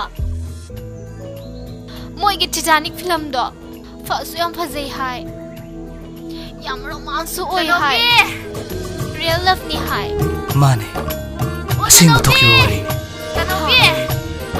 ꯑꯁꯦꯡꯕ ꯊꯣꯛꯈꯤꯕ ꯀꯣꯏꯅ ꯂꯥꯛꯏꯁꯦ ꯁꯠ ꯈꯨꯃꯣ ꯔꯣꯃꯥꯟꯁ ꯑꯣꯏꯕ꯭ꯔꯣ ꯇꯥꯌꯨ ꯍꯦꯟꯕꯗꯣ ꯉꯁꯤ ꯂꯥꯛꯅꯤ ꯍꯥꯏꯗꯥꯏꯅꯦ ꯑꯩ ꯔꯣꯃꯥꯟꯁ ꯌꯥꯝ ꯀꯗꯥꯏꯗ ꯉꯥꯎꯖꯩ ꯆꯠꯈ꯭ꯔꯕ ꯊꯣꯡꯒ ꯂꯣꯔꯤꯅꯦ ꯔꯣꯃꯥꯟꯁ ꯌꯥꯝ ꯄꯥꯝꯃꯦ ꯂꯟꯆꯦꯟꯕꯤ ꯃꯃꯥꯝꯆꯥꯁꯤꯕꯨ ꯀꯗꯥꯏꯗ ꯆꯠꯂꯤꯅꯣ ꯑꯩꯉꯣꯟꯗ ꯔꯣꯃꯥꯟꯁ ꯇꯧꯔꯣꯏꯗ꯭ꯔꯣ ꯅꯪ ꯑꯩꯉꯣꯟꯗ ꯔꯣꯃꯥꯟꯁ ꯇꯧꯔꯣꯏꯗ꯭ꯔꯕ ꯃꯔꯣꯟ ꯑꯃ ꯅꯨꯡꯉꯥꯏꯔꯝꯃꯤ ꯃꯣꯏ ꯔꯣꯃꯥꯟꯁ ꯃꯃꯥꯝꯆꯥꯁꯦ ꯄꯥꯝꯃꯦꯕ ꯉꯥꯏꯔꯒꯦꯗ ꯑꯗꯨꯁꯨ ꯇꯩꯇꯥꯅꯤꯛꯀꯤ romance Yes. Show love. So love. So love.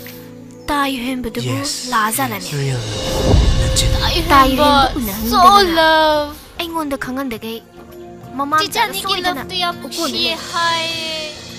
Real ꯅꯥꯔꯁꯨ love. ꯅꯥꯟꯅ ꯁꯤꯁꯨ ꯁꯤꯅ ꯇꯥꯌꯨ ꯍꯦꯟꯕ. ꯃꯣꯏ ꯃꯅꯥꯛꯇ ꯆꯠꯂꯒꯦ Look at me. ꯇꯥꯌꯨ ꯍꯦꯟꯕꯗꯤ ꯑꯩ So love. ꯁꯣꯏꯗꯅ ꯎꯅꯔꯒꯦ So love. So love. Tayo Henba, I love you. Tayo Henba. So love. So love. Tayo Henba, look at me. Look at me. ꯎꯀꯣꯟꯗꯁꯨ ꯂꯩꯍꯧꯗꯦ ꯌꯥꯝꯅ fuzzy. ꯁꯪꯒꯣꯟꯗꯁꯨ ꯂꯩꯔꯝꯗ꯭ꯔꯦ Fuzzy. Fuzzy. ꯃꯣꯏ Tayo ꯄꯨꯟꯅ Henba. ꯁꯣꯏꯗꯅ ꯌꯦꯡꯒꯣꯟꯗ ꯆꯠꯂꯝꯃꯅꯤ ꯌꯥꯝꯅ ꯅꯥꯔꯤꯕ fuzzy. ꯈꯨꯅꯥꯁꯤꯒ ꯌꯦꯡꯒꯣꯟ ꯀꯃꯥꯏꯅ ꯇꯥꯅ ꯁꯦꯝꯗꯣꯏꯅꯣꯕ ꯍꯣꯏ ꯄꯥꯝꯃꯦ ꯑꯩ ꯁꯣꯏꯗꯅ ꯆꯠꯀꯅꯤ ꯑꯁ ꯑꯩ ꯍꯩꯔꯣꯏꯗ ꯕꯥꯕꯥ ꯅꯪ ꯕꯨꯗꯣꯟꯖꯤꯟ ꯃꯆꯤꯟ ꯑꯝꯇ ꯌꯥꯎꯗ꯭ꯔꯦꯗ ꯁꯦꯝꯃ ꯁꯤꯟꯗ ꯌꯥꯔꯣꯏ ꯅꯤꯡꯒꯣꯡꯁꯤꯁꯨ ꯑꯩ ꯁꯦꯝꯃ ꯍꯩꯇ꯭ꯔꯦ ꯄꯥꯕꯅ ꯑꯗꯨꯝ ꯁꯦꯝꯖꯔꯣ ꯅꯥꯕ ꯍꯦꯟꯖꯜꯂꯛꯏꯁꯦ ꯅꯄꯥ ꯑꯩꯉꯣꯟꯗꯗꯤ ꯅꯆꯤꯟ ꯀꯜꯂꯤꯗ ꯅꯪ ꯄꯣꯟꯗꯣꯟꯗꯨ ꯐꯥꯎꯕ ꯁꯦꯝꯕ ꯍꯩꯇ꯭ꯔꯕ ꯕꯥꯕꯥ ꯍꯩꯇ꯭ꯔꯗꯤ ꯍꯩꯇ꯭ꯔꯦ ꯌꯨꯝꯊꯣꯡ ꯈꯨꯗꯤꯡꯒꯤ ꯀꯦꯟꯗꯜ ꯁꯤꯖꯤꯟꯅꯔ ꯃꯇꯝꯁꯤꯗ ꯁꯤ ꯕꯨꯗꯣꯟꯁꯦ ꯀꯩꯗꯧꯅꯗꯣꯏꯅꯣ ꯂꯪꯊꯣꯛꯈ꯭ꯔꯁꯤꯗ ꯄꯥꯕ ꯍꯣꯏ ꯑꯩꯅ ꯆꯦꯛꯁꯤꯟꯅ ꯊꯝꯖꯔꯤꯕꯅꯤꯅꯦ ꯅꯃꯥꯅ ꯁꯦꯝꯖꯔꯝꯕ ꯅꯃꯥꯅꯤ ꯈꯪꯅ ꯅꯆꯟꯕꯅꯤꯅꯦ ꯀꯔꯤꯕ ꯄꯥꯕ ꯁꯤ ꯑꯩꯈꯣꯏ ꯃꯥꯅ ꯁꯤꯖꯤꯟꯅꯔꯝꯕ ꯕꯨꯗꯣꯟꯅꯦꯕ ꯑꯁ ꯂꯣꯏꯔꯦ ꯑꯩꯈꯣꯏ ꯄꯥꯕꯩ ꯔꯣꯃꯥꯟꯁ ꯊꯤꯅꯩꯌꯦ ꯕꯨꯗꯣꯟꯁꯤꯕꯨ ꯑꯩꯈꯣꯏ ꯏꯃꯥꯅꯤ ꯑꯩꯅ ꯆꯠꯇꯣꯏꯁꯦ ꯇꯥꯏꯌꯦ ꯐꯕꯅꯤꯅꯦ ꯇꯝꯐꯥꯃꯅꯤ ꯅꯆꯥꯅꯨꯄꯥꯁꯤꯅ ꯆꯤꯟꯃꯤ ꯅꯠꯇ꯭ꯔꯅꯦ ꯀꯌꯥꯗ ꯎꯁꯤꯠꯇ ꯑꯣꯏꯗꯅ ꯉꯥꯡꯉꯤꯕꯅꯣꯅꯦ ꯀꯗꯥꯏꯗꯤ ꯐꯥꯎꯖꯤꯜꯂꯛꯏꯅꯣ ꯄꯥꯕꯅ ꯕꯨꯗꯣꯟꯗꯨꯗ ꯇꯝꯐꯥꯃꯅꯤ ꯀꯥꯏ ꯇꯧꯈꯠꯂꯤꯗꯨꯅ ꯍꯩꯇꯦꯅꯦ ꯇꯧꯗꯣꯏꯕ ꯑꯩꯅ ꯀꯔꯤꯅꯣ ꯀꯌꯥ ꯃꯥꯅ ꯑꯩꯉꯣꯟꯗ ꯌꯦꯡꯁꯤꯜꯂꯒ ꯁꯨꯒꯠꯂꯤꯁꯤꯅ ꯂꯥꯛꯆꯔꯤꯕ ꯁꯨꯒꯠꯂꯛꯄꯁꯤꯗ ꯐꯤꯕꯝ ꯉꯥꯏꯈꯣ ꯄꯥꯕ ꯀꯥꯏꯈ꯭ꯔꯦꯗ ꯉꯁꯥꯏ ꯇꯥ ꯆꯥꯎꯕꯅ ꯑꯩꯉꯣꯟꯗ ꯐꯣꯟ ꯇꯧꯔꯛꯑꯝꯃꯦ ꯄꯥꯕꯅ ꯀꯩꯀꯩ ꯍꯥꯏꯔꯨꯒꯦ ꯇꯥ ꯆꯥꯎ ꯁꯦꯀꯣ ꯑꯩꯁꯤꯕꯨ ꯇꯧꯔꯛꯑꯝꯃꯤ ꯃꯤ ꯄꯥꯕ ꯅꯪꯕꯣ ꯇꯧꯔꯛꯇꯅ ꯍꯥꯏꯅ ꯃꯐꯝꯁꯤꯗ ꯀꯩꯗꯧ ꯅꯪꯁꯦ ꯍꯥꯞꯅꯤꯡꯉꯤꯔꯣ ꯅꯣꯡꯉꯥꯟꯕꯗꯒꯤ ꯅꯨꯃꯤꯠ ꯇꯥꯕ ꯐꯥꯎꯅꯦ ꯁꯨꯀꯠꯇꯅ ꯂꯦꯝꯖꯥ ꯂꯩꯕꯀꯣ ꯆꯥꯗꯨꯅ ꯂꯩꯕꯗꯨꯗ ꯑꯩꯕꯨ ꯂꯦꯝꯖꯥ ꯆꯥꯕꯕ ꯄꯥꯕ ꯀꯔꯤꯅꯣ ꯄꯥꯕ ꯑꯩꯕꯨ ꯅꯣꯡꯉꯥꯟꯗ ꯅꯨꯃꯤꯠ ꯇꯥꯎ ꯂꯦꯝꯖꯥ ꯆꯥ ꯂꯩ ꯈꯨꯝꯃꯨꯅꯦ ꯅꯆꯤꯟꯗꯣ ꯅꯪꯅ ꯂꯩꯔꯤꯁꯤ ꯀꯔꯤ ꯇꯧꯔꯒꯦ ꯂꯦꯝꯖꯥ ꯅꯪꯅ ꯆꯥꯗꯨꯅ ꯁꯨꯀꯠꯇꯅ ꯂꯩꯕ ꯂꯩꯔꯤꯗꯨꯕꯣ ꯅꯪꯁꯦ ꯀꯥꯏꯗꯅꯣ ꯉꯥꯔꯤꯗꯣ ꯏꯝꯐꯥꯜꯗ ꯂꯩꯕ ꯌꯦꯅꯅꯥꯗꯣ ꯗꯨꯀꯥꯟꯗꯨꯗꯅꯦ ꯁꯦꯀꯧ ꯁꯦꯀꯧ ꯈꯔ ꯌꯥꯎꯍꯟꯒꯦ ꯍꯥꯏꯗꯅ ꯈꯣꯡ ꯍꯥꯝꯅꯤꯡꯕ ꯍꯦꯛ ꯃꯥꯟꯒꯦ ꯄꯥꯕꯅ ꯑꯩꯉꯣꯟꯗ ꯀꯔꯤ ꯇꯥꯟꯅꯔꯝꯗꯅ ꯄꯥꯕꯅ ꯍꯦꯛ ꯉꯥꯔꯤꯅꯣꯅꯦ ꯅꯪꯉꯣꯟꯗ ꯇꯥꯟꯅꯔꯗꯤ ꯌꯥꯒꯗꯣ ꯍꯥꯏꯗꯅ ꯈꯣꯡ ꯍꯥꯝꯅꯤꯡꯕ ꯅꯠꯇꯦꯕ ꯁꯦꯜꯗꯨ ꯈꯔ ꯊꯣꯡꯅꯕ ꯈꯪꯉꯕ ꯑꯩꯉꯣꯟꯗ ꯂꯩꯅꯦ ꯀꯇꯟ ꯌꯥꯎꯁꯤꯗꯤ ꯅꯤꯡꯖꯣꯡꯁꯦ ꯌꯩꯈ꯭ꯔꯦ ꯑꯗꯨꯒꯤꯔ ꯅꯃꯥꯏꯗ ꯂꯧꯐꯝ ꯈꯪꯗꯦ ꯁꯨꯏꯗꯣ ꯑꯌꯣ ꯇꯥꯏꯐꯕ ꯑꯩꯈꯣꯏ ꯄꯥꯕꯅ ꯁꯤꯜꯂꯤꯁꯤꯕꯣ ꯅꯪꯒ ꯑꯩꯉꯣꯟꯗ ꯆꯩꯔꯁꯨ ꯑꯩꯕꯨ ꯉꯁꯤꯗꯤ ꯌꯥꯗ꯭ꯔꯥ ꯆꯩꯔꯛꯑꯅꯨ ꯑꯌꯣ ꯇꯥ ꯆꯥꯎꯕꯒꯤ ꯏꯁꯧꯗꯨꯒ ꯀꯔꯤꯅꯣ ꯃꯥꯅ ꯍꯥꯏꯁꯤꯕꯣ ꯑꯩ ꯅꯉꯣꯟꯗ ꯄꯉꯥꯡ ꯉꯥꯡꯈ꯭ꯔꯣ ꯅꯪꯅ ꯂꯩꯔꯝꯃꯤ ꯐꯤꯕꯝꯗꯨꯗ ꯍꯪꯕꯤꯕ ꯅꯠꯇ꯭ꯔꯣ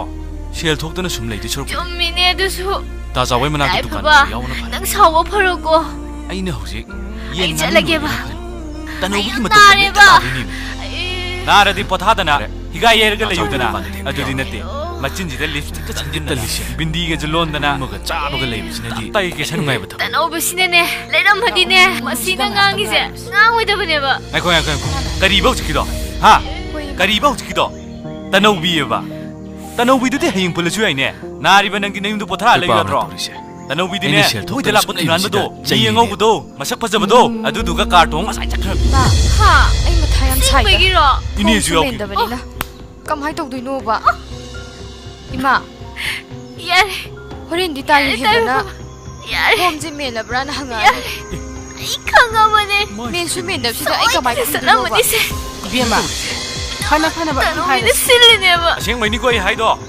ꯇꯥꯏꯐꯕ ꯍꯣꯔꯦꯟꯗꯣ ꯃꯈꯥ ꯇꯥꯔ ꯐꯕꯗꯨꯅ ꯑꯗꯨꯝ ꯃꯦꯟꯕꯤꯔꯁꯨ ꯌꯥꯔꯕꯅꯦ ꯃꯥꯁꯦ ꯑꯩꯉꯣꯟꯗ ꯋꯥꯔꯧꯈ꯭ꯔ ꯃꯥꯜꯂꯦ ꯇꯅꯧꯕꯤ ꯏꯃꯥ ꯇꯥꯏ ꯐꯕꯁꯦ ꯈꯜꯂꯨꯔꯒ ꯌꯥꯝ ꯁꯥꯎꯅꯤꯡꯉꯛꯇꯣꯔꯤ ꯏꯃꯥ ꯈꯪꯉꯤ ꯉꯁꯤꯗꯒꯤ ꯈꯪꯉꯤ ꯑꯗꯨ ꯇꯥꯏ ꯐꯕꯁꯦ ꯑꯃꯨꯛ ꯀꯌꯥꯗ ꯐꯗ꯭ꯔꯤꯅꯣ ꯌꯦꯡꯉꯣ ꯀꯩꯅꯣꯅꯦ ꯐꯣꯝꯁꯦ ꯃꯥꯅ ꯃꯦꯟꯕꯤꯕ ꯌꯥꯔꯕꯅꯦꯕ ꯈꯪꯉꯕꯅꯤ ꯃꯥꯗꯤ ꯉꯁꯤꯗꯒꯤ 이ꯕ ꯄꯥꯕꯁꯨ ꯊꯣꯛꯏꯕꯅꯦꯕ ꯃꯣꯏ ꯃꯃꯥ ꯃꯆꯥꯅꯗꯤ ꯈꯪꯗ꯭ꯔꯤꯕ ꯑꯩꯅꯗꯤ ꯃꯣꯏꯒꯤ ꯐꯕ ꯍꯥꯏꯕꯤꯔꯒ ꯄꯤꯔꯝꯒꯅꯤꯁꯦ ꯑꯗꯣ ꯏꯃꯥ ꯇꯥꯏ ꯐꯕꯅ ꯋꯥꯐꯝ ꯈꯔ ꯊꯝꯃꯛꯏꯅꯦ ꯃꯥꯏꯁꯤꯗꯤ ꯀꯩꯅꯣ ꯃꯥꯅ ꯑꯩꯉꯣꯟꯗ ꯍꯥꯏꯔꯤꯗꯣ ꯃꯤ ꯊꯥꯖꯒꯅꯨ ꯁꯤꯅꯤ ꯇꯥꯌꯨ ꯍꯦꯟꯕꯁꯦ ꯀꯔꯤ ꯍꯥꯏꯒꯦ ꯃꯥꯅ ꯊꯥꯖꯗꯤ ꯇꯥꯌꯨ ꯍꯦꯟꯕꯅ ꯍꯥꯏꯔꯤꯗꯨꯕꯨ ꯍꯧꯖꯤꯛꯀꯤ ꯃꯇꯝꯗꯗꯤ ꯈꯗ꯭ꯔꯛ ꯃꯗ꯭ꯔꯛꯀꯤ ꯃꯌꯥꯝ ꯊꯣꯛꯍꯟꯅꯤꯗ ꯀꯩꯗꯧꯕꯩ ꯑꯣꯏꯔꯣꯏꯗꯣꯏꯅꯣ ꯏꯃꯨꯡ ꯃꯣꯏ ꯃꯅꯨꯡꯗꯨꯒꯤ ꯑꯣꯐꯤꯁꯇ ꯗꯤꯇꯦꯜ ꯆꯠꯇꯅ ꯄꯨꯝꯅꯃꯛ ꯈꯪꯗꯣꯛꯈ꯭ꯔꯒ ꯑꯆꯧꯕꯁꯤꯡꯗꯨꯕꯨ ꯎꯅꯔꯛꯏꯗꯨꯗꯤ ꯁꯦꯜ ꯂꯧꯊꯣꯛꯆꯈꯤꯕ ꯑꯗꯨꯕꯨꯗꯤ ꯆꯨꯝꯃꯦ ꯀꯣꯡꯒꯥꯏ ꯑꯃꯅꯤ ꯑꯗꯨꯗ ꯂꯨꯔꯤꯗꯤ ꯍꯣꯏꯅꯦ ꯑꯃꯔꯣꯝꯗꯗꯤ ꯕꯦꯡ ꯑꯦꯀꯥꯎꯟ ꯍꯥꯡꯕ ꯅꯣꯏ ꯇꯥꯏ ꯍꯥꯏꯔꯤꯗꯣ. ꯐꯕꯅ ꯍꯥꯏꯗꯣ ꯏꯕꯦꯝꯃ, ꯆꯨꯝꯃꯤ ꯕꯦꯡ ꯍꯧꯖꯤꯛꯀꯤ ꯑꯦꯀꯥꯎꯟꯗꯨꯗꯤ ꯍꯧꯖꯤꯛꯀꯤ ꯅꯣꯏ ꯇꯥꯏ ꯃꯇꯝꯁꯦ ꯍꯦꯟꯕꯅ ꯁꯤꯜꯂꯒ ꯀꯥꯇꯨ ꯑꯗꯨꯝ ꯍꯪꯕꯤꯔꯒꯦ ꯀꯥꯔꯟꯒꯤꯁꯦ ꯍꯥꯏꯗꯨꯗꯤ ꯌꯥꯝ ꯅꯪꯁꯨ ꯂꯩꯔꯕꯅꯤ. ꯈꯪꯉꯤ ꯅꯠꯇ꯭ꯔꯣ ꯏꯃꯥ ꯑꯗꯣ ꯅꯣꯏ ꯇꯥꯏꯌꯨ ꯑꯗꯨꯒꯤ ꯍꯦꯟꯕꯗꯣ ꯁꯦꯟꯐꯝꯗꯨꯅ ꯐꯪꯉꯗꯤ ꯈꯗ꯭ꯔꯛ ꯃꯗ꯭ꯔꯛꯀꯤ ꯌꯥꯝꯂꯤꯕ ꯃꯤꯗꯤ ꯁꯦꯟꯐꯝꯅꯤꯀꯣ. ꯃꯥꯟꯗꯦꯗ. ꯍꯣꯏ ꯌꯥꯝꯃꯤꯕ ꯁꯦꯜꯅꯤ ꯑꯥꯗ ꯂꯥꯛ 1.5 ꯊꯧꯔꯤꯕ ꯃꯨꯛꯇꯤ ꯐꯪꯅꯤ ꯍꯥꯏ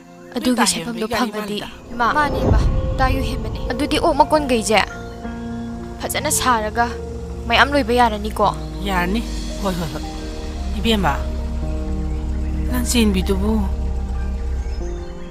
ngasi ꯅꯤꯅꯤꯃꯨꯛꯇꯤ ꯁꯨꯔꯦ. ꯁꯤ ꯅꯨꯄꯥꯁꯦ ꯃꯣꯏ ꯃꯃꯥ ꯃꯆꯥꯅ ꯌꯥꯝ ꯊꯥꯖꯗꯦ ꯅꯁꯛ ꯃꯇꯧ 이네 ꯍꯣꯏ ꯌꯨꯝꯗ ꯑꯗꯨꯝ ꯂꯩꯔꯝꯃꯁꯨ ꯌꯥꯕꯗꯨꯕꯨ ꯂꯝꯕꯤꯁꯤꯗ ꯑꯃꯨꯛ ꯉꯥꯏꯔꯝꯃꯤꯁꯤꯕꯨ ꯅꯪꯕꯨ ꯅꯍꯥꯟ ꯃꯥꯒ ꯁꯥꯎꯅꯈꯤꯕ ꯌꯥꯎꯕ꯭ꯔꯣ? ꯍꯥꯏꯗꯨꯗꯤ ꯏꯕꯨꯡꯉꯣꯅ ꯌꯥꯎꯗꯦꯗ ꯏꯃꯥ. ꯂꯥꯛꯀꯅꯤ ꯍꯥꯏꯕ ꯄꯨꯡꯐꯝꯗꯣ ꯌꯧꯁꯜꯂꯛꯄꯁꯤꯗ ꯍꯣꯏꯅꯦ. ꯂꯝꯕꯤꯗ ꯊꯣꯛꯑꯒ ꯁꯨꯝ ꯉꯥꯏꯔꯝꯕꯅꯤꯗ. ꯃꯥꯅ ꯑꯗꯣ ꯂꯥꯛꯇ꯭ꯔꯤꯁꯦ ꯇꯅꯧꯕꯤ ꯐꯣꯝꯗꯨꯕꯨ ꯃꯦꯜꯂꯕꯣ? ꯑꯩꯁꯨ ꯊꯕꯛ ꯆꯤꯟꯕꯅꯤꯅ ꯃꯥꯏ ꯃꯅꯥꯛꯇꯁꯨ ꯆꯠꯇ꯭ꯔꯦ. ꯑꯗꯨꯒꯤꯅꯤ ꯏꯃꯥꯅ ꯍꯪꯉꯤꯁꯦ. ꯅꯪꯕꯨ ꯑꯝꯇ ꯆꯠꯄꯤꯔꯨꯁꯨ. ꯃꯦꯟꯗ꯭ꯔꯤ ꯍꯥꯏꯕ. ꯃꯉꯥꯎ ꯀꯔꯤ? ꯊꯤꯕ ꯑꯉꯥꯡ. ꯃꯁꯥꯒ ꯉꯝꯗ꯭ꯔꯖꯥꯠꯂꯥ? ꯑꯃꯨꯛꯇ ꯍꯪꯉꯨꯁꯣꯗꯅ. ꯄꯥꯕꯁꯨ ꯊꯣꯛꯇꯦ. ꯍꯣꯏ ꯏꯃꯥ ꯑꯩ ꯉꯥꯏꯍꯥꯛ ꯂꯩꯔꯒ ꯆꯠꯂꯨꯔꯒꯦ. ꯏꯕꯁꯨ ꯍꯩꯇꯦ. ꯆꯠꯂꯨꯁꯨ ꯆꯠꯂꯨꯁꯨ. ꯅꯆꯦꯕꯤ ꯏꯔꯤꯕꯁꯤꯡꯗꯣ ꯅꯪ ꯑꯗꯨꯝ ꯇꯨꯃꯤꯟꯅ ꯂꯩꯔꯒꯦ ꯍꯥꯏꯔꯣ? ꯑꯩꯅ ꯀꯧꯔꯤꯁꯤ ꯌꯥꯝ ꯈꯨꯝꯕꯤꯗ꯭ꯔꯕ ꯈꯪꯗꯦ. ꯅꯆꯦꯕꯤ ꯇꯅꯧꯕꯤ ꯐꯔꯦꯁꯦ ꯄꯨꯝꯅꯃꯛ ꯑꯩ ꯅꯪ ꯋꯥ ꯑꯝꯇ ꯐꯅꯕ ꯉꯥꯡꯉꯔꯣꯏ ꯍꯥꯏꯔꯕ? ꯑꯣꯐꯤꯁꯇ ꯃꯦꯜꯂꯨꯔꯁꯤ. ꯃꯥꯏ ꯃꯑꯣꯡꯁꯦ ꯇꯁꯦꯡꯅ ꯑꯩꯉꯣꯟꯗ ꯁꯥꯎꯔꯤꯖꯥꯠꯂꯣ? ꯏꯅꯦ ꯑꯗꯨꯗꯤ ꯆꯠꯅꯕ ꯇꯧꯔꯁꯤ. ꯑꯩꯅ ꯀꯧꯕꯒꯁꯦ ꯑꯝꯇ ꯈꯨꯝꯃꯔꯣꯏꯗ꯭ꯔꯕ? 이봉원의 반합을 신비로. 마사의 수입 마사는 후지고 강자되네. 꼼꼼해. 얌 하우트 마삭시가. ꯑꯩ ꯅꯪꯁꯦ ꯁꯨꯝ ꯁꯥꯎꯅꯤꯡꯉꯛꯇꯣꯔꯤꯕꯣ. ꯅꯪ ꯈꯨꯝꯃꯔꯣꯏꯗ꯭ꯔꯣ? ꯅꯪ ꯁꯨꯝ ꯇꯨꯃꯤꯟ ꯂꯩꯔꯒꯦ ꯍꯥꯏꯔꯕ? ꯅꯆꯦꯕꯤ ꯈꯪꯉꯦ. ngawro koi. ꯅꯨꯄꯥꯁꯤꯅ ꯇꯅꯧꯕꯤꯗ ꯅꯨꯡꯁꯤꯕꯒꯤ ꯃꯃꯤ ꯑꯃꯒꯨꯝ. ꯑꯩꯁꯦ ꯂꯛꯇ ꯏ ꯍꯥꯏꯒꯗꯤꯅꯤ. ꯁꯥꯎꯔꯤꯕ ꯃꯤꯗꯅꯦ ꯀꯟ ꯉꯥꯡꯒꯅꯨꯀꯣ. ꯅꯆꯦꯕꯤ ꯇꯁꯦꯡꯅ ꯑꯩ ꯇꯤꯟꯅꯅꯤꯡꯗ꯭ꯔꯕꯕ? ꯅꯪ ꯅꯉꯣꯟꯗ ꯁꯥꯎꯔꯤꯁꯦ ꯀꯔꯤ ꯃꯔꯝꯒꯤꯅꯣꯕ? ꯁꯥꯎꯅꯤꯡꯕꯁꯦ ꯃꯈꯜ ꯌꯥꯝꯈ꯭ꯔꯦ.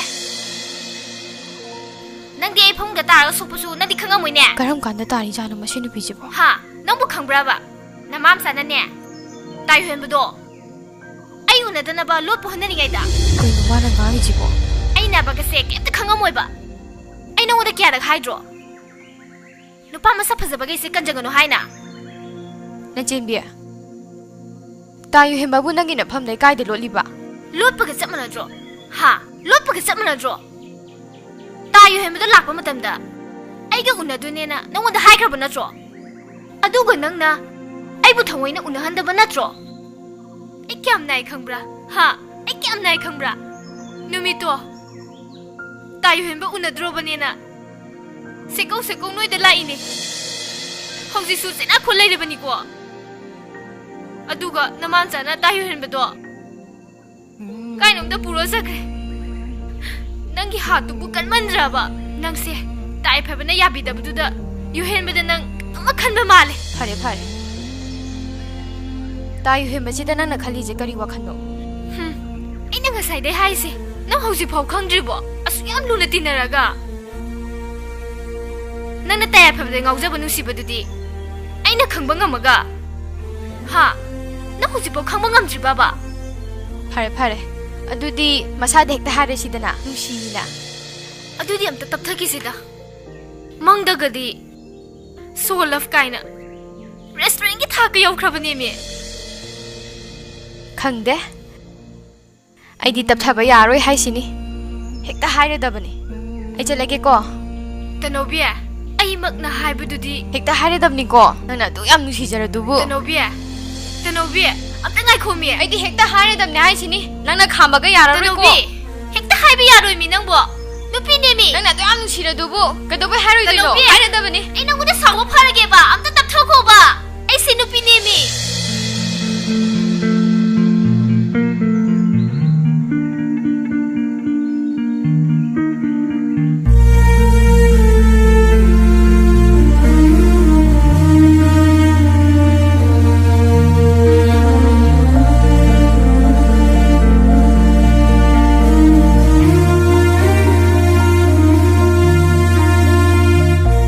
ꯆꯥꯎꯕ ꯋꯥꯔꯝꯃꯅꯤꯅꯦ. ꯑꯗꯨꯗꯤ ꯑꯩ ꯑꯃꯨꯛ ꯆꯠꯂꯒꯦꯀꯣ. ꯆꯠꯂꯣ ꯆꯠꯂꯣ. ꯍꯌꯦꯡ ꯉꯟꯅ ꯂꯥꯛꯑꯣ. ꯍꯣꯏ ꯇꯥ ꯆꯥꯎꯕ. 이비엠아, ꯅꯪꯒꯤ ꯌꯦꯟ ꯃꯆꯤꯟꯖꯥꯛ ꯊꯥꯕꯁꯦ ꯑꯩ ꯃꯇꯨꯡ ꯃꯅꯥꯎ ꯌꯥꯎꯖꯔꯔꯣꯏ. ꯌꯨꯝꯒ ꯈꯔ ꯅꯛꯅꯕꯗ ꯂꯣꯏꯔꯝꯒꯦ ꯍꯥꯏꯗ꯭ꯔꯒ ꯂꯧꯕꯨꯛ ꯃꯌꯥꯏꯁꯤꯗ ꯌꯦꯟ ꯂꯣꯏꯔꯝꯃꯤꯁꯤꯕꯨ ꯀꯩ ꯋꯥꯈꯜꯅꯣꯕ? ꯃꯇꯨꯡ ꯃꯅꯥꯎ ꯌꯦꯟ ꯃꯆꯤꯟꯖꯥꯛ ꯊꯥꯔꯁꯦꯅ ꯍꯥꯏꯔꯛꯀꯅꯨꯀꯣ ꯑꯩꯉꯣꯟꯗ. ꯕꯦꯝꯃ, ꯍꯧꯖꯔꯣꯏ. ꯃꯇꯨꯡꯗ ꯑꯝꯇ. ꯅꯆꯦꯟꯕꯤ, ꯇꯨ ꯐꯨꯔꯤꯠꯀꯨꯝꯕ ꯃꯥꯜꯂꯤꯅꯦ. ꯀꯅꯥꯒꯤ ꯑꯣꯏꯔꯖꯥꯠꯅꯣ? ꯇꯥꯍꯧꯕ ꯃꯥꯜꯂꯤꯅꯦ.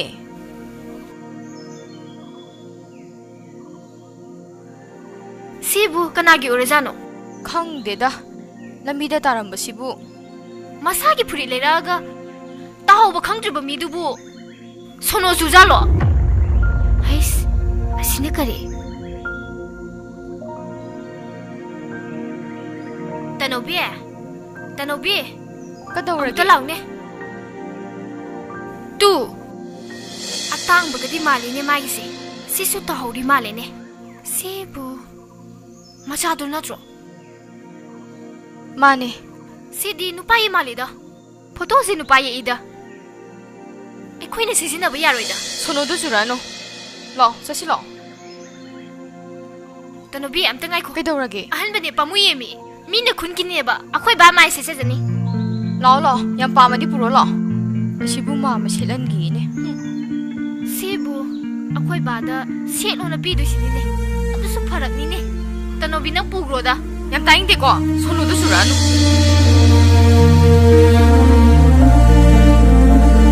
ꯉꯁꯥꯏ ꯑꯩꯅ ꯂꯩꯔꯛꯄ ꯐꯤꯔꯣꯜꯈꯩꯗꯨꯗꯤ ꯒꯥꯔꯤꯗ ꯑꯗꯨꯝ ꯌꯥꯔ ꯊꯝꯃꯝꯃꯤ. ꯑꯁ, ꯑꯩ ꯀꯣꯛꯁꯤ ꯌꯥꯗ꯭ꯔꯦꯗ. ꯕꯥꯕꯥ! ꯀꯔꯤ ꯍꯥꯏꯒꯦꯅꯦ ꯏꯕꯨꯡꯉꯣ? ꯑꯩꯗꯤ ꯀꯥꯎꯋꯦ. ꯑꯩ ꯒꯥꯔꯤꯗꯣ ꯁꯪꯒꯣꯏꯗ ꯂꯩꯍꯧꯕꯅꯦ. ꯄꯥꯕꯒꯤ ꯐꯨꯔꯤꯠ ꯑꯃꯒ ꯑꯩꯒꯤ ꯐꯨꯔꯤꯠ ꯈꯣꯡꯒ꯭ꯔꯥꯎ ꯈꯔꯒ ꯌꯥꯍꯧꯕꯅꯦ. ꯌꯥꯔꯒꯗꯤ ꯄꯥꯕꯅ ꯆꯦꯔꯪ ꯈꯥꯎꯅꯤꯗꯣ ꯑꯝꯇ ꯂꯧꯁꯤꯟꯕꯤꯌꯨ ꯄꯥꯕ. ꯍꯣꯏ. ꯂꯧꯁꯤꯜꯂꯒꯦ.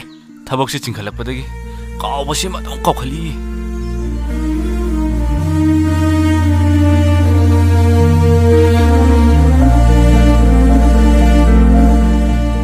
이붕어, 낭나 레이레이버 프리시디 ꯅꯨꯄꯥꯒꯤꯁꯤꯗꯤ ꯑꯣꯟꯊꯣꯛꯅ ꯐꯖꯈ꯭ꯔꯦꯗ ꯃꯁꯤꯕꯨ ꯋꯥꯁꯀꯣꯠ ꯂꯩꯗꯨ ꯅꯠꯇ꯭ꯔꯅꯦ ꯄꯥꯕ ꯃꯥꯅꯦ ꯄꯥꯕꯒꯤ ꯑꯃꯠꯇ ꯂꯩꯇꯕꯗꯨꯗ ꯑꯩ ꯂꯩꯕꯤꯔꯤꯅꯦ ꯆꯦꯈꯥꯎ ꯑꯉꯥꯡꯕꯗ ꯌꯥꯎꯔꯤꯕ ꯈꯣꯡꯒ꯭ꯔꯥꯎꯗꯨꯕꯨ ꯅꯪꯒꯤ ꯅꯠꯇ꯭ꯔꯣ ꯂꯩꯔꯛꯏꯗꯨꯕꯣ ꯏꯕꯨꯡꯉꯣ ꯅꯪꯒꯤ ꯈꯣꯡꯒ꯭ꯔꯥꯎ ꯖꯤꯟꯁꯇꯨꯗꯤ ꯑꯇꯥꯡꯕ ꯑꯣꯏꯔꯝꯒꯗꯧꯕ ꯃꯥꯜꯂꯤ ꯈꯣꯡꯒ꯭ꯔꯥꯎꯗ ꯅꯠꯇꯦ ꯑꯇꯥꯡꯕ ꯐꯨꯔꯤꯠꯇꯨꯁꯨ ꯑꯇꯥꯡꯕꯅꯦ ꯀꯔꯤ ꯐꯨꯔꯤꯠꯇꯨꯁꯨ ꯏꯕꯨꯡꯉꯣ ꯅꯪꯒꯤꯗꯨ ꯐꯨꯔꯤꯠꯇꯤ ꯌꯥꯎꯕ ꯎꯗꯦꯗ ꯈꯣꯡꯒ꯭ꯔꯥꯎ ꯐꯨꯔꯤꯠꯇ ꯅꯠꯇꯦ ꯄꯥꯕ ꯑꯇꯩ ꯑꯇꯩꯁꯨ ꯌꯥꯎꯔꯤꯕꯅꯦ ꯀꯔꯤꯅꯣꯅꯦ ꯌꯥꯎꯍꯧꯗꯦꯗ ꯏꯕꯨꯡꯉꯣ ꯄꯥꯕ ꯑꯩ ꯆꯥꯛ ꯑꯝꯇ ꯆꯥꯈꯤꯒꯦ ꯄꯥꯕꯅ ꯃꯤꯠꯇꯤ ꯑꯣꯟꯗꯅ ꯑꯃꯨꯛꯇꯒ ꯌꯦꯡꯉꯨꯒꯤꯒꯦ ꯌꯥꯍꯧꯕ ꯎꯗꯦꯗ ꯅꯪꯒꯤꯗꯨ ꯇꯥꯍꯧꯔꯝꯗꯅ ꯑꯃꯨꯛ ꯄꯥꯕꯁꯤꯅ ꯃꯨꯟꯅꯗꯤ ꯌꯦꯡꯗꯅ ꯆꯦꯈꯥꯎꯁꯤꯡꯗꯣ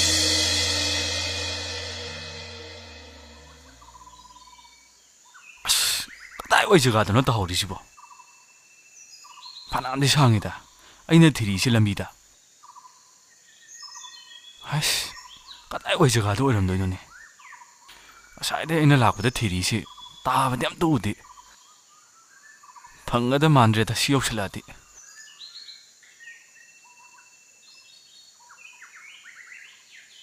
ꯑꯩꯕꯨ ꯉꯔꯥꯡ ꯇꯥꯍꯧꯕ ꯈꯪꯍꯧꯗ꯭ꯔꯤꯁꯤꯅꯤꯅꯦ ꯀꯗꯥꯏ ꯖꯒꯥꯗ ꯇꯥꯔꯝꯗꯣꯏꯅꯣ ꯃꯤ ꯁ꯭ꯋꯥꯏꯗꯗꯤ ꯂꯩꯇ꯭ꯔꯦ ngarang ibani na khulli dusu swai dagini kam aina hai duino koina khulli na khulli do magi soi oi duini tai phaba kai cha duino kem chaloida kainom chum thirambani da lambi du da kari thirino kainom chum yengamane me hanganu chalo kaino chabe chabe re hangadana ai asai bagi ugi masu thibadi laksari dana tai phaba da hawduk tai wafam sini ne luri di thiyu thiyu supang ju phangoi da bada haibi gi tawbani hekta saujali e bengonda phangani thiyu thiyu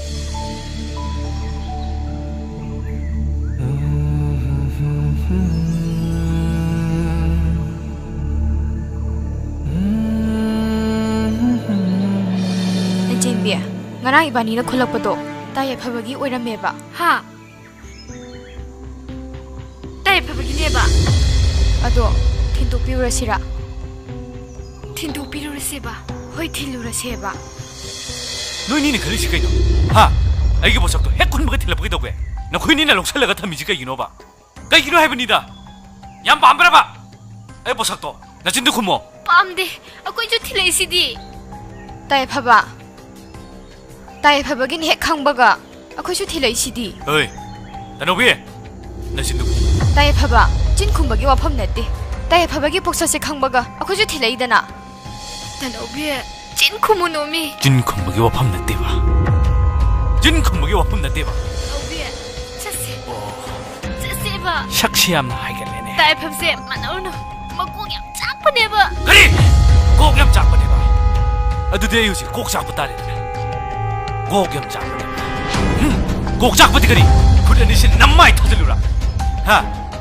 khudani na thadu ba tai phaba ai siroi dro khudani du thade ai sirani khudani du thade ai sirani khudani du thade ai sirani nachibi kai no ba kai dorage na tanobi thilagumse ba kari gi no ba tai phaba gi ora madi thilagumse ba bema nang nasu yai phaba na thiba lai nge da thengnei hai dai ne hoi ma thengnari ne lanchen be pithokhi bana phai ta ho ba hai ba sa wakhan ka su nungai bana te ima luri di ta yai phaba gi mawung duga yai phaba do hojik kan di ayu ngata thabak chatlabani ngasa ayuksu ma ga ga lambi da thengnarami ma gi du thabak chatpa male phare adudi ine mana yumda laitaba tanjada thilubana pharani adudi yai phaba do hojik mayum da lairamo posak to nabaini amukta thintok piruro hoi ma lanchen bia nana thana changa dum piuragera punna changa dum thilusi yaradi nang dum changa piuro ba ai shai da lairamage kaino nang na haidubo tai phaba mu lairamadi ꯍꯧꯖꯤꯛꯇꯤ ꯏꯅꯦꯅ ꯍꯥꯏꯔꯛꯏꯗꯨꯗꯤ ꯃꯥꯗꯤ ꯊꯕꯛ ꯆꯠꯂꯝꯃꯅꯤꯅ ꯏꯅꯦꯅꯁꯨ ꯉꯁꯥꯏ ꯑꯌꯨꯛ ꯂꯝꯕꯤꯗ ꯊꯦꯡꯅꯔꯝꯃꯦ ꯍꯥꯏꯗꯨꯗꯤ ꯍꯣꯏꯗ ꯐꯔꯦ ꯆꯪꯉꯁꯤ ꯃꯥꯃꯗ ꯍꯦꯛꯇ ꯄꯤꯔꯝꯃꯁꯤ ꯂꯥꯛꯑꯣ ꯆꯪꯉꯨꯔꯁꯤ ꯑꯍꯟꯁꯤꯗ ꯑꯩꯈꯣꯏꯅ ꯄꯤꯗꯣꯏꯕ ꯄꯣꯠꯁꯛꯁꯤꯕꯨ ꯕꯦꯔꯥ ꯑꯃ ꯏꯀꯥꯏ ꯀꯥꯏꯗ ꯇꯥꯏ ꯐꯕꯅ ꯂꯩꯔꯛꯏꯁꯦ ꯃꯥꯃꯥ ꯃꯥꯃꯥ ꯍꯥꯎ ꯍꯥꯎ ꯍꯥꯎ ꯇꯥꯔꯦ ꯇꯥꯔꯦ ꯅꯪ ꯑꯝꯇ ꯍꯥꯏꯌꯨꯀꯣ ꯀꯩꯗꯧꯔꯦ ꯀꯩꯗꯧꯕ ꯌꯥꯎꯔꯦ ꯏꯕꯦꯝꯃ ꯅꯪ ꯍꯥꯏꯌꯨꯍꯦ ꯑꯩꯈꯣꯏꯕꯨ ꯀꯔꯤ ꯍꯥꯏꯅꯤꯡꯕꯅꯣ ꯃꯥꯃꯒꯤ ꯁꯤꯗ ꯂꯥꯛꯄꯕꯣ ꯀꯩꯗꯧꯔꯒꯦꯅꯦ ꯅꯕꯥꯅꯤꯅ ꯈꯨꯅꯤꯡꯅ ꯊꯤꯟꯅ ꯂꯩꯔꯤꯗꯨꯕꯣ ꯀꯔꯤ ꯍꯥꯏꯒꯦ ꯍꯥꯏꯕꯅꯣ ꯃꯥꯃ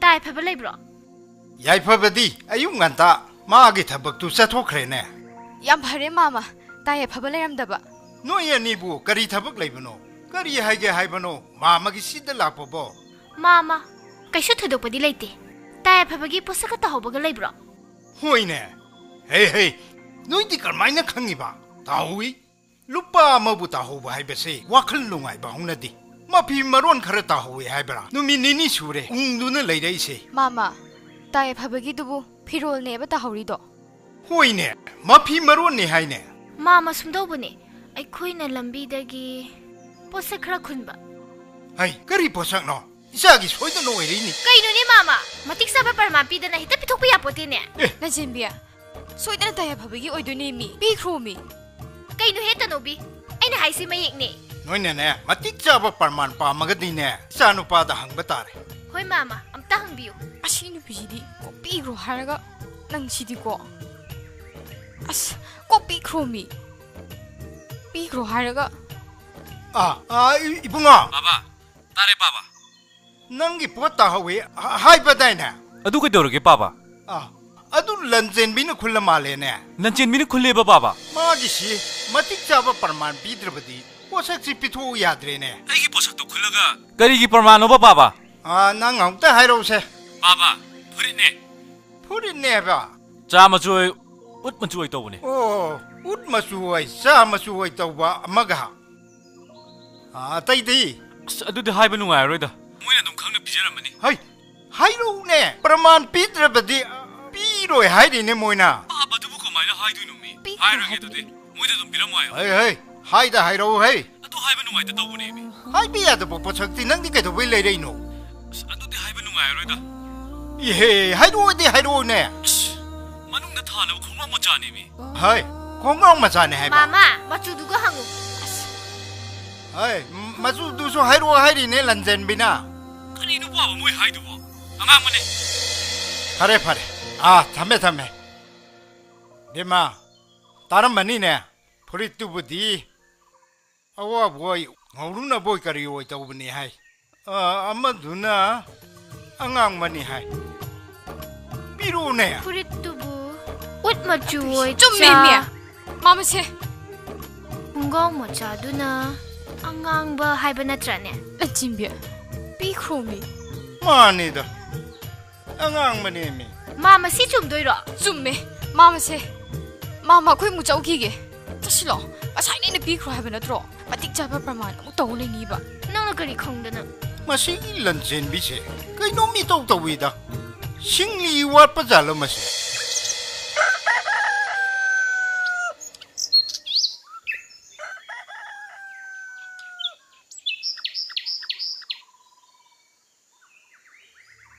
ꯃꯁꯤ ꯅꯨꯄꯤꯁꯦ ꯄꯥꯎ ꯑꯝꯇ ꯇꯥꯔꯝꯃꯣꯏꯕ ꯇꯅꯧꯕꯤ ꯇꯅꯧꯕꯤ ꯃꯣꯏ ꯃꯃꯥ ꯃꯆꯥꯁꯦ ꯌꯥꯎꯗꯤ ꯊꯦꯡꯈ꯭ꯔ ꯄꯣꯠꯅꯤ ꯇꯅꯧꯕꯤ ꯇꯅꯧꯕꯤ ꯇꯅꯧꯕꯤ ꯇꯥꯗꯦꯅꯦ ꯏꯅꯦ ꯕꯦꯝꯃ ꯏꯅꯦ ꯕꯦꯝꯃ ꯑꯝꯇ ꯍꯧꯒꯠꯂꯣ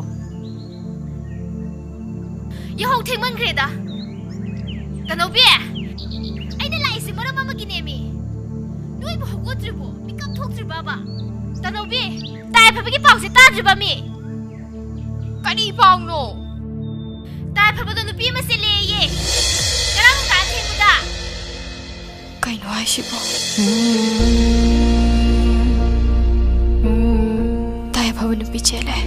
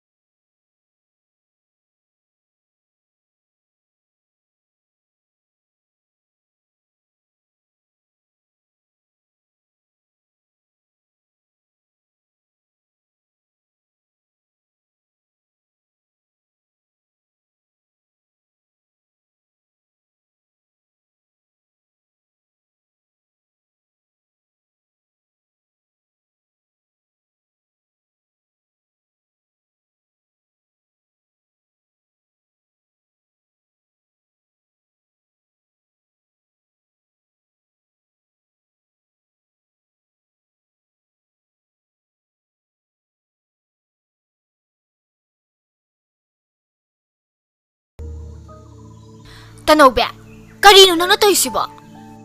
Tayo pabaga nang gase, nung sinarubuso nati. Yamna pataki nung sinaraga, kay nakibdo mo nga ire. Tayo pabase, nang kakta na nung sijabani ko. Yam. Lanchin mi na, kari sumating pangbangam kidre. Nang mapam si daling na mo, mana sila'y manupido. Masak pasagido, ay yenguge. Oh, nanggi awa pa si uraga. Ay kita mo ise. Bubangam dre. Bungo, thokiba thokdoksi karamna thokibano haibado ipada mukta mayeksinna tammo haibani. Baba, ashinu piji hard usira baba. Mukta tap thokho.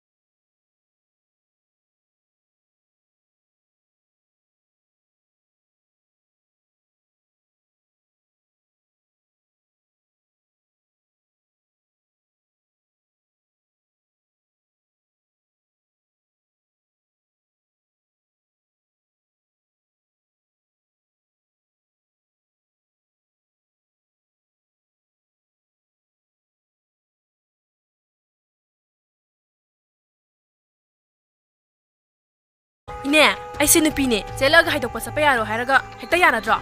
Mana ibu, namdana chelaga, haidokpa sa loi haisibu. Ashinu pise, ngasi ay kutta suidan shini ko. Se, hausi pu kamai tong si haino. Ine, tayo pabana nupi sila habadu bukadaino. Oh, si soida na oini. Kada haidi ang phau sila ino si nga sinang. Tayo pabaga karong kanda khangnari zano ne. Ine, masak sibu phazairo. Mai thongadi. Kari haiduno ne, phibamgadi wang chawbagadi male. Masak sibu phazaba singduro, thiba singduro sibo. Kharadi adum yaida. Kaino, yam unni yengsalai sinai ngunda. Hais. Phazaida dum. Kari mi yengoba. Asuk munna ingunda yenga isibo. Yai, aduki sangdusu adum phazaida. Nanchin bi, nang sakro nang. Tanja sida. Nang itarata pa do, matang sida yaro. Ine, nupi sila na sumiyeng balak ni. Maya mamang sida asuk tinasay ba? Ahansingda ay kainom ta haijagi ba? Ay se, yumda di mangre na kochi thiramdui ne. Ay ba haidokpa mukta satlambi ba? Kari ba? Nang nasinduna huji hairido. Kari maramgi haidokpa chattoino. Napunchida kan biyo haibadagi. Mafamsida ay napubirakhibi natro. Nang moini chalakpro? Nang moini chalakpra ba? Karino? Tayo fabana haibiri duba. Ngarang na wapma ma. Ngasina wahaya ma. Ay sinupine. Ya papa, nta tapthabu ka daroge. Wapamje ingna amta khanaji ka daroge. Taima, si wapamje tamna khanabe aba nate. Bunga, aina haidro, nupi sig manata changang mo no haina. Ngarang gangdagi ni na koini yawi up tawri se. Baba, asigi nupi se aina chelekpa nate wani baba. Aina chelekpa nate ba baba. Mayamdadi mana isi chelekpa ne aise. Ha, baba taba natro. Yai phaba, nupi ki mapokse yamna lubani. Nupi macha sisu ngarang yum sida pusale. Nakhoi se angang amata nadre. Nang ya sabodo, wakhal do amukta phatho. Nupi macha sigi sak sidi. Nupi macha se nang na lobung amaro harisibu. Nang na haribo waphamtabu yaga dori barane. Ibem koina hairibo waphamje asumba maktani. Aisune laikagi ahlaman khara khanarure. Munga, hey, amukta laune. 와 खरा खन्नासिने माना इबु लौबा ngamdraba aina mabudi lemnadi thararoi magi mapunsije hingduna leiba ngambre yenge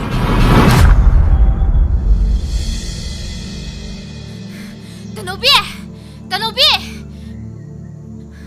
Tanobi Tanobi Tanobi Tanobi Kaitorage la Jimbi. Tanobi Nambu kaitorage mi.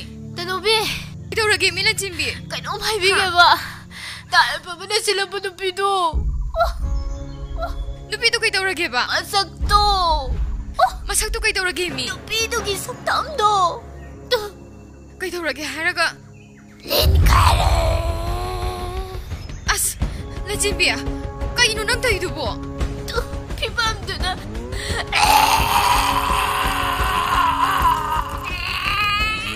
Birani he. Karino ba nang nawang dubo? Si magni mana le urisi. Nang nami ba tawta mi dubo? Tahoy di mi. Mingonda dumay taw no ba? Tahoy di ba? Saktaado nung sirakta ba? Sagenbe. Imong manung dubo kamay tawge. Nungay fa ba imong man bro? Marek mahaw thokada baga manbara haibane me. ta chawren lupa lak tara mukti lakhokna patause Adudi ai khoina lak tara mu hairaba. Adudagi khara tabiyo halak lagana.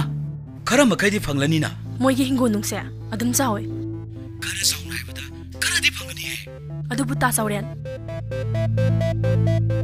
aise mafam sida sum leibadi yaroi dabanina Moina nangbu thelakpa ngamoi hairise.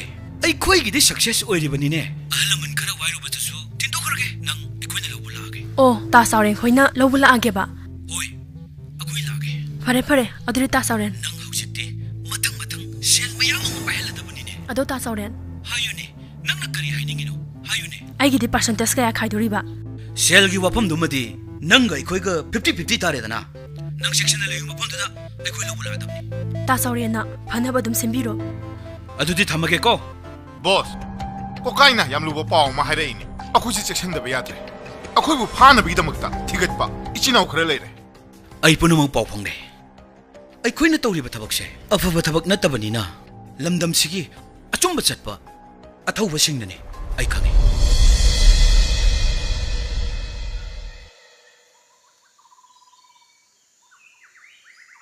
tada kadom da sapiru bano asangbiya yai phabagi dubu kari ena haina khrage bema tawurisi khangdre wakhalga se tok thoktre nahan nungdangdo angang nupa macha kharana laame moina haibadubu laktara idaba yaroena hairine natradi hatkani tukkani hekta hairammi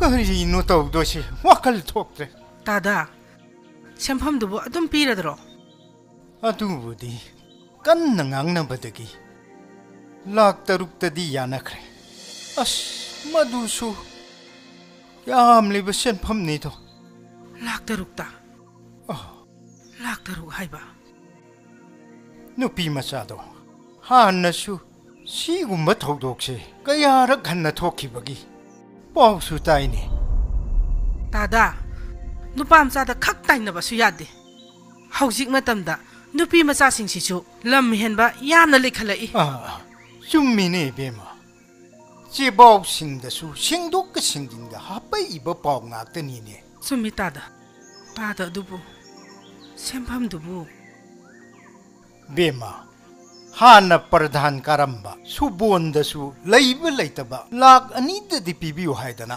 hairuben manabudi yengsi haidana hairei ai khoina su tada da mateng pangwa ngamgada su leite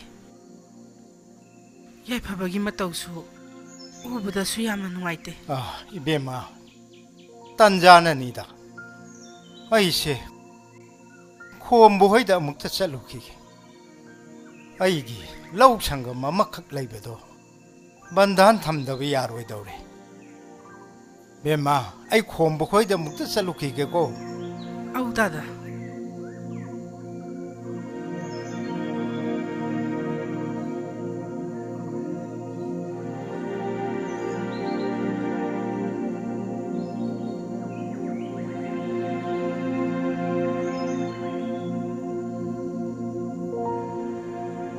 Tanobi.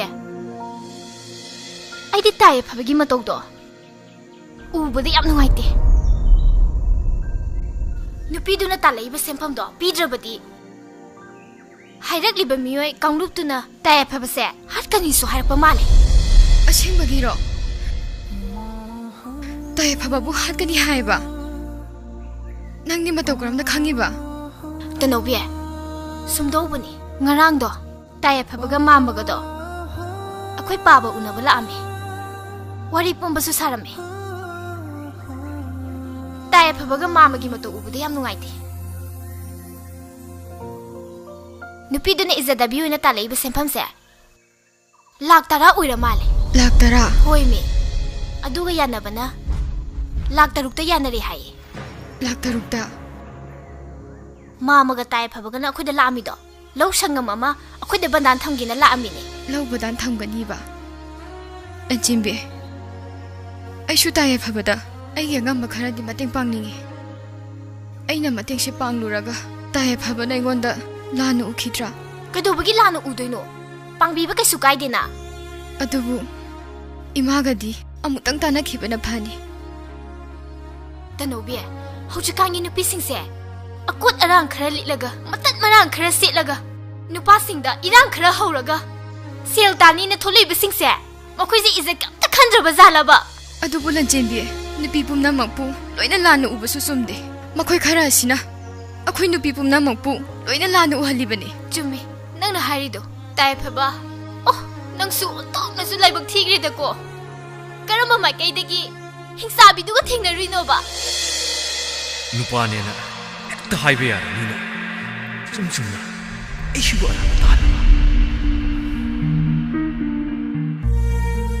Nashiana. Awabatari was Shigunasu. Muke Hamasu. Tenderamganico. Makoisina. A mot Palambika Chalabasu. Nupio in a Poklabanina. Miam Mangate. A jumbo in the Mashisho. I keep on seeing the day. Tankamani. Aibo. Chumchumna. Aran Bataradra. Ibema. Nangna. Yapabada send him a tank pang lacina. Kari wakal de gea. Ine. Pangbiba Sukai de Gano. Inisawari Pumba Kangiba draw. Diapabado. The man is the labor to Piduna. Lactarani demantorido. Tanobisu, Wari Pumba Tarabani ine. Diapabado, Hosiki, Awabasu Tarabanina. Tanobina Diapabada. Mating Pangbiba Sukai did. Nangna Hypasabiba. Nangna Kari Kangana. Ine. Yam Kang away wapam Latida. Since you don't company. Mamza do manina. A quick papa de puri be sempanse. Lupala ohumni. Diapabe imuse can waram near. Nang Mangai, Punamakangize, Nang Mangai, Hypadi, Ibemana. Ine. Hypasabe wapam the timi. Masing, don't come near me. Diapabase.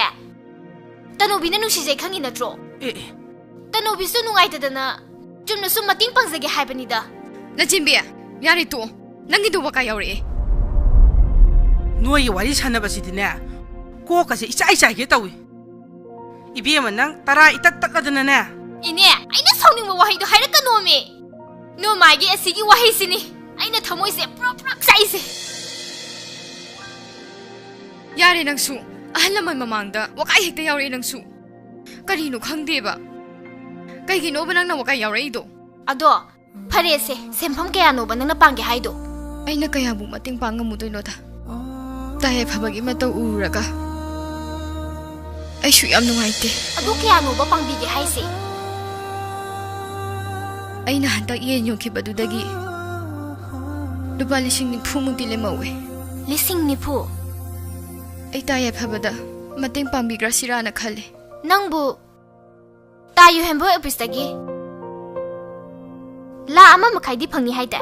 Adudi Pangadaba Walida. Jesangdo. Shan keep it a guide. Oh. Lissing Nipu. Yarida. I never am Moiraga. I keep Pasho. My young man, the Lekatana. She cut the Mukta. Masaki Zipal. Cut the control. kaisu leitaba nangna maram oiraga aibu miyam mangda yolaba nakoigi sarab langda ise thuraba hojikti noigi mari makhom aina pulok khangabanina aina nakoibo lemna tintoy